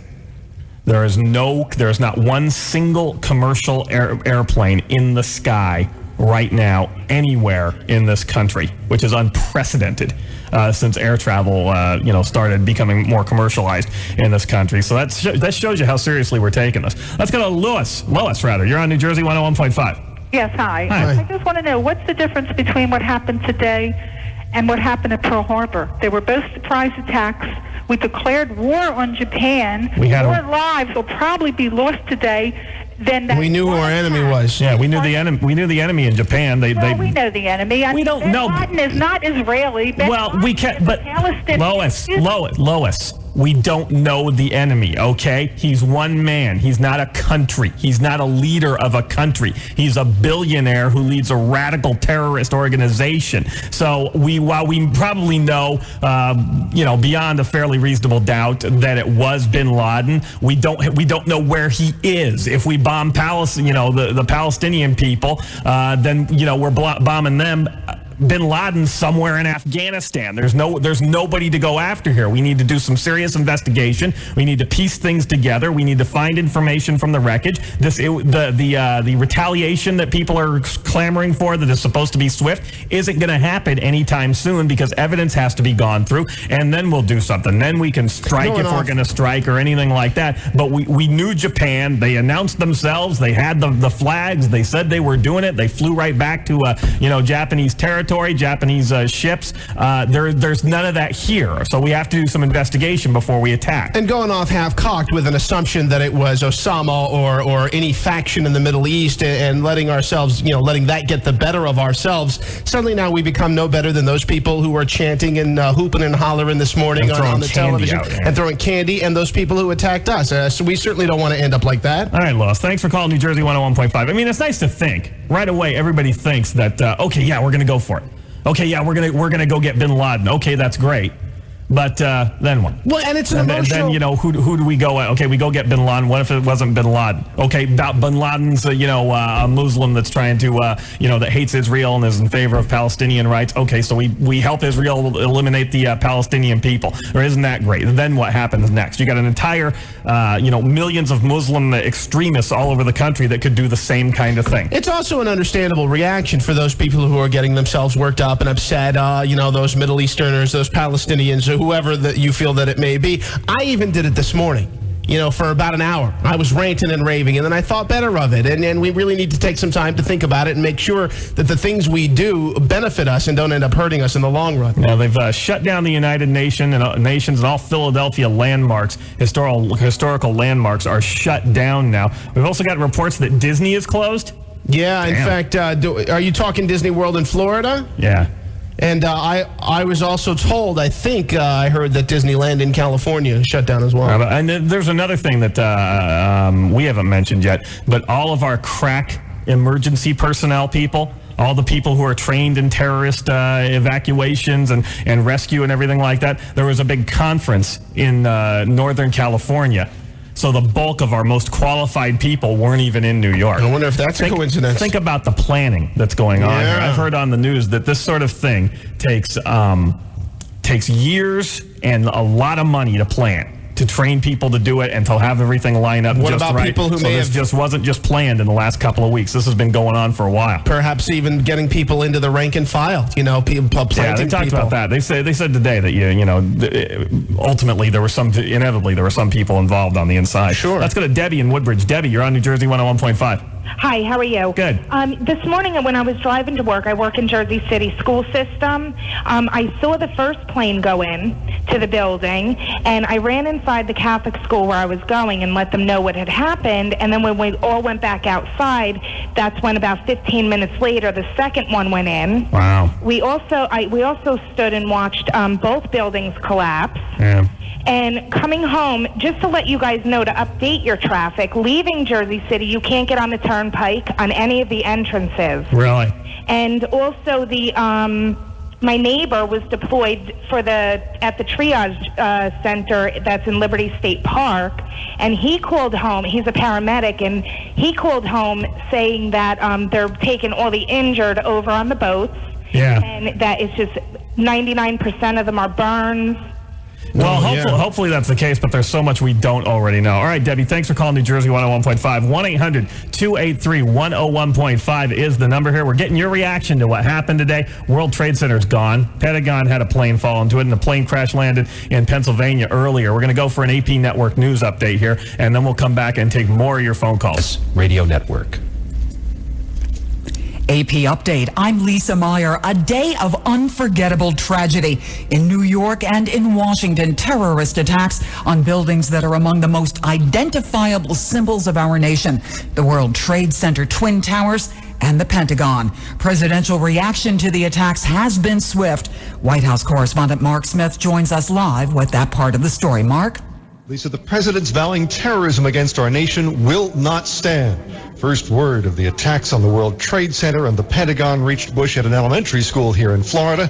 He was driven quickly to the airport, boarded Air Force One, and landed at Barksdale Air Force Base in Louisiana, where he told reporters those responsible will be hunted down and punished. The resolve of our great nation is being tested.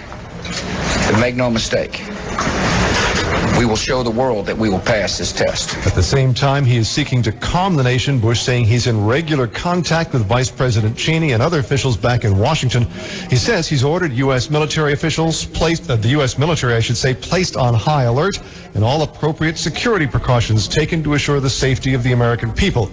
And Lisa, Bush is planning to stay in Louisiana for now as officials determine whether it's safe for him to return to Washington. Correspondent Mark Smith joining us live with that. Two hijacked airliners slammed into into the World Trade Center this morning, collapsing both of the Twin Towers. Shortly after that, a plane slammed into the Pentagon, causing widespread death and destruction there as well. The military has boosted security across the country. The borders to the United States, the entrances to our country, have now been closed. Sunday's Emmy Awards have been canceled, and for just the fourth time in baseball history, the entire Major League schedule is postponed for reasons other than a work stoppage or weather.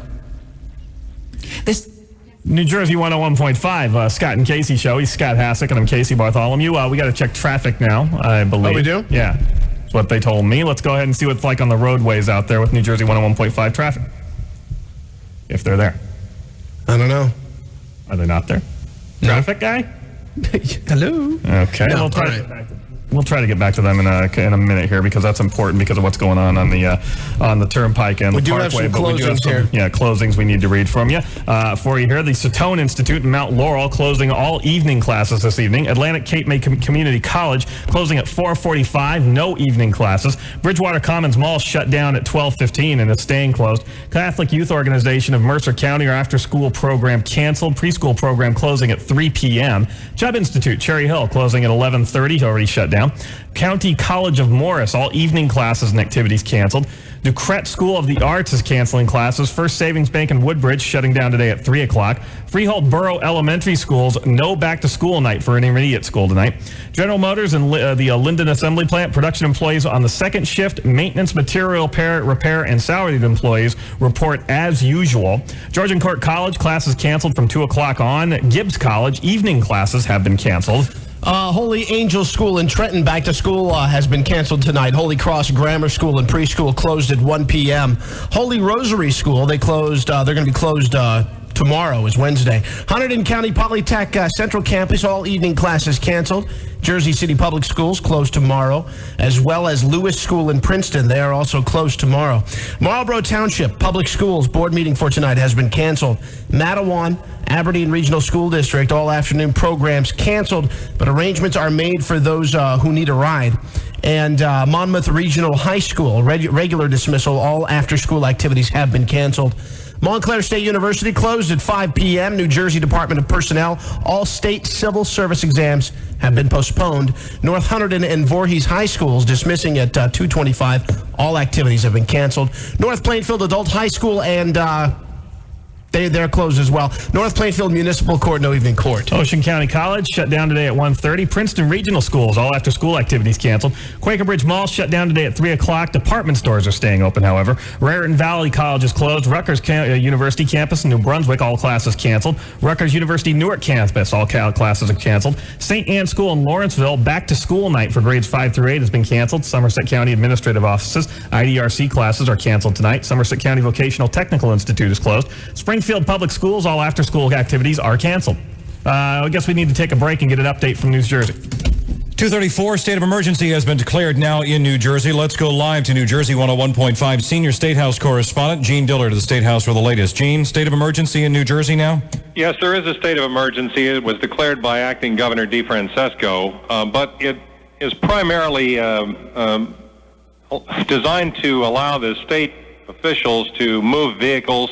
That's state police vehicles, National Guard vehicles, move them to hospitals, move them to other areas if necessary. It really does not affect the general public. The only area of the roadways that are affected so far by this order is exit 11 north on the Jersey Turnpike. I know you're aware of that. That has been, the traffic there is being diverted over to the Parkway. And DeFrancesco and other officials at the news conference urged people to stay away from that area. They may decide at some point to close other roads, but at this point there are no other roads closed, and pretty much life goes on as far as the roadways are concerned as it normally does. It sounded like the acting governor was attempting to at least keep some semblance of normalcy for the state, even while trying to make sure that we had the tools necessary to aid in this crisis. That's absolutely correct. In fact, he said there's no reason for people to alter their daily schedule. He said that, we're all shaken by this, but life must go on, and we will get through this, and that, as I say, only the proviso that North Jersey residents should avoid the major highways, and other than that, people... We have no word from the governor's office or the state police about anything to do with schools. He said that's all handled on the local level by the local district officials. And as far as he knows, school will continue. School will be open unless a particular local school or district decides to close them. All right, Gene Dillard, a senior State House correspondent in Trenton with the latest on a state of emergency declared in New Jersey. There are a number of schools who are closing early today and may close again tomorrow. We'll send you back for the latest on the list, and we'll keep you updated throughout the afternoon. All right, it's 2:37, New Jersey 101.5. Let's continue with the list of closings we got going on here. Somerset County Administrative Offices, IDRC classes are canceled tonight. Somerset County Vocational Technical Institute is closed. Springfield Public Schools, all after-school activities are canceled. St. Anne's School of Raritan, CCD canceled for late afternoon. Bingo is also canceled. St. David the King Parish, all religious programs canceled. St. Gregory the Great School in Hamilton, all evening classes canceled. Chapel's open for prayer service, though. St. Raphael's School, CCD program canceled for today. Superior Court of New Jersey and Trenton, MCC Superior Court, afternoon sessions have been canceled. Ultrasound Diagnostic School, day and evening classes canceled. University Radiology Group, imaging, closing at 2 p.m. West Windsor Municipal Court, 6:30 p.m. session canceled. West Windsor Plainsboro Regional School District, EDP is still open. And Wheelock Incorporated closed at noon, no second shift. 2:37, New Jersey 101.5, Scott and Casey Show, 1-800-283-101.5. More of your phone calls. We're getting reaction. Basically, the United States has isolated itself from the rest of the world right now. We've closed off our borders as best as we can. As wonderful as that is to say, it's also not the easiest thing to do. We have no walls. We don't have a border crossing checkpoint at every point in this country. The borders where there are crossings are closed down in Mexico and in Canada. And did you want to say something? No, I know Giuliani's holding a news conference right now. If you wanted to bring up the AP. Okay, we've got, I think that's Governor Pataki's. George Pataki. We're the freest and most diverse people in the world. We're also, I believe, the most capable of rising to meet the challenges of this type of attack. And right now, we want New Yorkers to remain calm, to go about their business, to appreciate the fact that everything to provide for their safety is being done, to appreciate that everything that can be done to provide for the health and the needs of the people who are still at risk is being done. I don't think we really want to speculate about that. The number of casualties will be more than any of us can bear ultimately. And I don't think we want to speculate on the number of casualties. The effort now has to be to save as many people as possible. And I don't think we will know the answer to that until sometime tomorrow or the next day. Were there large numbers of firefighters? There are a large number of firefighters and police officers who are in harm's way. And we don't know how many we've lost. But there's no doubt we've lost some firefighters and police officers. Do you know anything about the cause of the explosions that brought the two buildings down yet? Was it caused by the planes or by something else? We believe that it was caused by the after effects of the planes hitting the buildings. We don't know of an additional explosion after that. And could you tell us, do you expect any further attacks on New York? If anything to indicate that there could be more bombs, more planes out there? I know originally there was a report that 8 planes have been hijacked, 4 have only been accounted for. What about the remaining 4? And is there any possibility that there could be bombs on the ground planted by... We have no specific information to that effect. Obviously, the city is now closed. The airspace around the city is closed. And we are on heightened alert. But we have no specific information suggesting any further attack. Can you tell us where the planes came from? Coming into the Port of New York? I think to give the people of New York confidence, to show that the federal government is standing with us, and to just to make certain that nothing further happens. This has been a very, very difficult and traumatic day for the people of the United States and the people of the city. And I think that it's an act that shows that the federal government is going to do everything they can to support us and help us. New York Mayor Rudy Giuliani, you're listening to a live news conference. Okay, we'll go to that if any more information pops up available. Something else that just crossed across our screen here, Greyhound. We said that there are no commercial airliners anywhere in the skies in the United States right now. Greyhound, the nation's largest bus company, has also suspended service to much of the country. So we're really shutting ourselves down and closing ourselves in here so we can find out what's going on. But we want to get your phone calls. Also, again, we can't stress enough the importance of donating blood right now. Call a blood bank, get to a blood bank, and donate blood. Those 2 buildings alone the World Trade Center. We have no idea how many people were in them at the time of the attack, if you will. Can hold as many as 50,000 people, and that's going to severely hamper our ability to serve them properly and treat them properly. If we don't have blood, go to a blood bank, donate blood, or call this number if you don't know what to do, 1-888-BLOOD-88. That's 1-888-BLOOD-88. If you're sitting around like my wife is going nuts, thinking it, wishing there was something you could do, that's what you can do. Let's go to Jeff. What? Let's talk to Steve on Old Bridge. Steve, you're on New Jersey 101.5. Hi, guys. Hi. My feelings fluctuate among anger, relief, and sadness. My fiance was on the 41st floor of the building. Have you heard from her? Yes, I did. She's okay, thank God. I was conducting a training seminar down in Valley Forge, and somebody came in the seminar room and said, hey, a plane crashed in the World Trade Center. And I said, is that a joke? And they said no, and in this company they had the TV on. I ran in there and I saw it and I buckled because it looked like, at that time, the smoke looked like it was coming right out of the middle of the building. Yeah. So I couldn't get a hold of her. My mother happened to be at my apartment here in Old Bridge at the time, and she was frantic. I was frantic. Canceled the seminar and drove up here, and, you couldn't get into New York. My fiance's sister called me here, and I was en route from Pennsylvania, and I got up here. And where is she now? They've obviously evacuated her out of the building. She's at her apartment. She lives in Midtown. She had to walk, and I asked her, I said, did you feel the impact the first time? And she said, well, I felt something, but I didn't know what was going on. And she said she works for a law firm, and she said one of her colleagues said, hey, you have to get out and you have to walk down the stairs. She left. She realized she forgot her purse, and she went back in for her. Oh, no. She forgot her purse and she went didn't to know go what get was it. going on yet. Went back in, and she said by this time people were panicking. Women were like losing their shoes. Was it hard for her to get out of the buildings? She didn't give me the details because a lot of call waiting. People were calling her from other countries. Sure, absolutely. Well, as long as she's okay, that's great, Steve. Thanks for calling New Jersey 101.5. Jeff is in Tom's River. Jeff, you're on New Jersey 101.5. Yes, hello. I just wanted to first send out a heartfelt sorrow for family and friends, but I was at Newark Airport when this whole terrible thing happened. Basically sitting in an airplane and looking out of the window on the left-hand side of the plane and just seeing smoke billowing from the building itself. Wow. The World Trade Center. Yeah, because you got a view of that right there at Newark. And yeah, it was just terrible. And then to hear from the pilot with his voice just being audibly shaken. Were you on a plane? I was physically on the plane. Wow. Can you imagine if you're going to have a pilot whose voice is shaken? Can you imagine how serious that's got to be? Because those guys don't shake for anything. Yeah, and it was audibly shaken. I mean, he said that there had been a terrible accident that happened involving two planes at the World Trade Center, and that our flight was going to be seriously delayed, and that if anybody wanted to get off of the plane, now would be the time. And at that point, there was just a panic getting out of the plane. And then you weren't going anywhere anyway. Yeah. So they would have eventually, after you stayed, they would have eventually canceled the flight anyway. Where were you headed? I was heading out to Las Vegas.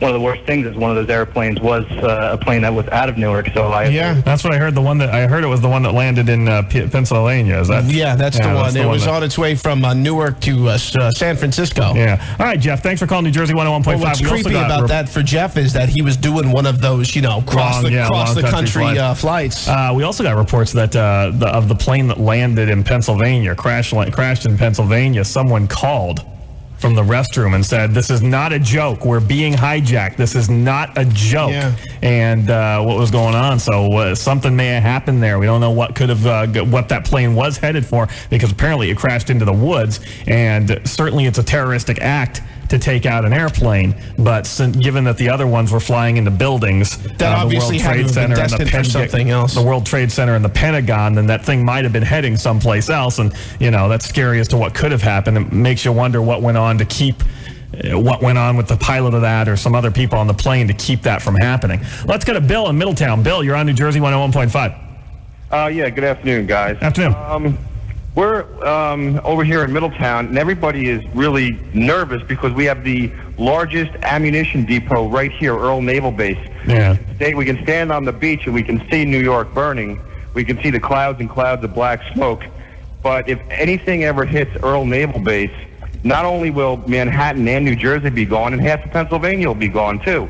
Well, right now, I don't think... They've been stockpiling ammunition here. Yeah, right now, I don't think there's a concern about that. Certainly, that needs to be protected. But right now, there are no commercial, at least no commercial airliners in the sky anywhere in the United States. So I don't think you have to be concerned about that right now. I'm sure there's a heightened awareness. And once the World Trade Center once they went after the Pentagon, I'm sure they were aware about targeting any potential targets or, protecting any potential targets. So I wouldn't be, certainly be aware, but I wouldn't be terribly worried about that right now, Bill. Thanks for calling New Jersey 101.5. 1-800-283-101.5 is the number here. We're getting your reaction to what happened today. If you've been locked in a room for the past 6 hours, a couple of airplanes crashed into the World Trade Center. It is no more. It's gone now. They were hijacked airplanes, and they ran into the building. There's the possibility that there was some explosives placed in the building before the planes even hit, perhaps on the planes themselves. They picked planes that had enough fuel to fly across the country to maximize the damage, and both towers, the South Tower fell and then the North Tower fell, and as many as 50,000 people work in the World Trade Center. Not all of them are dead. We have no accurate counts as to that, and it's going to be a while before we get any, but we're getting your reaction, and traffic is a mess in New Jersey, and we're going to get that information for you right now from New Jersey Fast Traffic. Well, the New Jersey Turnpike is still closed on the northbound car and truck lanes north of Interchange 11. They're diverting traffic to the Garden State Parkway. At that spot, the western spur has been reopened. Eastern spur remains closed, and the eastbound Newark Bay extension is also shut down. A westbound side, though, is open. Any of the roadways that go to the Hudson River crossings are also closed off, like Route 4 and Route 80 and Route 3 and 46 as well. The Hudson River crossings have been closed down both ways, with the exception now of the George Washington Bridge upper level coming back to New Jersey. That has been reopened for the time being. The Garden State Parkway is open, but very crowded with traffic, especially in the stretch of the Garden State Parkway that goes south from exit 98 in Wall down to 91 in Brick, where there's been an accident with a flipped-over car. A couple of lanes are still closed off. Jersey Transit, no service on the Northeast Corridor, North Jersey Coastline, Raritan Valley Line, also knocked out. Limited ferry service coming back to New Jersey from New York. Amtrak has had no service along the Northeast Corridor, and the airports remain closed nationwide until further notice. New Jersey Fast Traffic every 15 minutes around the clock.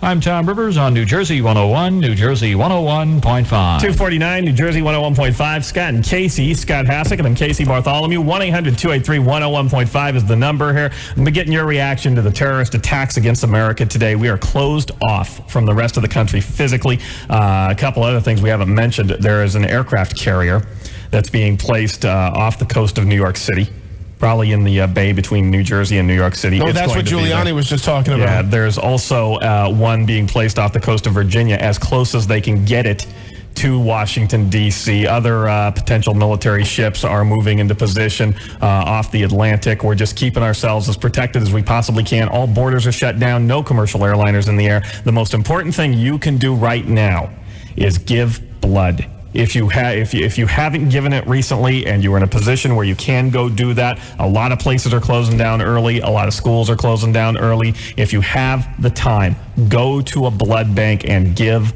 blood. They are going to need it. Do not go to a hospital. Hospitals can't help you with the given blood. You need to go to a blood bank, and the number you should call to find out where is 1-888-BLOOD-88. That's 1-888-BLOOD-88. Did you hear earlier the Pennsylvanian congressman, I'm pretty sure he's from somewhere in Pennsylvania, he was going on about how this was our own fault, how we've had this lackadaisical attitude for the last 10 years.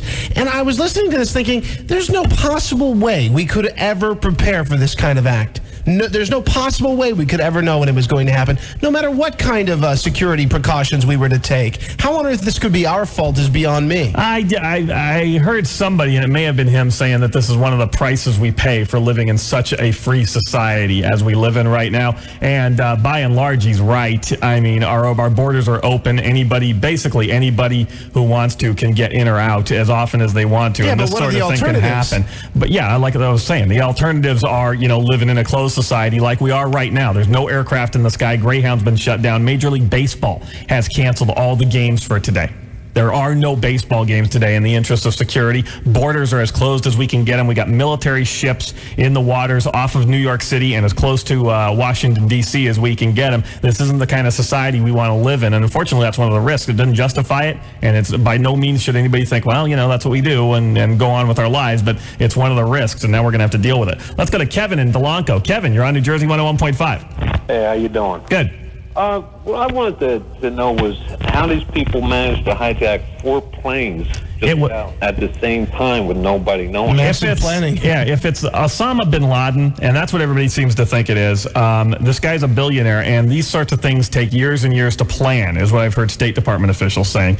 And he's been planning it for a long time. If you look at where the planes came out of, at least 2 of them came out of Logan, which is in Boston. Right. And what it goes to show is how easy it was, because they got 2 guys who were probably had plastic explosives on them, if you believe the theory that there were explosives on the plane, were able to get on the plane. It's not hard to get on a plane. It's not hard to get false documentation. It's not difficult, especially when you've got a billionaire backing it. If it was bin Laden, it's not hard to get all that information, and all you have to do is buy a plane ticket. Once you have the false documentation, it's as simple as buying a plane ticket and possibly having a gun, possibly having plastic explosives, possibly being able to do something. What it does is it shows a complete breakdown in airport security, not only in Logan Airport in Boston, but across the country, Kevin. That's how this sort of thing is supposed to happen. We kind of get lazy, you got people who are checking bags and going through the x-ray machines and looking at people and trying to figure out who's who and looking at pictures and the FBI investigating.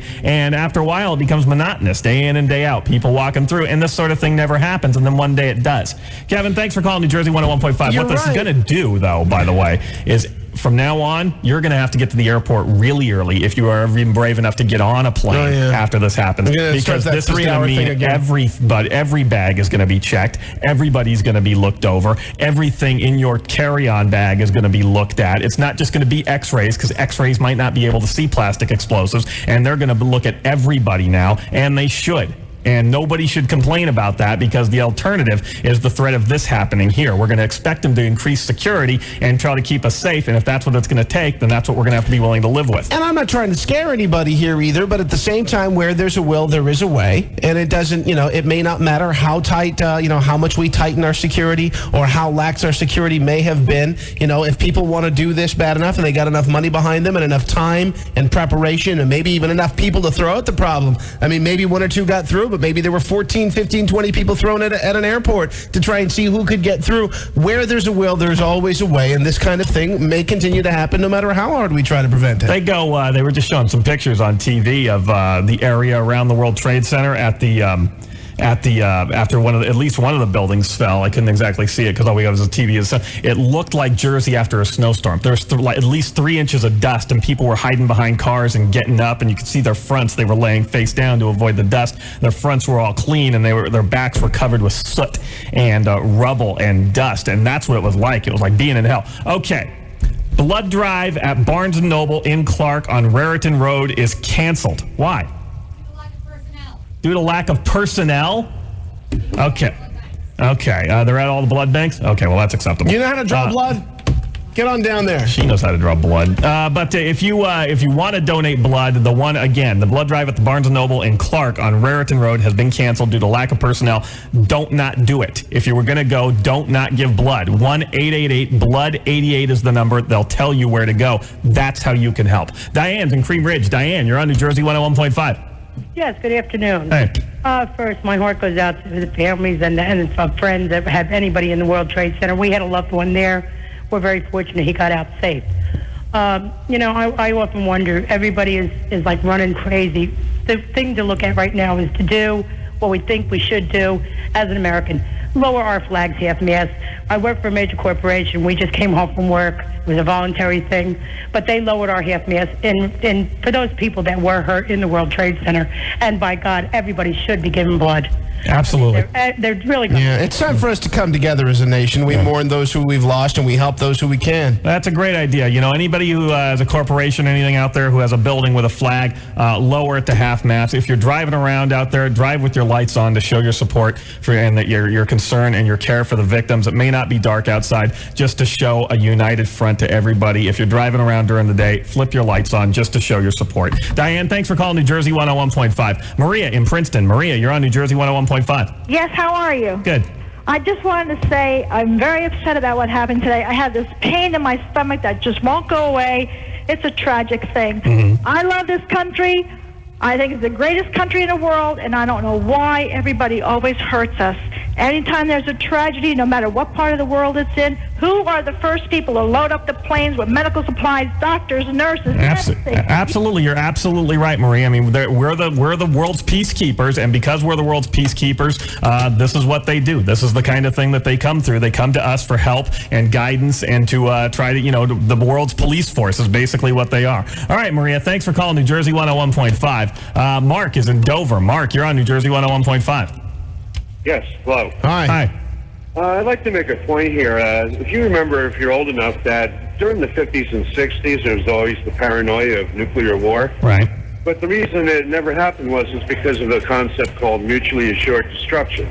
Yeah. That, retaliation would be so severe that it would be not a thought. Well, what's your point? Now, as far as these terrorists are concerned, if we were to just retaliate against them in such a massive way that there was no political gain by any of their acts, that it would actually eliminate their whole society. Won't happen. They wouldn't be taking these chances.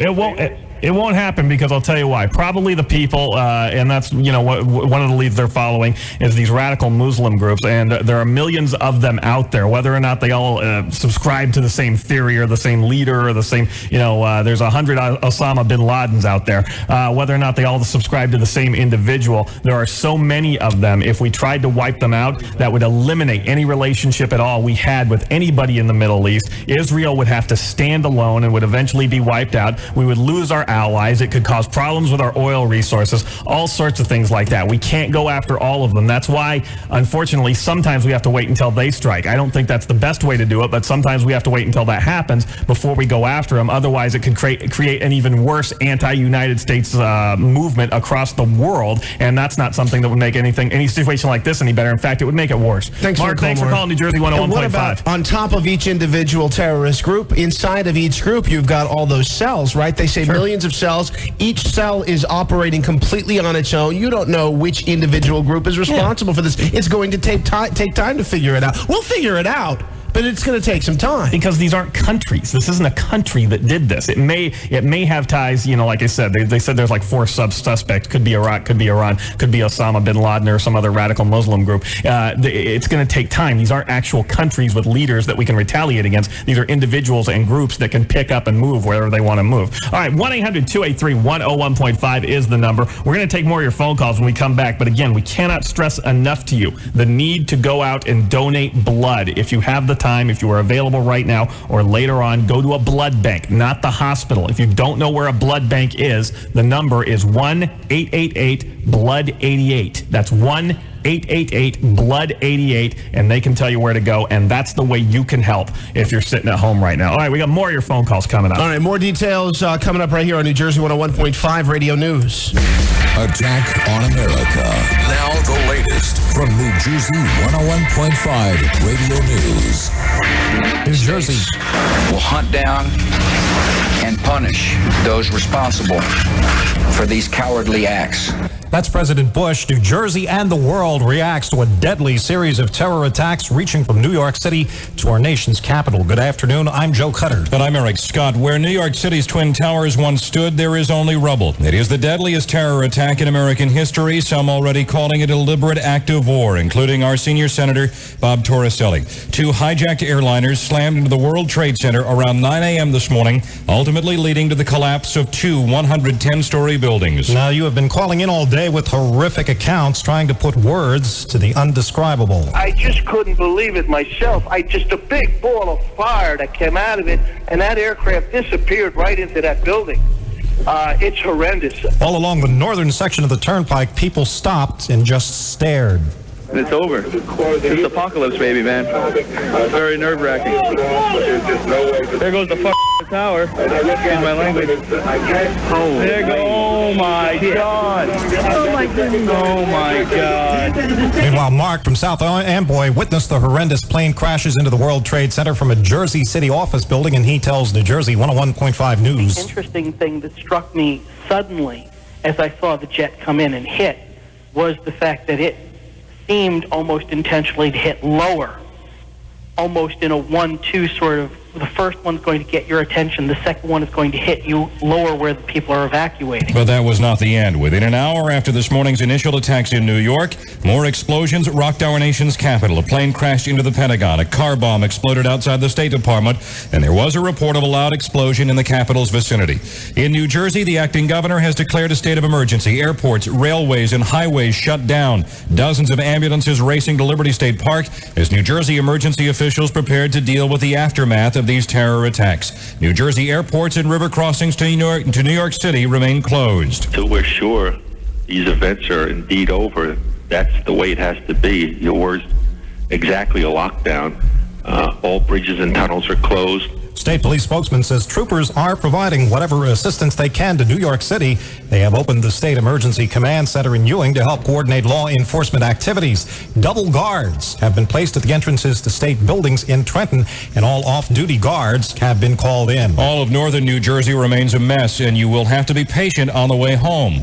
Let's get the latest now at 3:03. Here is New Jersey fast traffic. Well, many of the roads heading for the Hudson River crossings are closed off, including Route 4 East in the Inglewood area, 46 East in Fort Lee, Route 3 in the Meadowlands, right down by the Turnpike Western Spur. That section of Route 3 East is closed, and all the Hudson River crossings are closed except for the upper-level George Washington Bridge coming back to New Jersey. They just within the last hour or so reopened the upper level for drivers coming back to New Jersey. The traffic is also blocked off on the northbound Jersey Turnpike car and truck lanes just north of Interchange 11. You're diverted over to the Garden State Parkway, and the Eastern Spur is also blocked off. Traffic diverted over to the Western Roadway for the time being. We've had continuing slowdowns for drivers on the Garden State Parkway, although it is getting better south exit 98 down to 91, where there was a flipped-over car accident. That's been cleared. The drive across the Staten Island bridges, you still can't leave New Jersey on the Staten Island bridges, but those bridges are open coming back to the Jersey side. There's still a continuing disruption on mass transit. All the airports remain closed off nationwide. Jersey Transit, no service on the Northeast Corridor, North Jersey Coastline, and Raritan Valley lines, and Amtrak service also disrupted on the Northeast Corridor.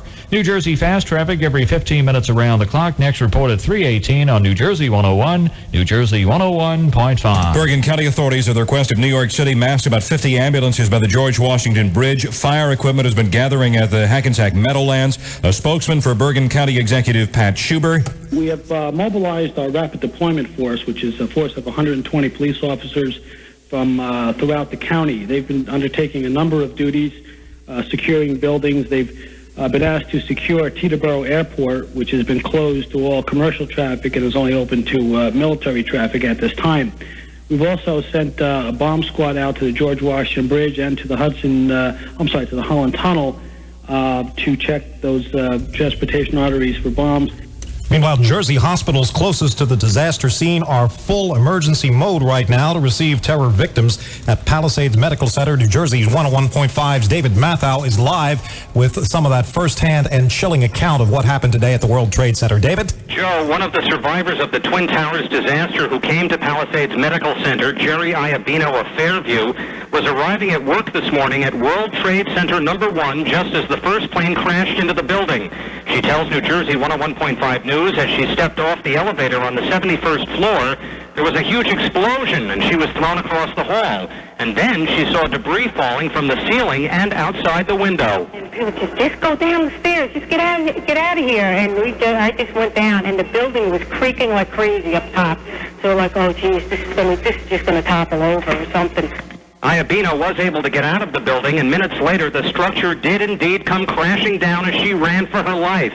Amazingly, the Fairview resident walked into this hospital under her own power after taking a ferry from New York to Jersey. Most other patients were not so fortunate.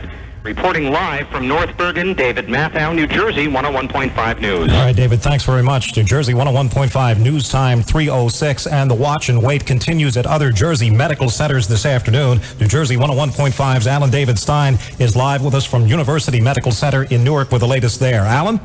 Okay, Joe, I have had a lot of activity here. I'd say between 5 and 10 victims have been brought in. What they're doing now is they're bringing them to Newark via the rail lines. They're triaging them, from what we understand, at Newark Penn Station. Dr. Eric Munoz from University Hospital spoke to us a little while ago. We also expect, depending on the severity of injury, we may start getting helicopter. We run the helicopter program for the state. So, I mean, if you just saw the pictures, you hardly even get any footage from what's going on in Manhattan. So we can get people by air, and we're ready for that. We've been told military helicopters will be used. So we're just ready. We have people donating blood. And, you know, we're just on full standby. And this block is even on standby. They have closed off traffic. They have about 100 people in front of me where the ambulances will be coming in. They're all set. There's hazmat set up for people who may need decontamination from chemicals. The main hospital has been closed off to visitors today. So that's where we are right now, awaiting the onslaught. Live at University Medical Center, Alan David Stein, New Jersey, 101.5 News. All right, Alan, thanks very much. And we would all like to believe that the worst is behind us. However, a spokesman for Passaic Medical Center, Dr. Alvin Goldberg, says they are also guarding against the possibility of a new terror. That would be a threat of biological agents that may possibly have been released during the attack. New York's mayor says the death toll from the destruction of the Trade Center's Twin Towers will be more than any of us can bear. The numbers won't be known until tomorrow, the earliest. But Mayor Giuliani says the dead will certainly include police and firefighters involved in the rescue effort. So where do we go from here? The State Department already has its eyes on possible suspects. Osama bin Laden is the prime.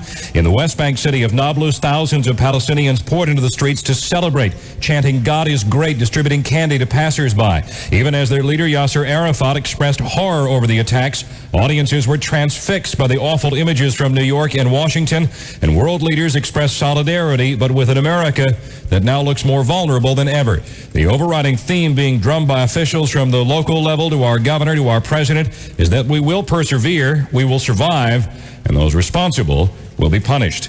For Joe Cutter, I'm Eric Scott. Scott and Casey have the latest. 308, New Jersey 101.5. It's the Scott and Casey Show. 1-800-283-101.5. He's Scott Hassick, and I'm Casey Bartholomew. More of your phone calls coming up here, but we do have the updated list of closings in and around New Jersey here. The Satone Institute in Mount Laurel is closing all evening classes. The College of New Jersey has no evening classes. Allegro School is closed tomorrow. Arc of Monmouth membership meeting canceled for tonight. Atlantic Cape Community College closing at 4:45, no evening classes. Bloomfield College closing as of 4 p.m. today. Bridgewater Commons Mall closed from 12:15 on.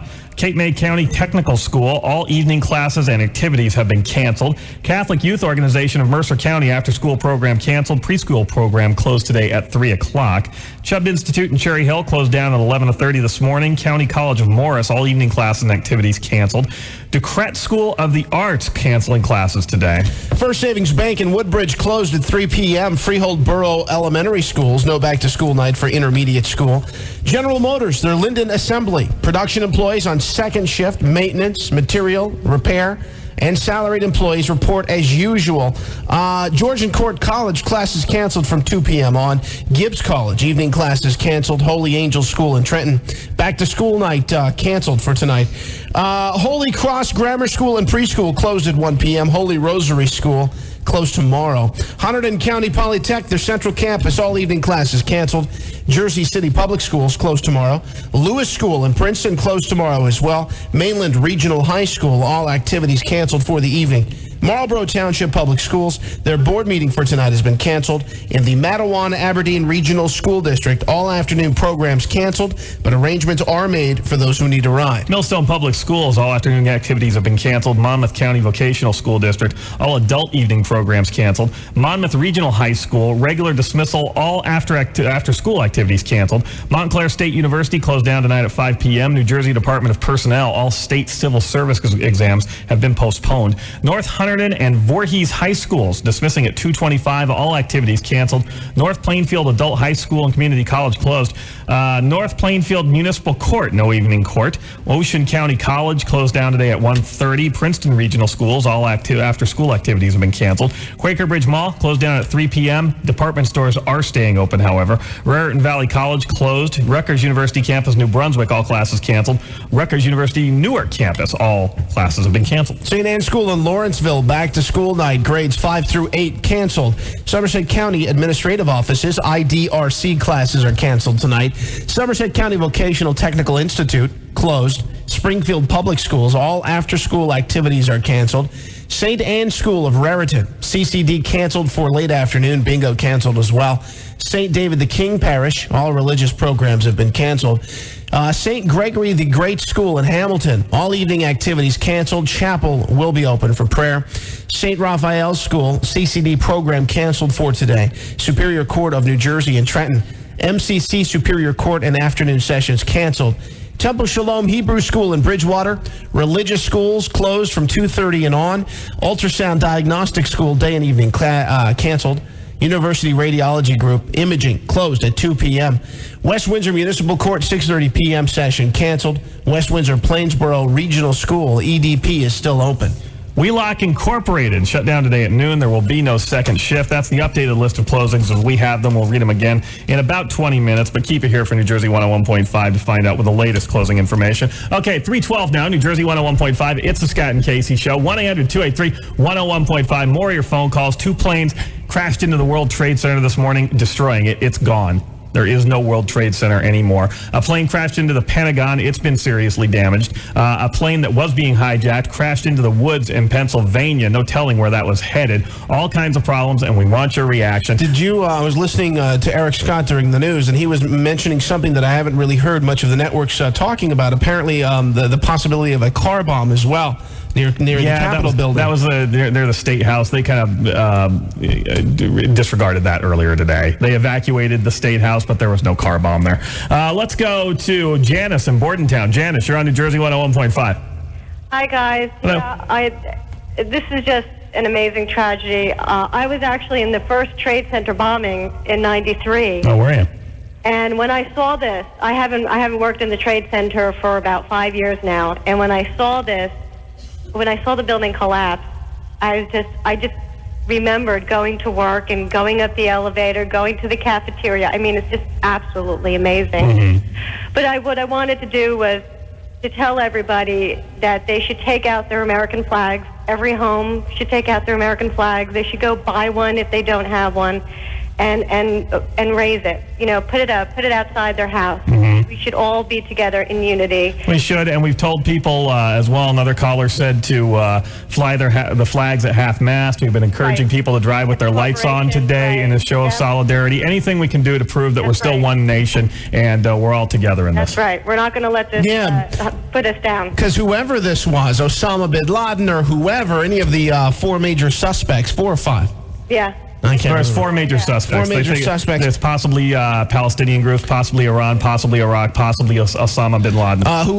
Whoever it is, you know, this was obviously an affront against our nation, and we need to come together. All right, Janice, get out the American flags. If you have a flag, fly it at half-mast. If you're out there driving, drive with your lights on. Show your support for everybody that was injured or who possibly lost somebody in this tragedy. Thanks for calling New Jersey 101.5. We just got this. FBI will be holding a news conference in about 5 minutes. We'll be carrying that live on New Jersey 101.5, and you'll be able to hear what the latest information that the FBI has on that. Let's go to Chris. We got a TV monitor in here so we can see everything that's going on, so we'll bring that to you as soon as that happens. Let's talk to Chris in Millville. Chris, you're on New Jersey 101.5. Hey, how you doing, Good. Scott? I went home during lunch. I heard about this in work this morning, and we saw reports of people celebrating in the streets.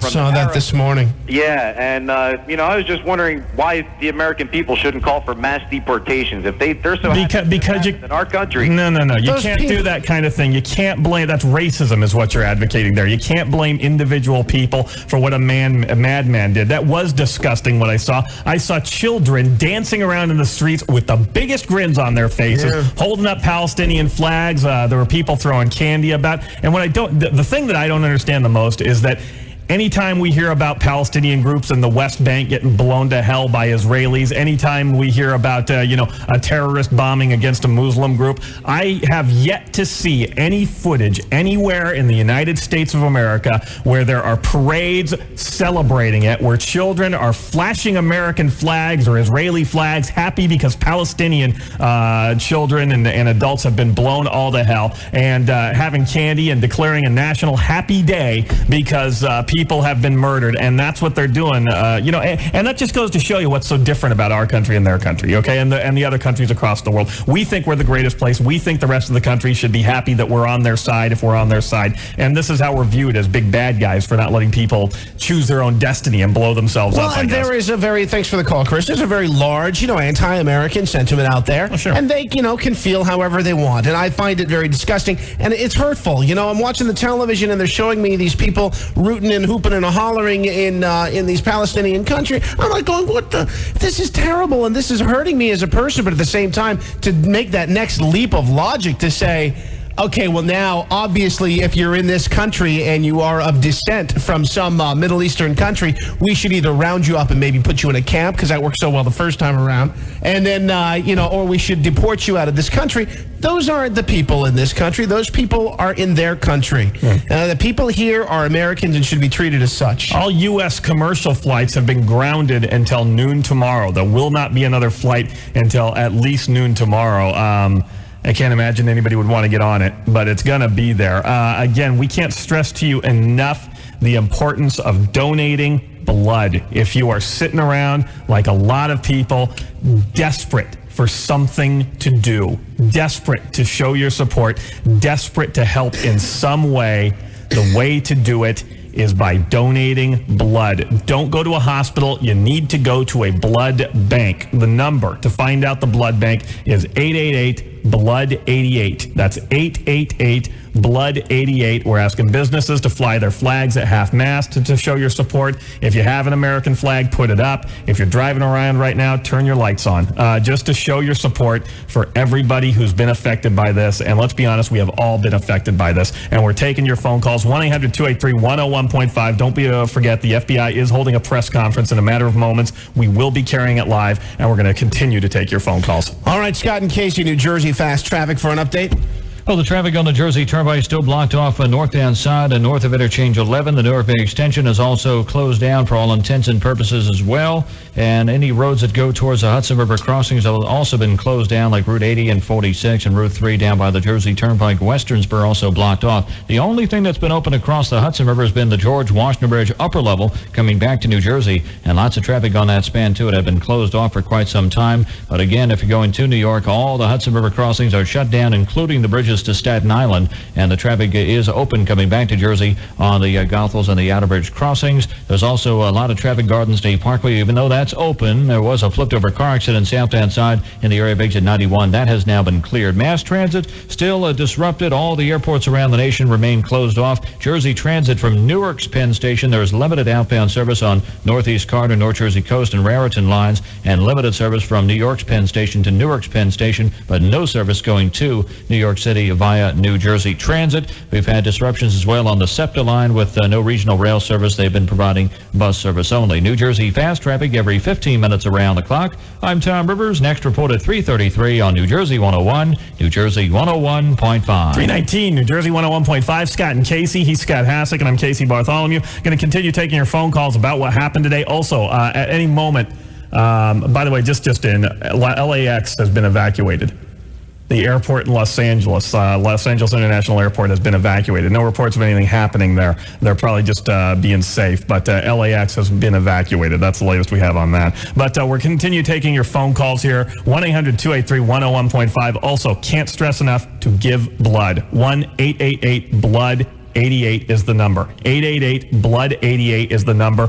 Don't go to a hospital. Go to a blood bank. That's where you go to give the blood. That's how you can help right now. Also, at any moment, There's going to be an FBI press conference, and we're going to carry it live here on New Jersey 101.5 to get the latest information that they have about the bombing. But until that point comes, we're going to continue to take your phone calls. Let's go to Bill in Ocean Township. Bill, you're on New Jersey 101.5. Yeah. Hi, Casey and Bob.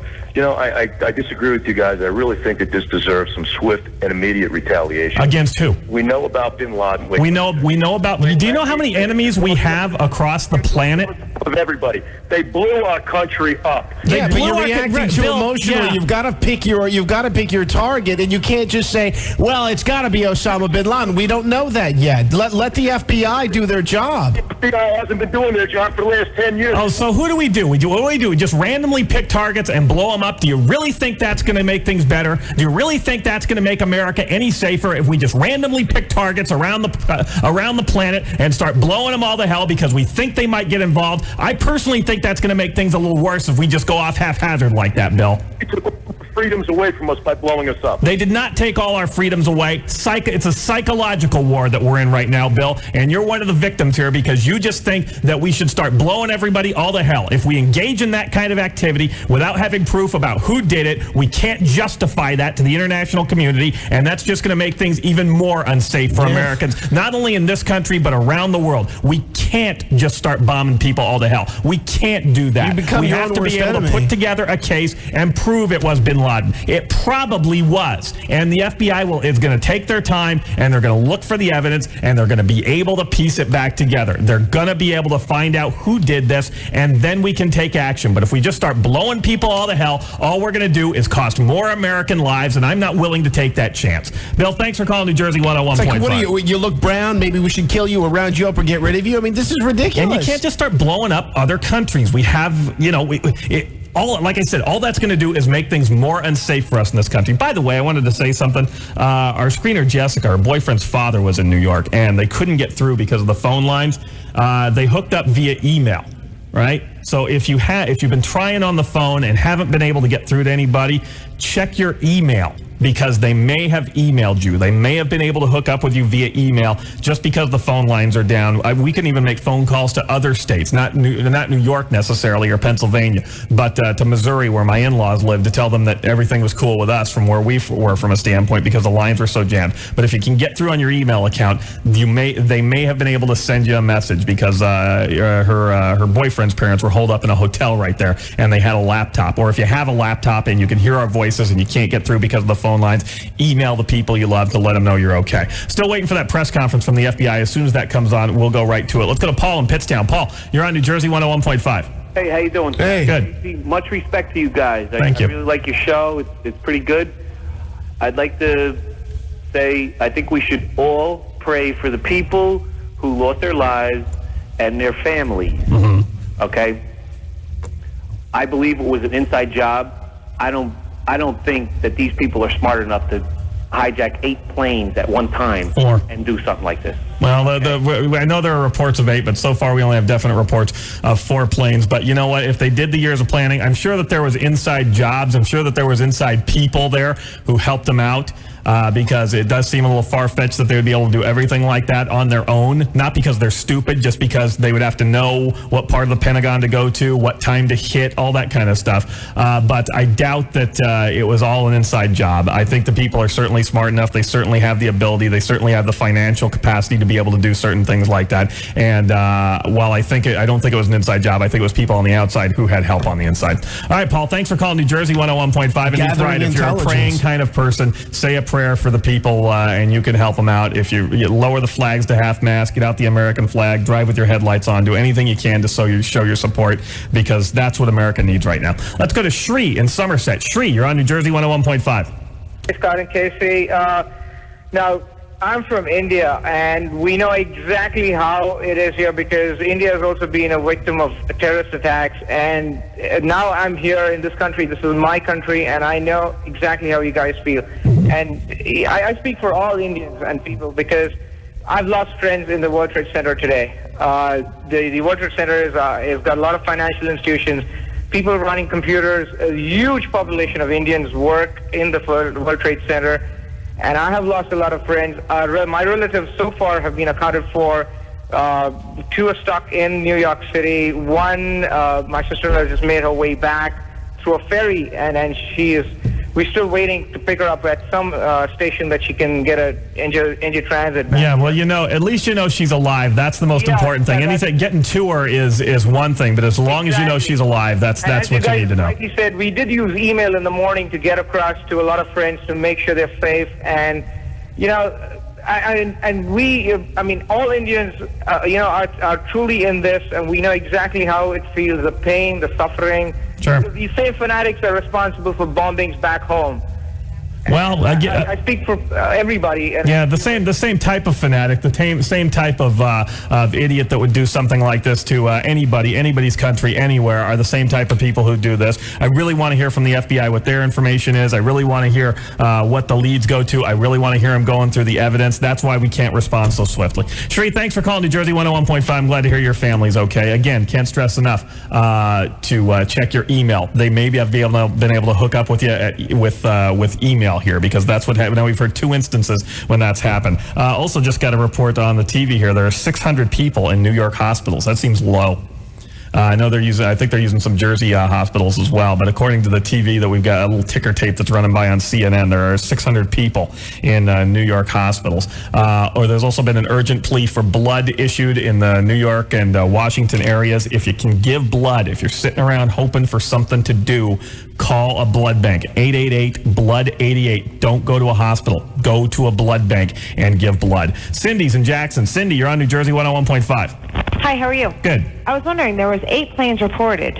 Well, I've heard conflicting reports about that. I've heard 8 planes, and then I've heard there were just the 4. Because right now, there are no commercial airliners in the air in the United States anywhere right now. So if there were 8 that were hijacked, if there were 8 that maybe somebody called in a threat or something like that, only 4 of them did any damage. Right. Because there isn't anything that's in the air right now in the United States. And I was under the impression that all of our commercial airliners have been able to account for all of their other planes. Okay, I was just wondering because you guys had reported that earlier. Yeah, I heard that earlier, and this was the only place I had heard that. I know it was on TV, but I was watching TV, and all I heard was that there were 4, and the 4 have been accounted for.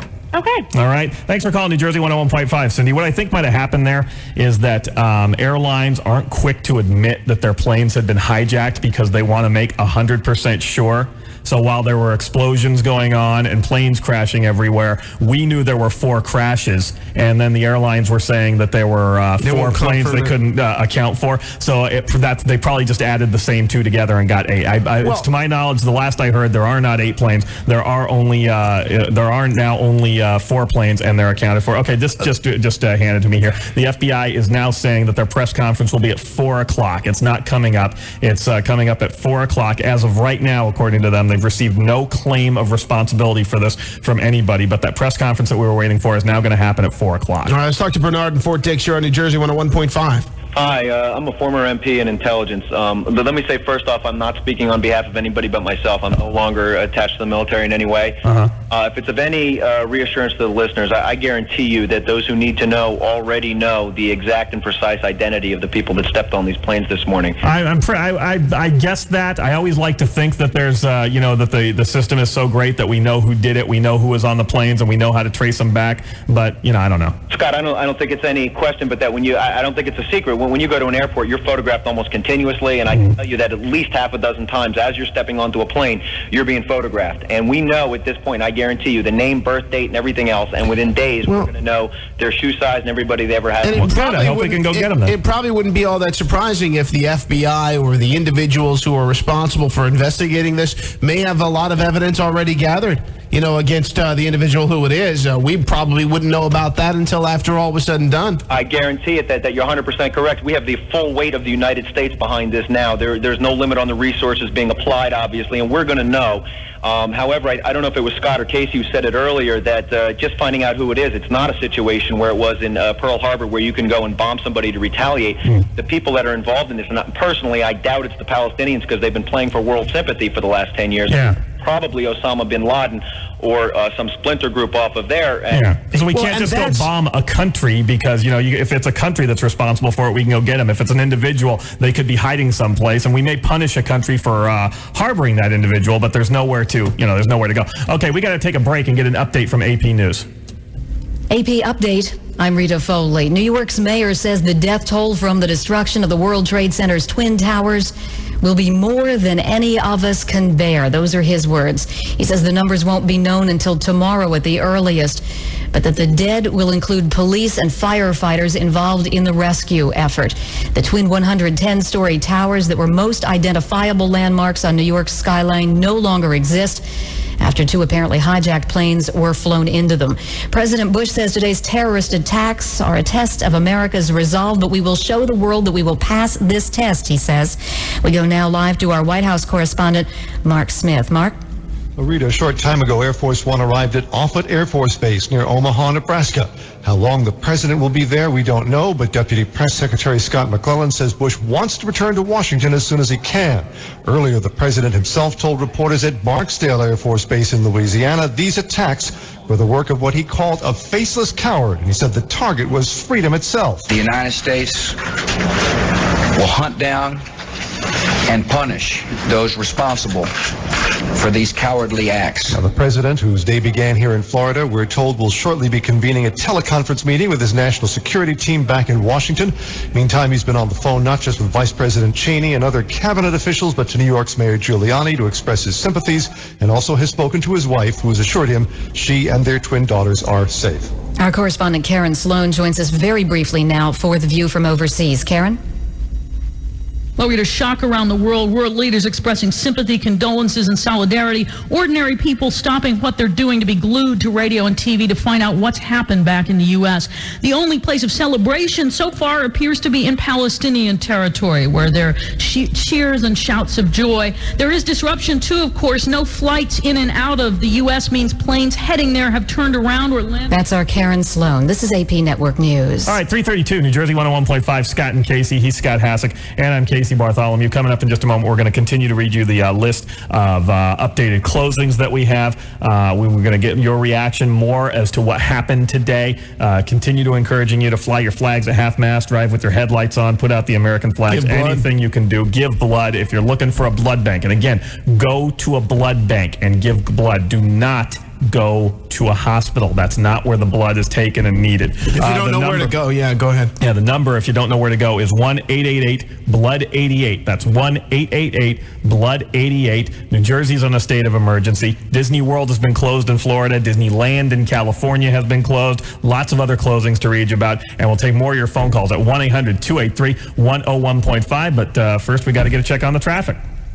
All right, looks like the New Jersey Turnpike at status quo is still closed off. North-hand side, north of interchange 11. The north and western spur has been reopened, but the eastern spur is still closed. And the Newark Bay Extension eastbound side also shut down. And any of the roadways getting to the Hudson River crossings like Route 4 and 46 and 80 and Route 3 also closed off on the eastbound side. Pretty much anything heading towards the city is still blocked off, like all the Hudson River crossings and the Staten Island bridges leaving New Jersey. They're all completely closed off. The only thing that's been open across the Hudson has been the George Washington Bridge upper level coming back to New Jersey. That has been open now for the last 90 minutes or so, and very busy traffic up and across that span. The Garden State Parkway has been kind of bunched up through some of the tolls, but no major problem now. The ride of mass transit still very tough. New Jersey Transit from Newark's Penn Station, there's limited service on the Northeast Corridor, North Jersey Coast and Raritan lines on trains going south and west, and a limited service between Penn Station, New York City and Penn Station, Newark coming south, but no service north into New York. And of course, the airports nationwide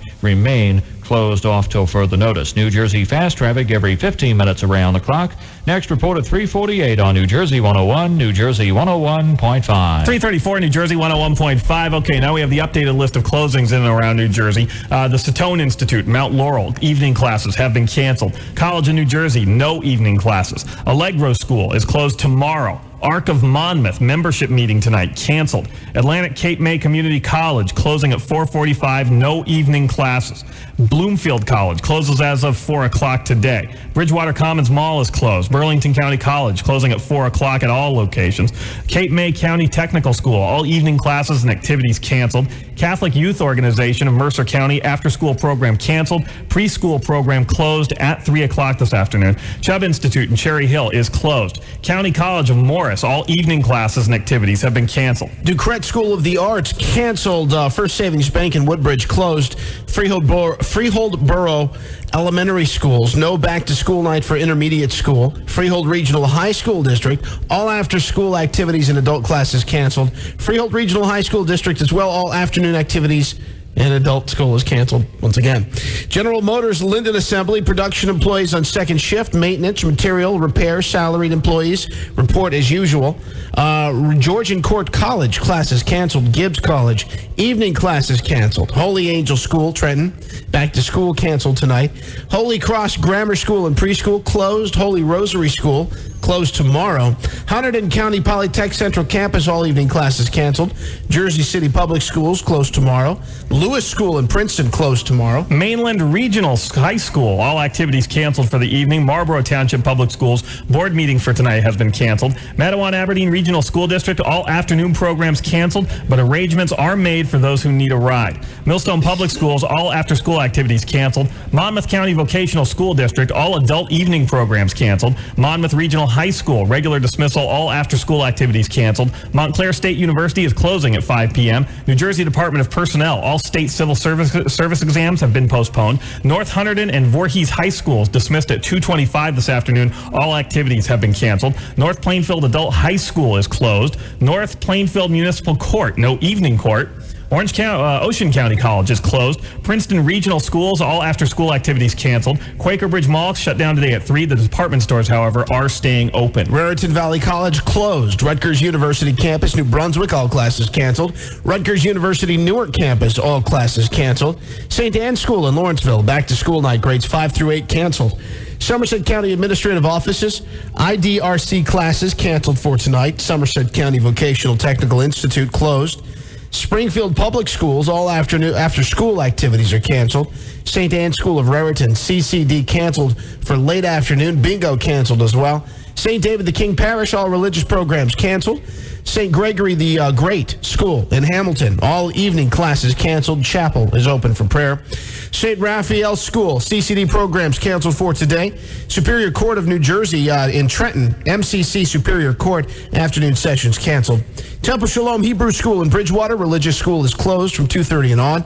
Ultrasound Diagnostic School, day and evening classes canceled. University Radiology Group, imaging closed at 2 p.m. this afternoon. West Windsor Municipal Court, 6:30 p.m. session is canceled. West Windsor Plainsboro Regional School, EDP, is still open. And Wheelock Incorporated closed at noon. There is no second shift. It's 3:37, New Jersey 101.5, Scott and Casey show. More of your phone calls now, your reaction to what happened. I want to say, though, we have been getting reports that the number that they gave us to give out for the blood donation to find a blood bank is not exactly helpful. 1-888-BLOOD-88 isn't the one to call. So you might want to try calling the American Red Cross and finding out from them where you should go to give blood. They might be able to help you with that. The number for that is 877-RED-CROSS. Just 877-RED-CROSS. It's a toll-free number if you're looking to give blood, and you should be looking to give blood because that's the way all of us can help right now. Call 877-RED-CROSS, and they should be able to help you out. All right, 1-800-283-101.5. Peter's in Middlesex. Peter, you're on New Jersey 101.5. Hey, guys. Hi. Hey. I just came from the blood center in New Brunswick, and they were handing out numbers, giving you a form to fill out, and then telling you to come back. I filled out my form, and I saw that they were handling like someone with like number 65, 70 in that range. I have number 706. Well, hang out and wait. So, well, they said go home, come back. I have to go back in a few hours, but definitely go down there, get a number, fill out your form, and then come back. Yeah, today is not the day to say, oh, too much of an inconvenience. Obviously, we've got a waiting list because a lot of people are having the same idea, and it's good that everybody does it. And of all